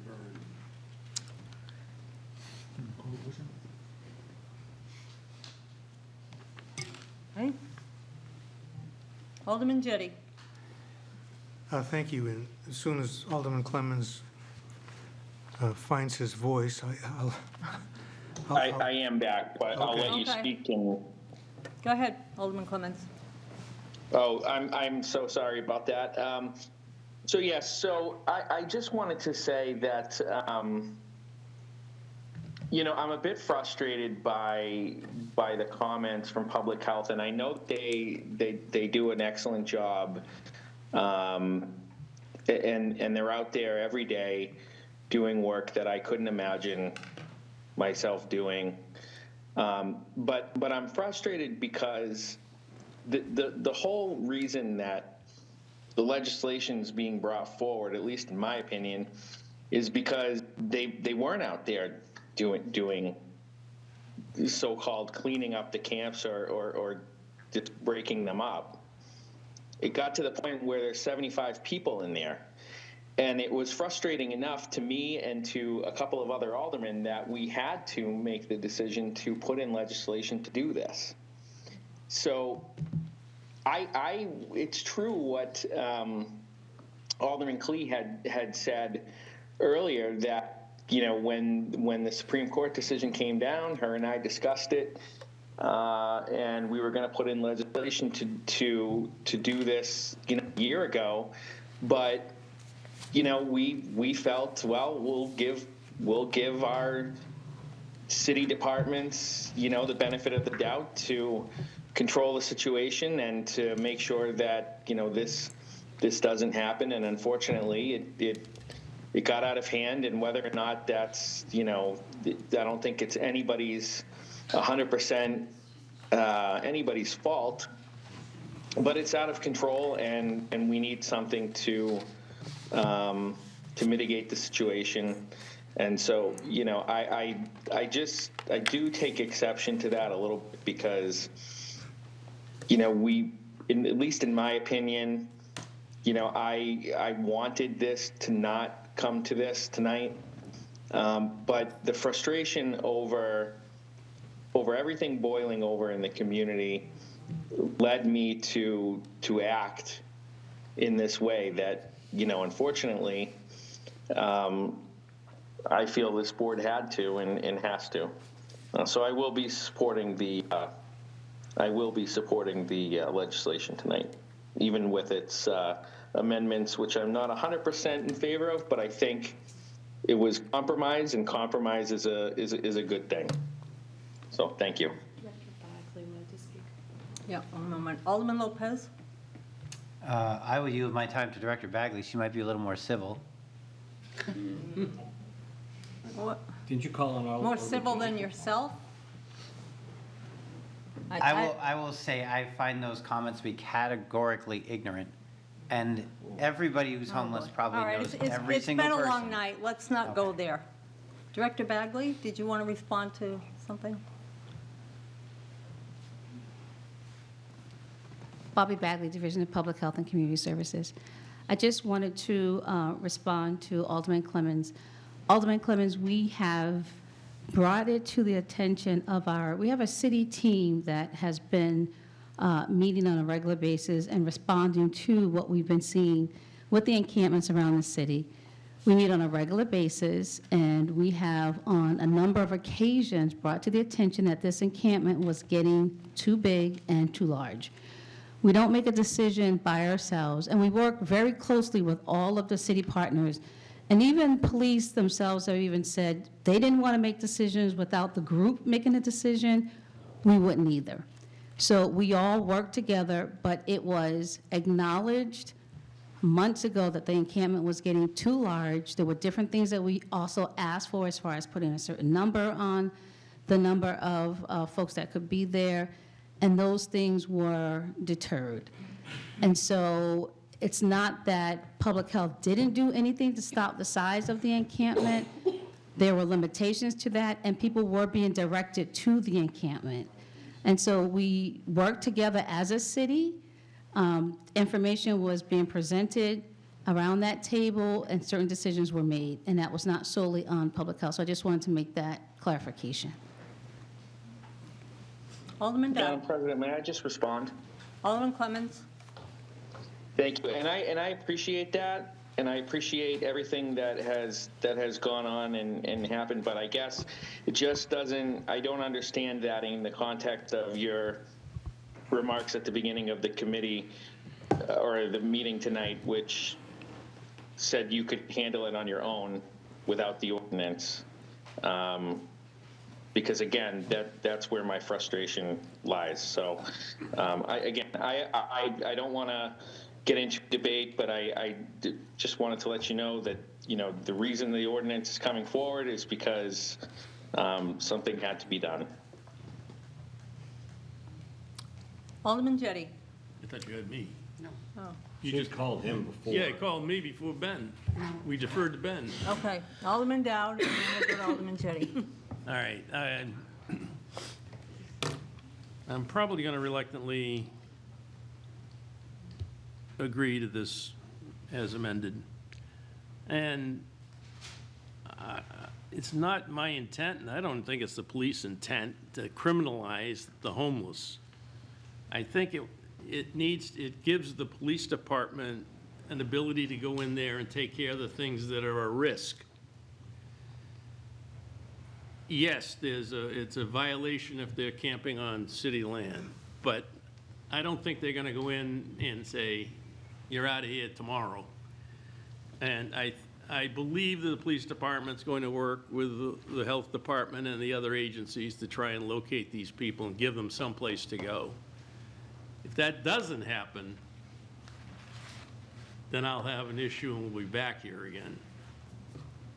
But I trust the police to do this tactfully, and I hope that all of the agencies can work together to we're not gonna solve homelessness, but if we can get these people located to a place where they can be successfully live through the winter and be on the road to a better life, that's what I hope this allows.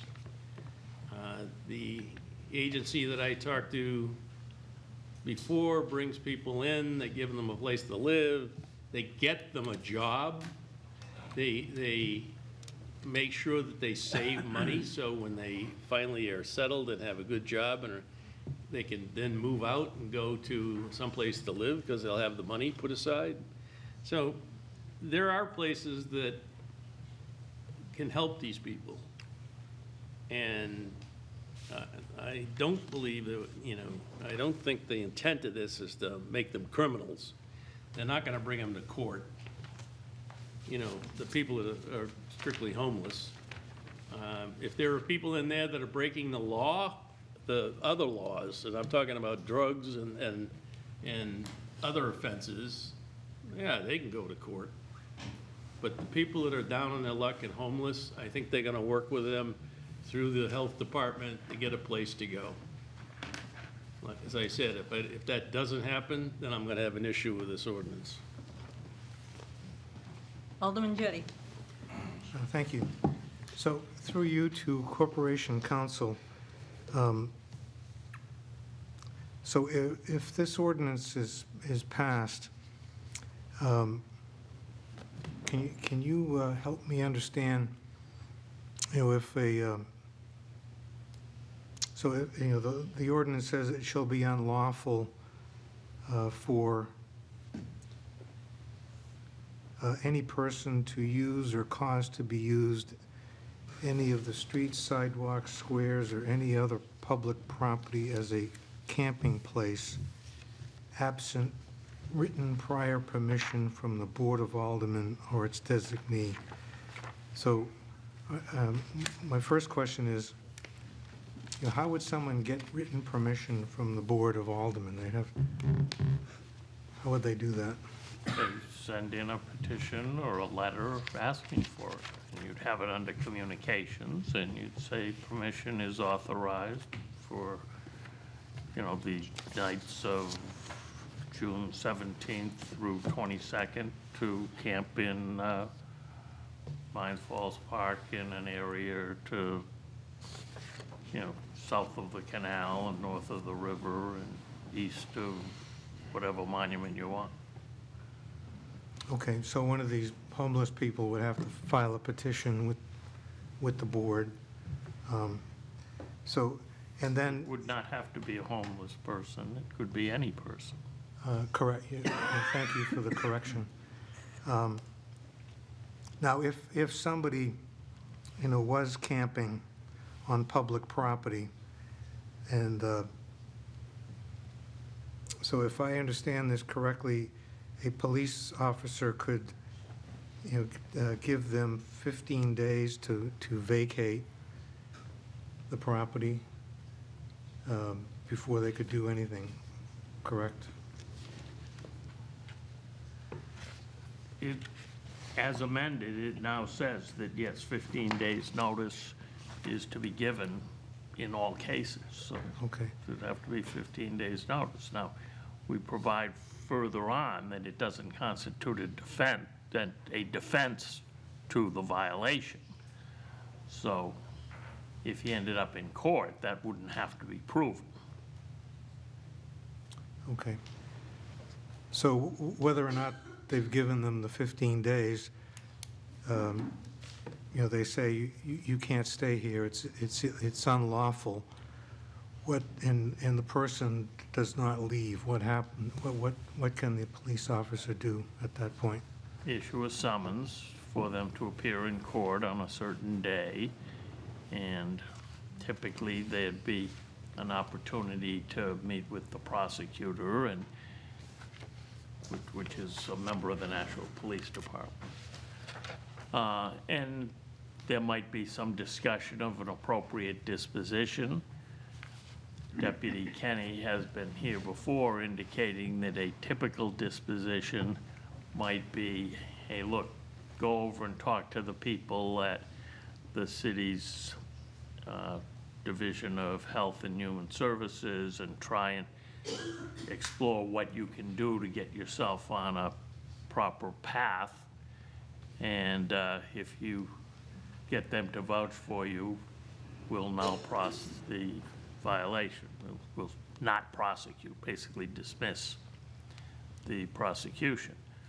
Now, if it's not someone who has needs or something, it's someone that just is belligerent and wants to say that he's got a right to live in the park or wherever it is, then the police may take a more firm stand and ask the judge to impose a fine.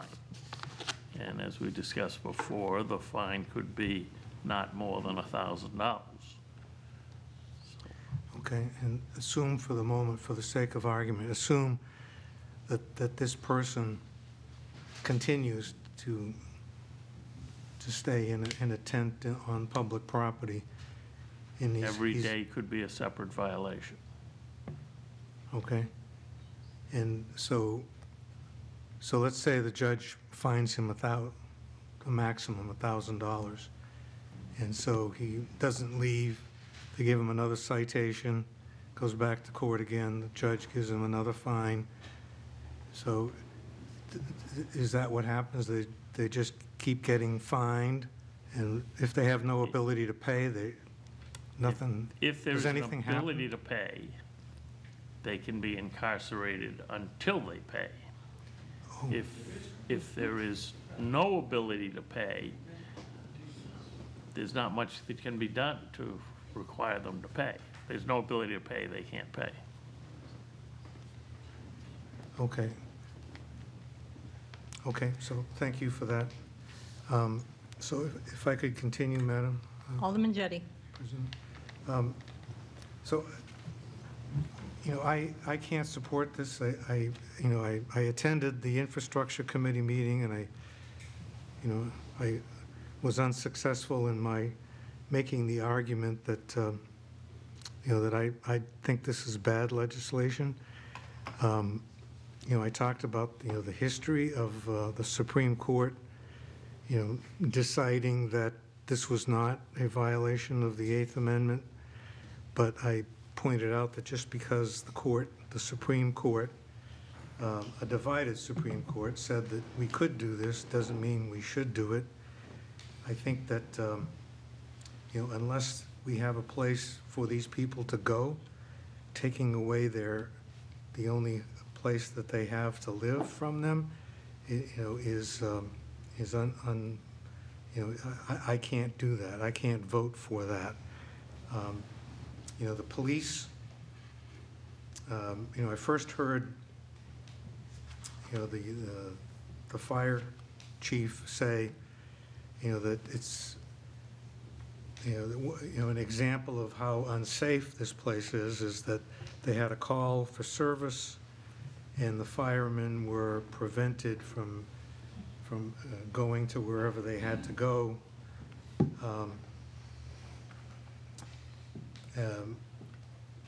So my first thought was, I think that is a crime. I think interfering with firefighters as they're trying to do their work is a crime. So, the answer to that, I think, is, the police arrest the offenders, for committing this crime. They don't close down the place where other innocent people are living because some bad actors, violated the law. I think we ought to arrest the bad actors and deal with them. The police also talked about other crimes that occur there. Well, we already have other laws prohibiting those crimes. And, if somebody commits a crime, whether it's, at the homeless, whether it's at the encampment, or, whether it's on the street where I live, I would expect the police to enforce the law, arrest the person who violated the law. Just the other day, I read that, this weekend, I think, there was a burglary at a church. So, they found the perpetrators of the burglary. They arrested them and they charged them with burglary. They didn't shut the church down. Because crimes are occurring in a location, arrest the people who are committing the crimes. Don't punish the people who aren't committing crimes. Don't punish the innocent. Don't take away their homes from them because you're trying to prevent crimes from occurring. Deal with the crimes. And I understand, when people talk about, the park being taken away from the rest of the people, Mine Falls is a big park. I was there today. I'm in Mine Falls a lot. I was there today, and there were a lot of people using the park. People walking, people running, people walking together, people walking alone, people with baby carriages, people walking dogs. The park, I would say the majority of the park, it was being used without interference from anyone. So, the idea that the park is being taken away from the people, is kind of an exaggeration.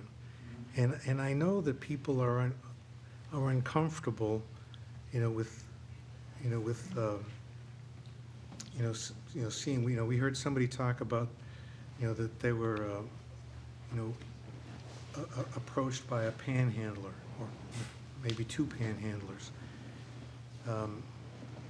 Well, panhandling is not a crime. It's, it makes people uncomfortable, but somebody asking you for money is legal. If they, do something else beyond that, if they harass you, well, that's a crime. So we ought to, complain about, being harassed, who harassed you, that person over there, and then there's an investigation, and they take care of it. The idea that we're going to eliminate, these people from the park by passing this ordinance, I think is inaccurate. This problem exists all over the country. A lot of other cities have dealt with this problem, and a lot of cities, some cities, have passed laws similar to this one, and it hasn't worked. Manchester passed a law very similar to this, and the people left the area where the largest encampment was, but they're coming up in other places in Manchester. Other neighborhoods are now complaining about these people. So we remove people from Pine Street, and I'm not sure that we're even going to be able to remove them. All we can do is give them a citation. A citation is a piece of paper. The citation says you've got to come to court on a certain day. And, you know, as Attorney Bolton explained, the normal course is you meet with the prosecutors, you try to, you know, negotiate a deal or some kind of a thing. They tell you to go talk to the health department and see what help you can get there. And, you know, maybe they won't prosecute, they'll null pros the case or drop the case. Maybe they won't. If they don't, and the judge, you know, he's probably not going to impose a $1,000 fine. He'll probably impose something a lot less than that. But if the person doesn't pay it, the police don't have the authority to remove him from the park. All they can do is give him another citation. And I guess from what Attorney Bolton said, if they can show that the person has the ability to pay the fine, whatever it is, and is refusing to pay, and the judge finds that they have an ability to pay, according to Attorney Bolton, you know, the judge can issue a contempt of court, I guess, and put him you know, order him to go to jail until he pays the fine. You know, I'm involved in a lot of debt collection cases as a mediator, and I've never seen it happen once where a judge has ordered anybody to jail for failure to pay, you know, any kind of a debt. Now, I'm not really well experienced in the criminal aspects of the law, so maybe what Attorney Bolton is saying, it happens a lot more than I've heard about. Happens all the time in child support cases. Okay. Lock up that debt. So, you know, I think the idea that that the police are gonna be able to remove these people, you know, maybe it can happen, you know, if they don't pay the fine and they have the ability to pay. Will they be able to prove that these people have the ability to pay? Probably not. So, you know, the mechanism of the idea, if you have the idea that the police are going to be enabled to clean up this Pine Street extension area, I don't think that's correct. I don't think that the police are going to be able to do that. The way that we're going to be able to clean up the Pine Street extension area is to allow our health department, you know, who says that they're, you know, working on this, they were able to do it on in Crown Hill area. You know, they're working on this now. We've heard the Mike Apfelberg from United Way, you know, say he's got people that are stepping forward. You know, we've heard the, you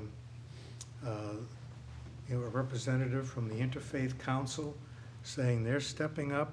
You know, we've got the Hearts came and spoke, and we've got all of these people from our nonprofits, you know, part of our continuum of care, who you know, want to help solve this problem. And, you know, without criminalizing it, without, you know, just think of what had happened. You know, these people are having trouble finding a place to live, finding a landlord that will agree to lease an apartment to them if they can, you know, somehow come up with the money. You know, you add a record of having, you know, violated this law, it's going to make it even more difficult for them. You know, and also, you know, the law, the other thing I wanted to say is the law, as, you know, people complained about the ambiguities of the amendments that were proposed. Look at the original law, you know, which is now paragraph A. You know, read the third sentence. And, you know, this says it's unlawful. Camping may include but is not limited to any of the following. And among that is including but not limited to the laying down of cots, cushions, sheets, blankets, sleeping bags, or other bedding for the purpose of sleeping. So I'm imagining myself, you know, sometimes my wife tells me I dress like I'm I don't have a home, but I can imagine myself, laying in Greeley Park on a nice summer afternoon, and, I happen to bring a cushion to put behind my head. I put a blanket down to lay on, and I fall asleep. And all of a sudden, I'm being nudged by a police officer, telling me it's unlawful, to be sleeping in a public place. Here's a citation. It's, you might think that's ridiculous because a police officer's not going to arrest Ernie Jetty, but maybe they might, I don't know. So I think the legislation is, is flawed. I think, I understand the rationale behind it, but,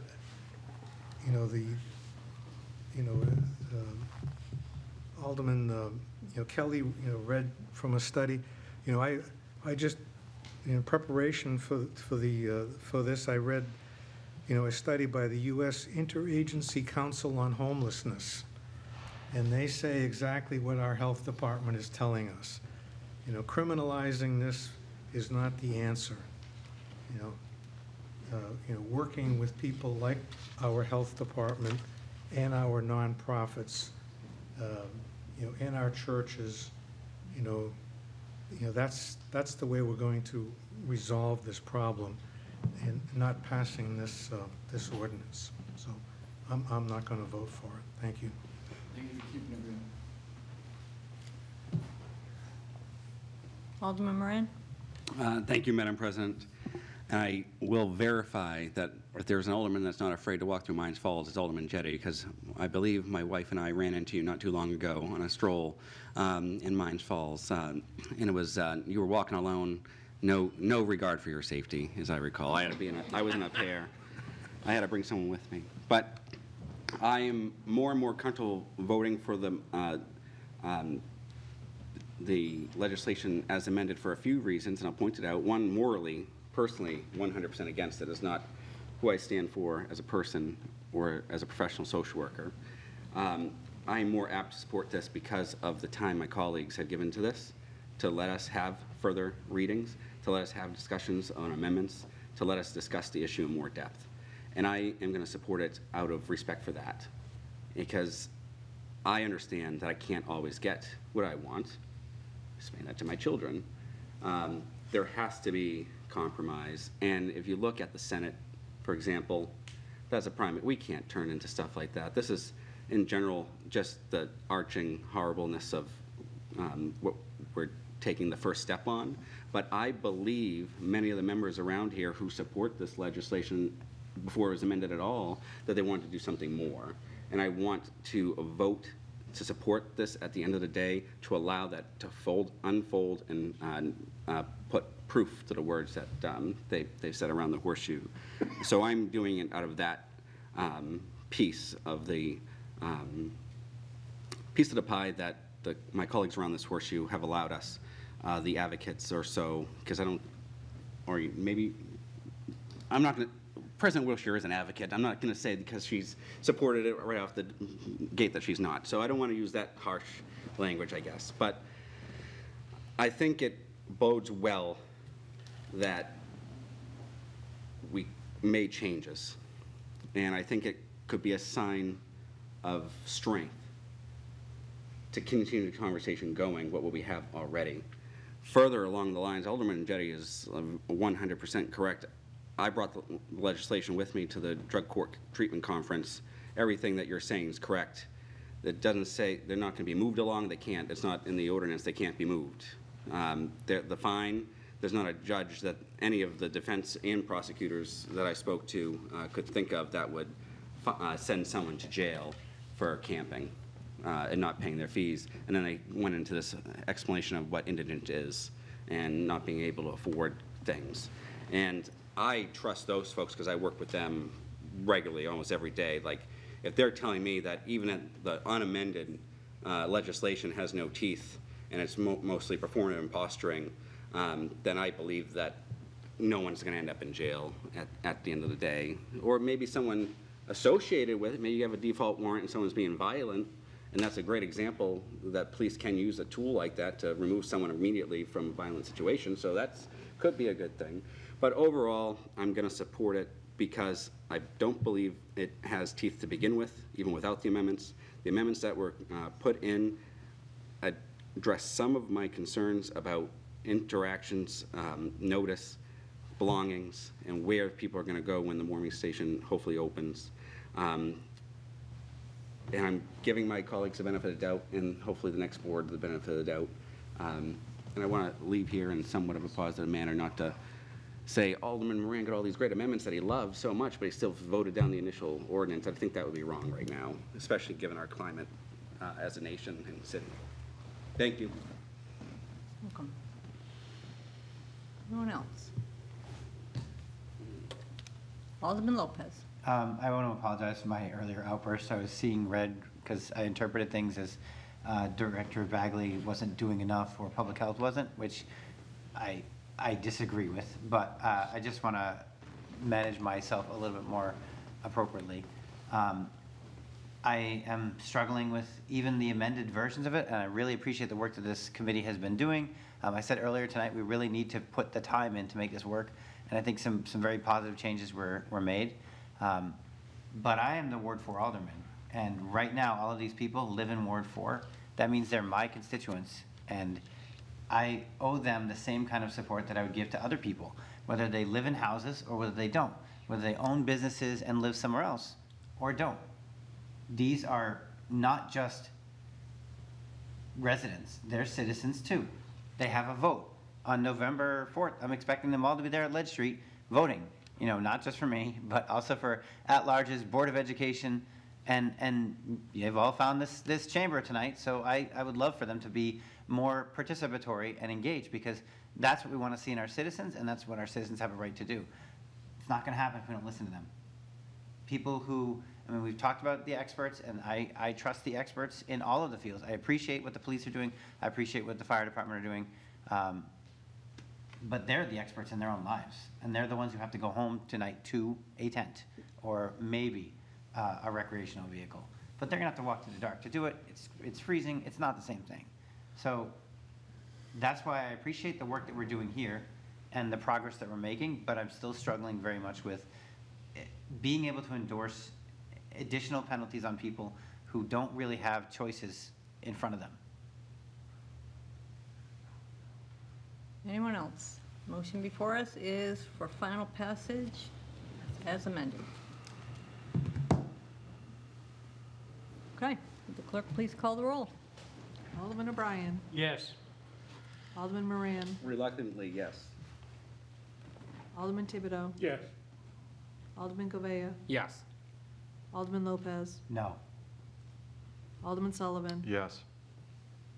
Alderman Clemmons. Yes. Alderman Senate. No. Alderman Jettie. No. Alderman Tebow. Yes. Alderman Clee. Yes. Alderman Dowd. Yes. Alderwoman Kelly. No. President Wilshire. Yes. 10 yeas, 4 nays. That motion carries, and ordinance 2579 is declared duly adopted as amended.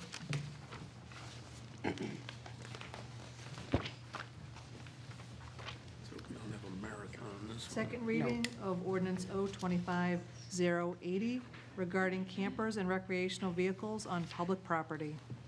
Alderman Sullivan. Thank you, Madam President. I would like to make a motion for final passage of O-25-080 by roll call, please.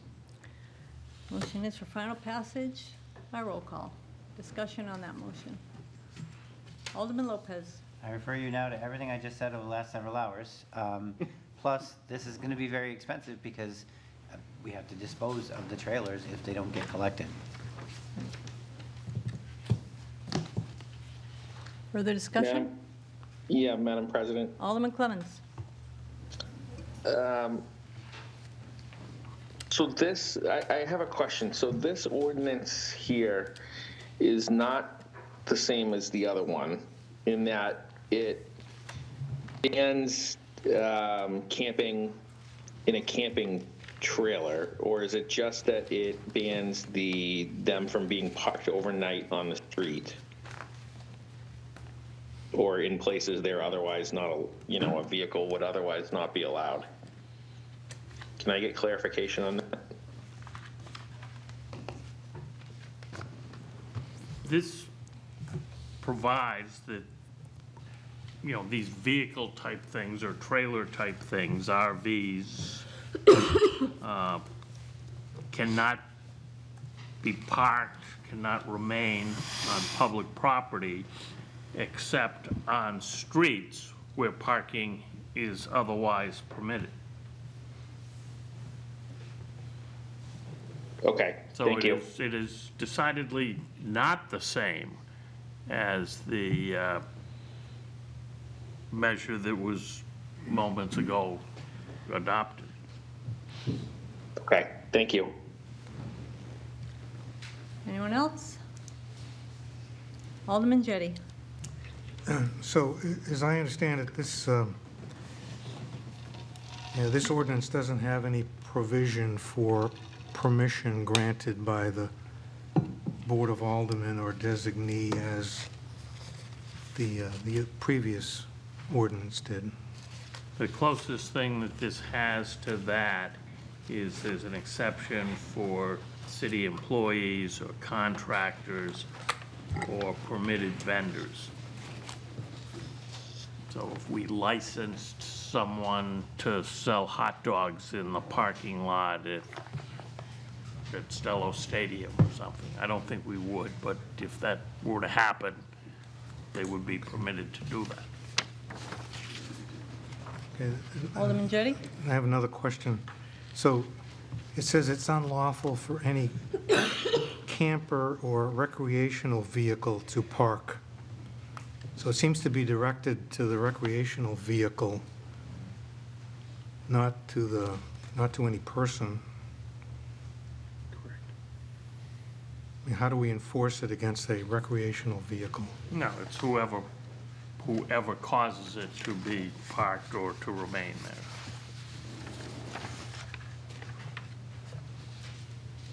Okay. Anyone else? Seeing none, will the clerk please call the roll? Alderman O'Brien. Yes. Alderman Moran. No.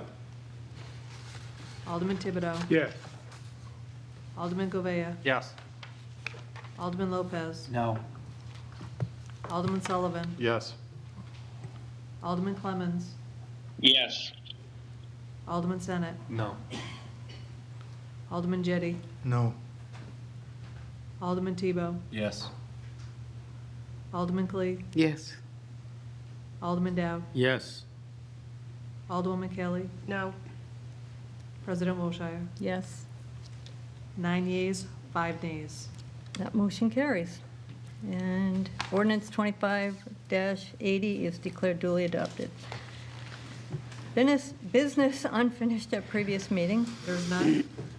New business resolutions. Without objection, I will suspend the rules to allow for a first reading of 2 resolutions that were submitted after the agenda was prepared. First reading of Resolution R-25-212, establishing an expendable trust fund for the Nashua Resource Center funded by appropriations. Additional sponsors, Alderman O'Brien, Alderman Moran, Alderman Govea, Alderman Lopez, Alderman Sullivan. And Alderman Clemmons. Alderman Clemmons, Alderman Yeah, Senate. on this one and the next one. Okay. Alderman Thibodeau, because he was late to the game. Alderman Clee, Alderman Dowd, and myself. Given its first reading, I'll send that to the Budget Review Committee. First reading of Resolution R-25-213, establishing an expendable trust fund for the Nashua Resource Center funded by donations. Additional sponsors, Alderman O'Brien, Alderman Moran, Alderman Thibodeau, he made it this time. Alderman Govea, Alderman Lopez, Alderman Sullivan, Alderman Clemmons, Alderman Senate, Alderman Tebow, Alderman Clee, Alderman Dowd, and myself. Given its first reading, I'll send that to the Budget Review Committee. New business ordinances. First reading of ordinance 02581, authorizing a stop sign on Shadowbrook Drive at its intersection with Spindlebrook Drive. Additional sponsors. Alderman Dowd, Alderman Thibodeau. Given its first reading, I'll send that to the Committee on Infrastructure. Period for general public comment. James Livingston. Mike Appleberg.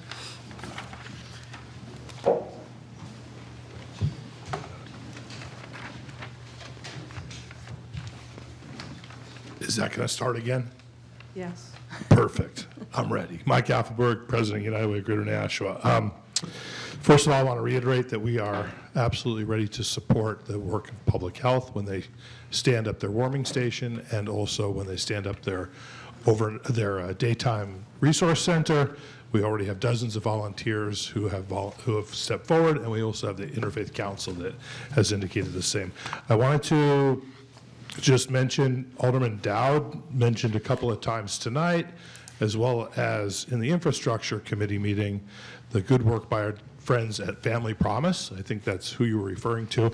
I just want to point out two things. One, we have several organizations like that, Family Promise, the Front Door Agency, Marguerite's Place, and then we have several shelters in the city as well, the Rescue Mission, the Hope Center, and the Nashua Soup Kitchen and Shelter. It is not a question of lack of coordination. Those organizations have zero capacity, zero. And we know that because we get together at the Continuum of Care every single month, as we have for, well, I've been at United Way for 10 years, and every single month for my term at United Way.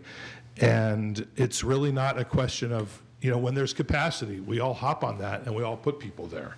But there is no capacity. So it's not a lack of coordination. And I encourage you all to support those organizations as best as you can whenever the opportunity arises.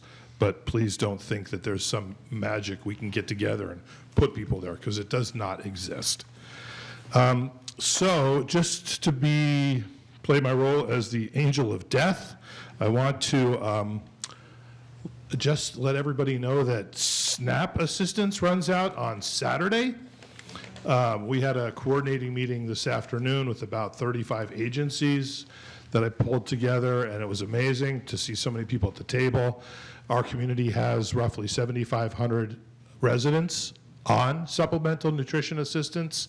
That equates to approximately $1.4 million of food assistance per month in just the city of Nashua that will run out on Saturday. We have a lot of work to do to make sure that we don't have a massive train wreck. Honestly, only sharing this because I bet you it's going to be on your guys' plates 30 seconds. next week to kind of think about as well. We have a collective response here that we need to stand up. I know the United Ways across the state are standing up an emergency food response fund.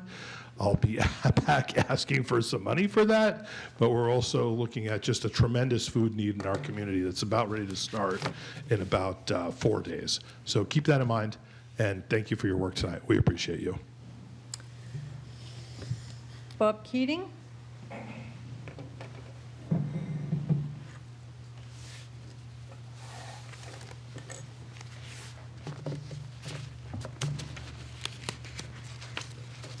My name is Bob Keating, 5 Copeland Woods Drive. I appreciate the most of the dialogue that we've had tonight. I'm certainly disappointed that it didn't get further studied, because I think there's many difficulties, with that. Having said that, there'll be all kinds of efforts to do to the very best, but we don't have places as of this time. I want to challenge something that was said earlier, is that we don't have the money. So very, very specifically, $1,200 $12,000 for a studio apartment for a year at $1,000. That for $1.2 million, you could house 100 people. What we're doing with a city budget of $360 million, that represents 1/3 of 1%. So the idea that we can't do that is just not true. This is something that has been vetted for many years. 21 years ago, we made a commitment, this city did, to end homelessness in 2012. So we're 13 years past it. We didn't do it. And now, because the homeless population in one area, we're allowed to stay there for basically compassionate reasons, and that we now are saying we're going to change this ordinance. We're going to put an ordinance in that will criminalize it. And I appreciate Alderman Jettie again and again, and many others here that have spoken eloquently about this. So we know how to do it. In fact, when the plan got passed 21 years ago, Miles Pendry, who was the HMIS system person who coordinated all the data, came up with a phrase as he was pulling it together: homelessness bad, housing good. And that really is the essence of it. So it's a delusion, and I'm using that word specifically to say it can't be done. It's done. I've said that before. Other people have said this before. People are in a situation that we as a country, we as a city, 30 seconds. have not been able to do what we committed to. And this is cycled through over many, many years, but there have been periods, decades, in which homelessness was non-existent. Back to Chris Konis, is that most of us who are older have experienced times when you didn't know that homeless was existing. There still was small numbers of people. So that is possible. It's been done again and again. So I hope we keep this focus now and not lose it. That's one of the real dangers now. So, 'cause Paula there's Johnson, I'm sorry, Thank you. Paula Johnson.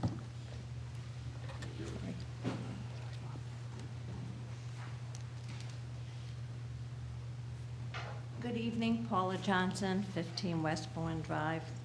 First of all, I want to say to everybody, best of luck come Tuesday with the election that's coming up, you know. I'm sure we've all been out there door knocking. The second thing is that I want to say, tonight was a very long meeting again, talking about a situation that we seem that if you don't see it, it goes away. And Alderman Jettie, you made a lot of good points tonight, and I thank you for it. 21 years ago, we talked about this. 21 years later, we're still talking about it, because it might just die down, but we have people that continuously stay homeless. And we talked about them tonight in the encampments. Some people might never want to come in. What do we do with them? I mean, they're going to be in the encampment. Ms. Bagley in her office is going to be doing a lot, and we have to hope for the best now. Winter is coming, and you saw some of the people tonight that were down on their luck. A woman owns a business, and she doesn't have a roof over her head. A woman's here with her dog, you know? So what do the people do when they do have a job and they go home to their encampment, what they know, and they have pets? So we're going to try to bring them in. What happens to their pets that they don't want to let go of? Because that's their family. That lives with them. So are they not going to be able to go into a shelter? So that's something you have to think about also.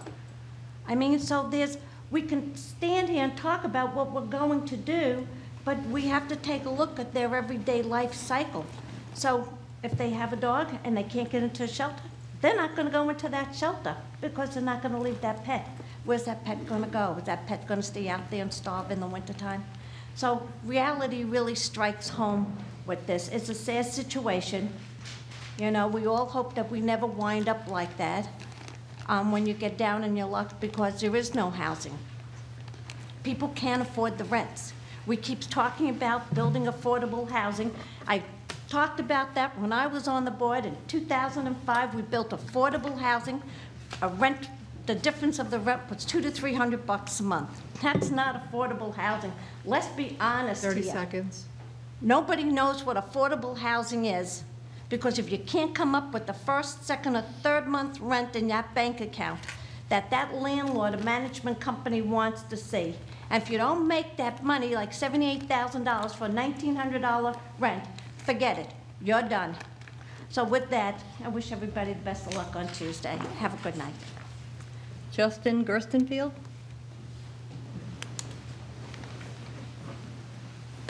Well, I'll start by saying good morning, and Justin Gerstenfield, 79 Gilson Road.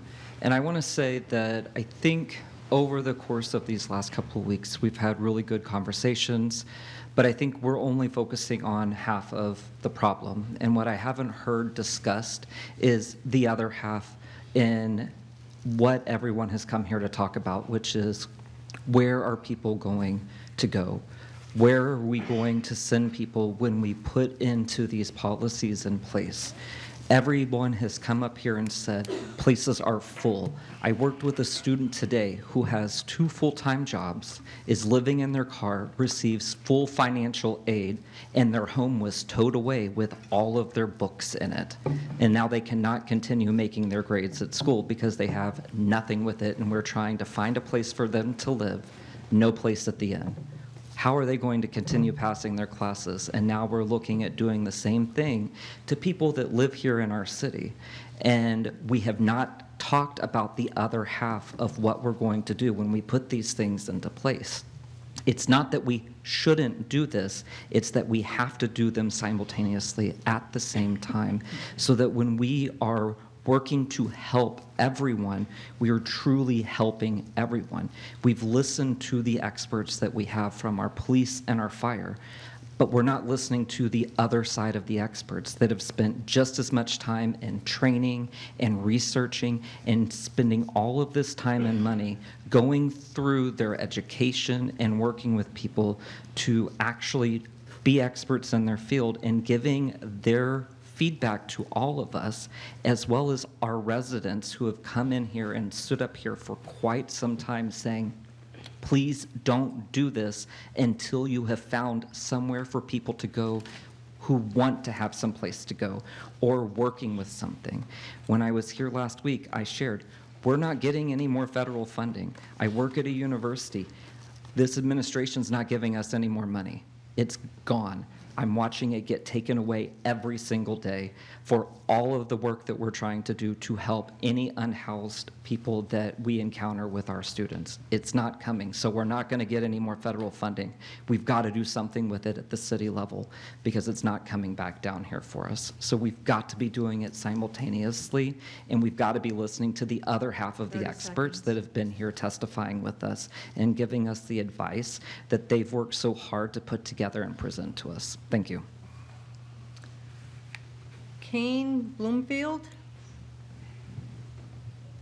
No longer here. Laurie Ortolano? Okay, that concludes our public comment period. Madam, may, You're going to make the same question. I don't know. May I speak? Thank you. I have a constituent that wanted to speak at the end of the meeting and didn't realize that he had to sign in. Is it possible to allow him to speak? How many people are we going to allow to speak at this point? Oh, I don't know. I Right. just know of this one. And I know he had spoken to Donna about it and didn't realize that he had to sign up to it. But he knew he had to speak at the end of the meeting, and I think he came later knowing that this meeting would be longer. Okay, that's fine. Thank you. Just- The hour is late, we've had I a know. long night. I so apologize. That's Thank you. fine. Thank you.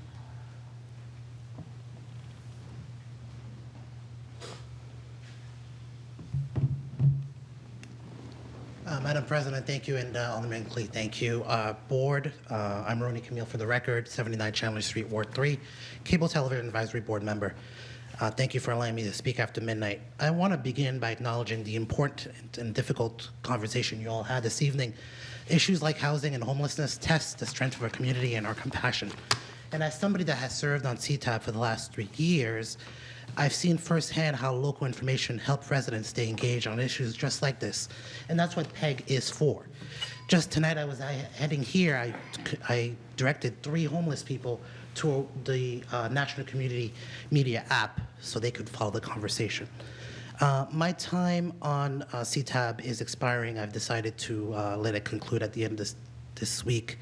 In my time, I've worked with so many committed people here at National Community Media, BRB TV, and within the municipal corporation. And you know, it's been eye-opening, and also seeing how people are very dedicated, but also how the structure can be a little bit muddled.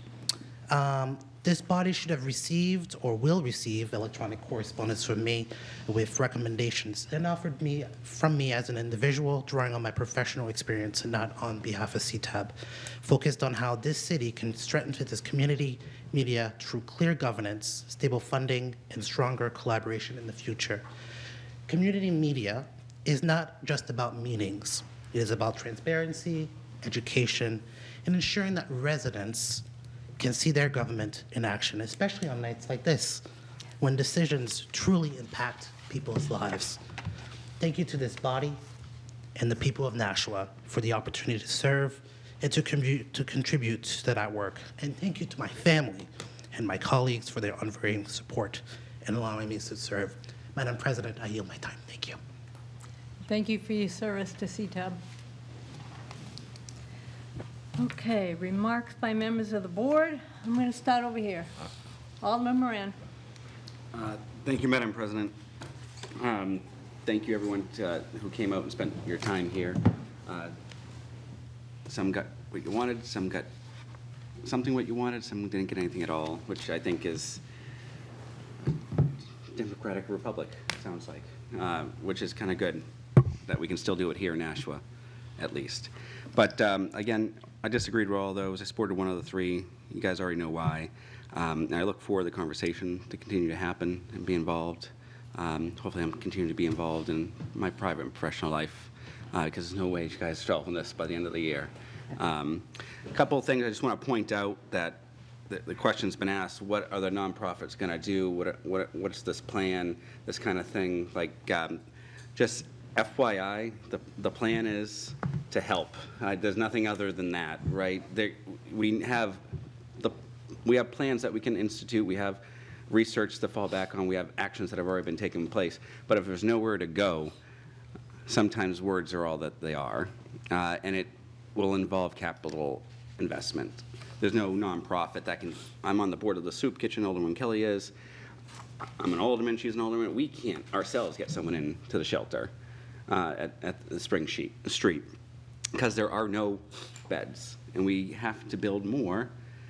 But that's also the problem, right? Why do we need to build more shelter beds? We should just be building more housing that's low barrier, easy to access, and relatively cheap. So one of the things I'll be doing before the end of my term, and I provided notice already to President Wilshire and Donna Graham, is that I'm going to ask at the next board meeting to bring forth a motion to refer the Elm Street project proposals to the Board of Health so they can render an advisory opinion on which one addresses Nashua's housing needs for the low-income and working-class people the most. And then they can bring that advisory back here, and you can still decide which one's best for the city. Maybe I'll be stopped by legal in some form or something. I'm sure something will happen that is bizarre and cannot just go forward, but I'm going to try it anyways. And there'll be other things that other folks are bringing forth, like Alderman Kelly did earlier today. But I'm just very happy that we're here after midnight chatting about this sincere issue in a way that hopefully will drive results and resolutions, and putting my own pride away and saying maybe this wasn't the first prong that should have came out, but it did, and here we are, and we're talking about something that's extremely important, and there are commitments from the mayor finding leasing space to put a resource center together. There's commitments from other board members here to resolve the problem, and that's what we need to make some of this problem reduce, because it's not going to be the nonprofits, guys. ACA, Medicaid cuts, grants, all being cut. There's nothing left, and of the stuff that is left, it's only for what that grant is assigned to. There's not a lot of free cash where you can move fee-for-service money to one other pot unrestricted. These are all restricted dollars that have to be used on very specific things. Someone could have millions and millions of dollars in their general fund in a nonprofit, but it has to go to very specific things as designated by the donors and or grant state governments. So just keep that in mind. I had something else. Oh, it's completely separate. If anyone's wondering what's happening over at Lamb Road and East Dunstable, feel free to reach out to the ward aldermans in 9 and 8. But ultimately my responsibility. We did a traffic count. There's an issue there with children crossing the street and the sidewalk safely. There's a lot of traffic being directed down that residential area of wards 8 and 9 that I think is a little bit due to the casinos coming in and some more movement down at Daniel Webster. Director Sullivan disagrees with me, but it is what it is. I live there. Alderman Sullivan has experienced times where he's been at that stop sign as well. I hope I'm not mincing words or anything, but I'm sure he'll correct me at this late hour. He loves it, right? Love it. Is it my turn to go? Yes or no? It's a hard answer at that intersection. Let's find out if can we just stop, right? Stop and let the kids cross the street and let the kids get picked up at school. That's all I'm asking. But yes, I've been told that there's some concerns about what's happening. Reach out to me, Director Sullivan, Alderman Sullivan, Alderman Tebow, and/or Department of Public Works, and we can certainly send you that data and answer those questions for you. But have a great night, everyone. Alderman Lopez. Before I say anything else, I want to wish my wife a happy birthday. I'm half an hour late now, but I was really hoping I'd be able to do it in my aldermanic comments. And I appreciate her patience with the fact that, I had to be here tonight and fight for something that we both very, very much believe in. I do not necessarily agree with the outcome that we reached. I understand the process. I frequently vote nay when it's time to adjourn, specifically because it's my way of acknowledging to the rest of the board that there's 15 of us elected by the people for a reason, and I don't get to be mini mayor of anything. And so I appreciate everybody's putting up with my disagreement, my passion, my frustration. I know a lot of people who are directly affected by this are probably very anxious now and very concerned. All I can say is Director Bagley and Public Health will be there. The nonprofits are there. Those of us who are part of the effort, we're adults, we're going to put our big boy pants on and we're going to do the actual work, and we're going to make sure that we do end homelessness one person at a time. Even if we can't solve everything for everyone, we can at least make every positive step we can and do whatever we can to help. So the results tonight were discouraging, particularly the RVs, which they're not going to get any notice. I don't know how that's going to work out or play out for the ladies who spoke tonight, who are both going to be directly affected. It's very disappointing, but there are people who are going to help, and I hope I'm one of them. Anyone else? Alderman Jettie.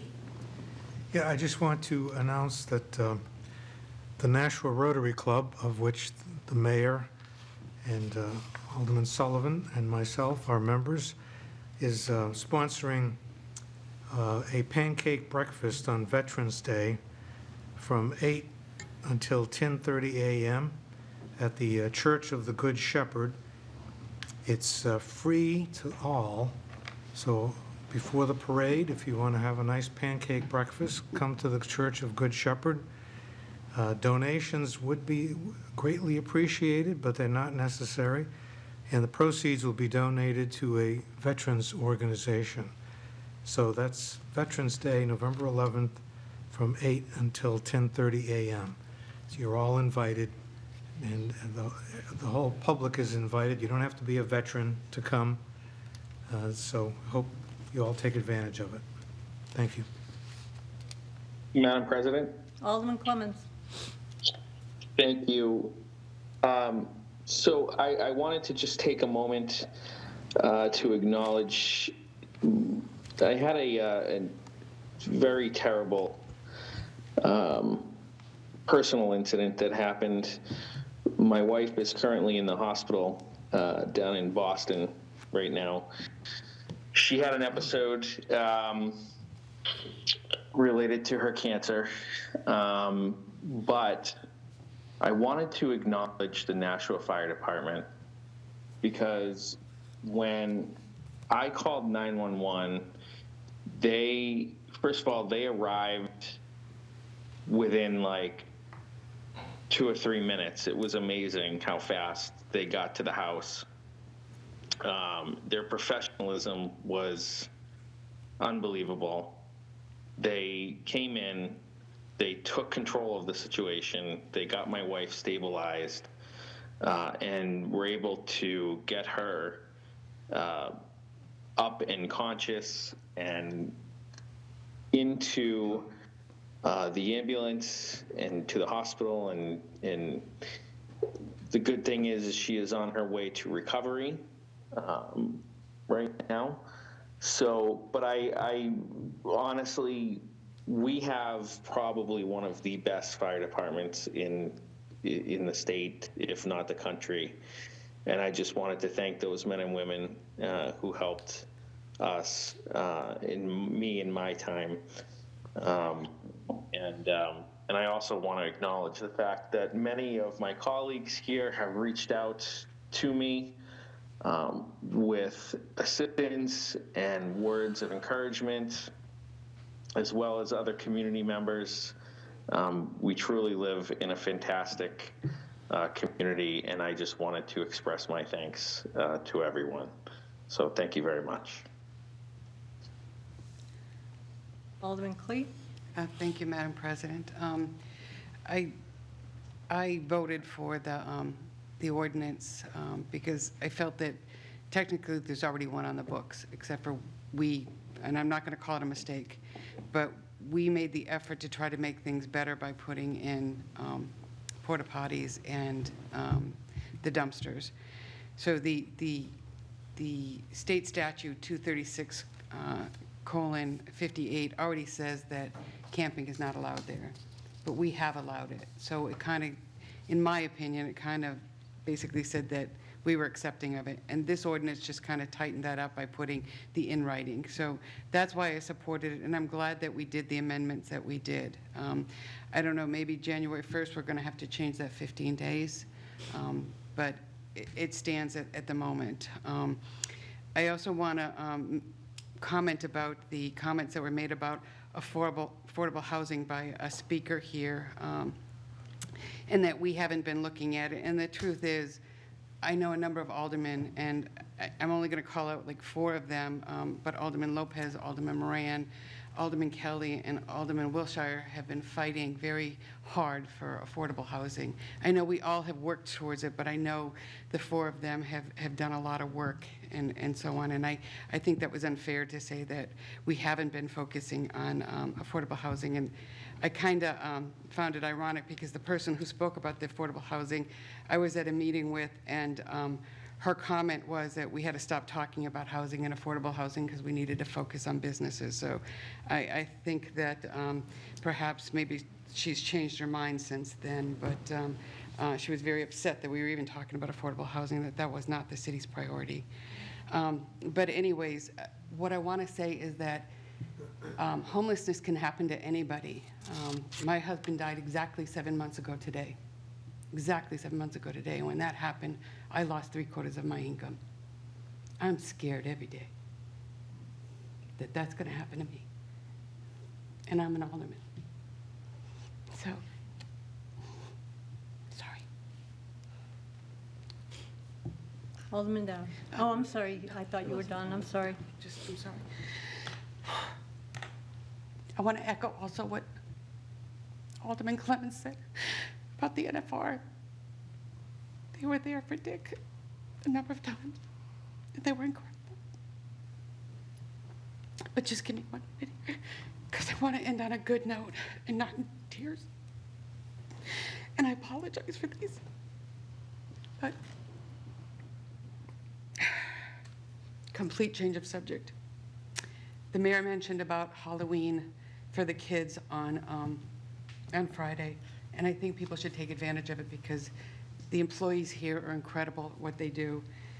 But the city also did the Halloween Boo Bash a week ago this past Saturday, and I was lucky enough to play the witch that hosted the haunted house, and as my husband would say, the only difference is I wore a costume. God love him. But it was phenomenal, and the kids and the adults and the people that wore their costumes was incredible. So I hope we all have a wonderful Halloween on this Friday. Thank you. Alderman Dowd? Just want to say, we have 4 major housing development projects in the works that this board has passed all the legislation to allow to happen. So we haven't been ignoring housing. It just takes a while to build it. There's 4 huge projects, so eventually there will be a lot more housing available, including affordable housing. Alderwoman Kelly? I'm just going to start by saying that I am discouraged by the outcomes, but I'm encouraged by the conversation. So I look forward to the continuance of this conversation in the coming weeks. Couple of housekeeping things. You mentioned that Veterans Day is the 11th. On our schedules, it says Veterans Day is the 4th. So I meant to tell you that, and I was like, I don't want anybody to get confused. And I can't believe I'm the first person to say that we have city elections on Tuesday, and everybody should come out and vote.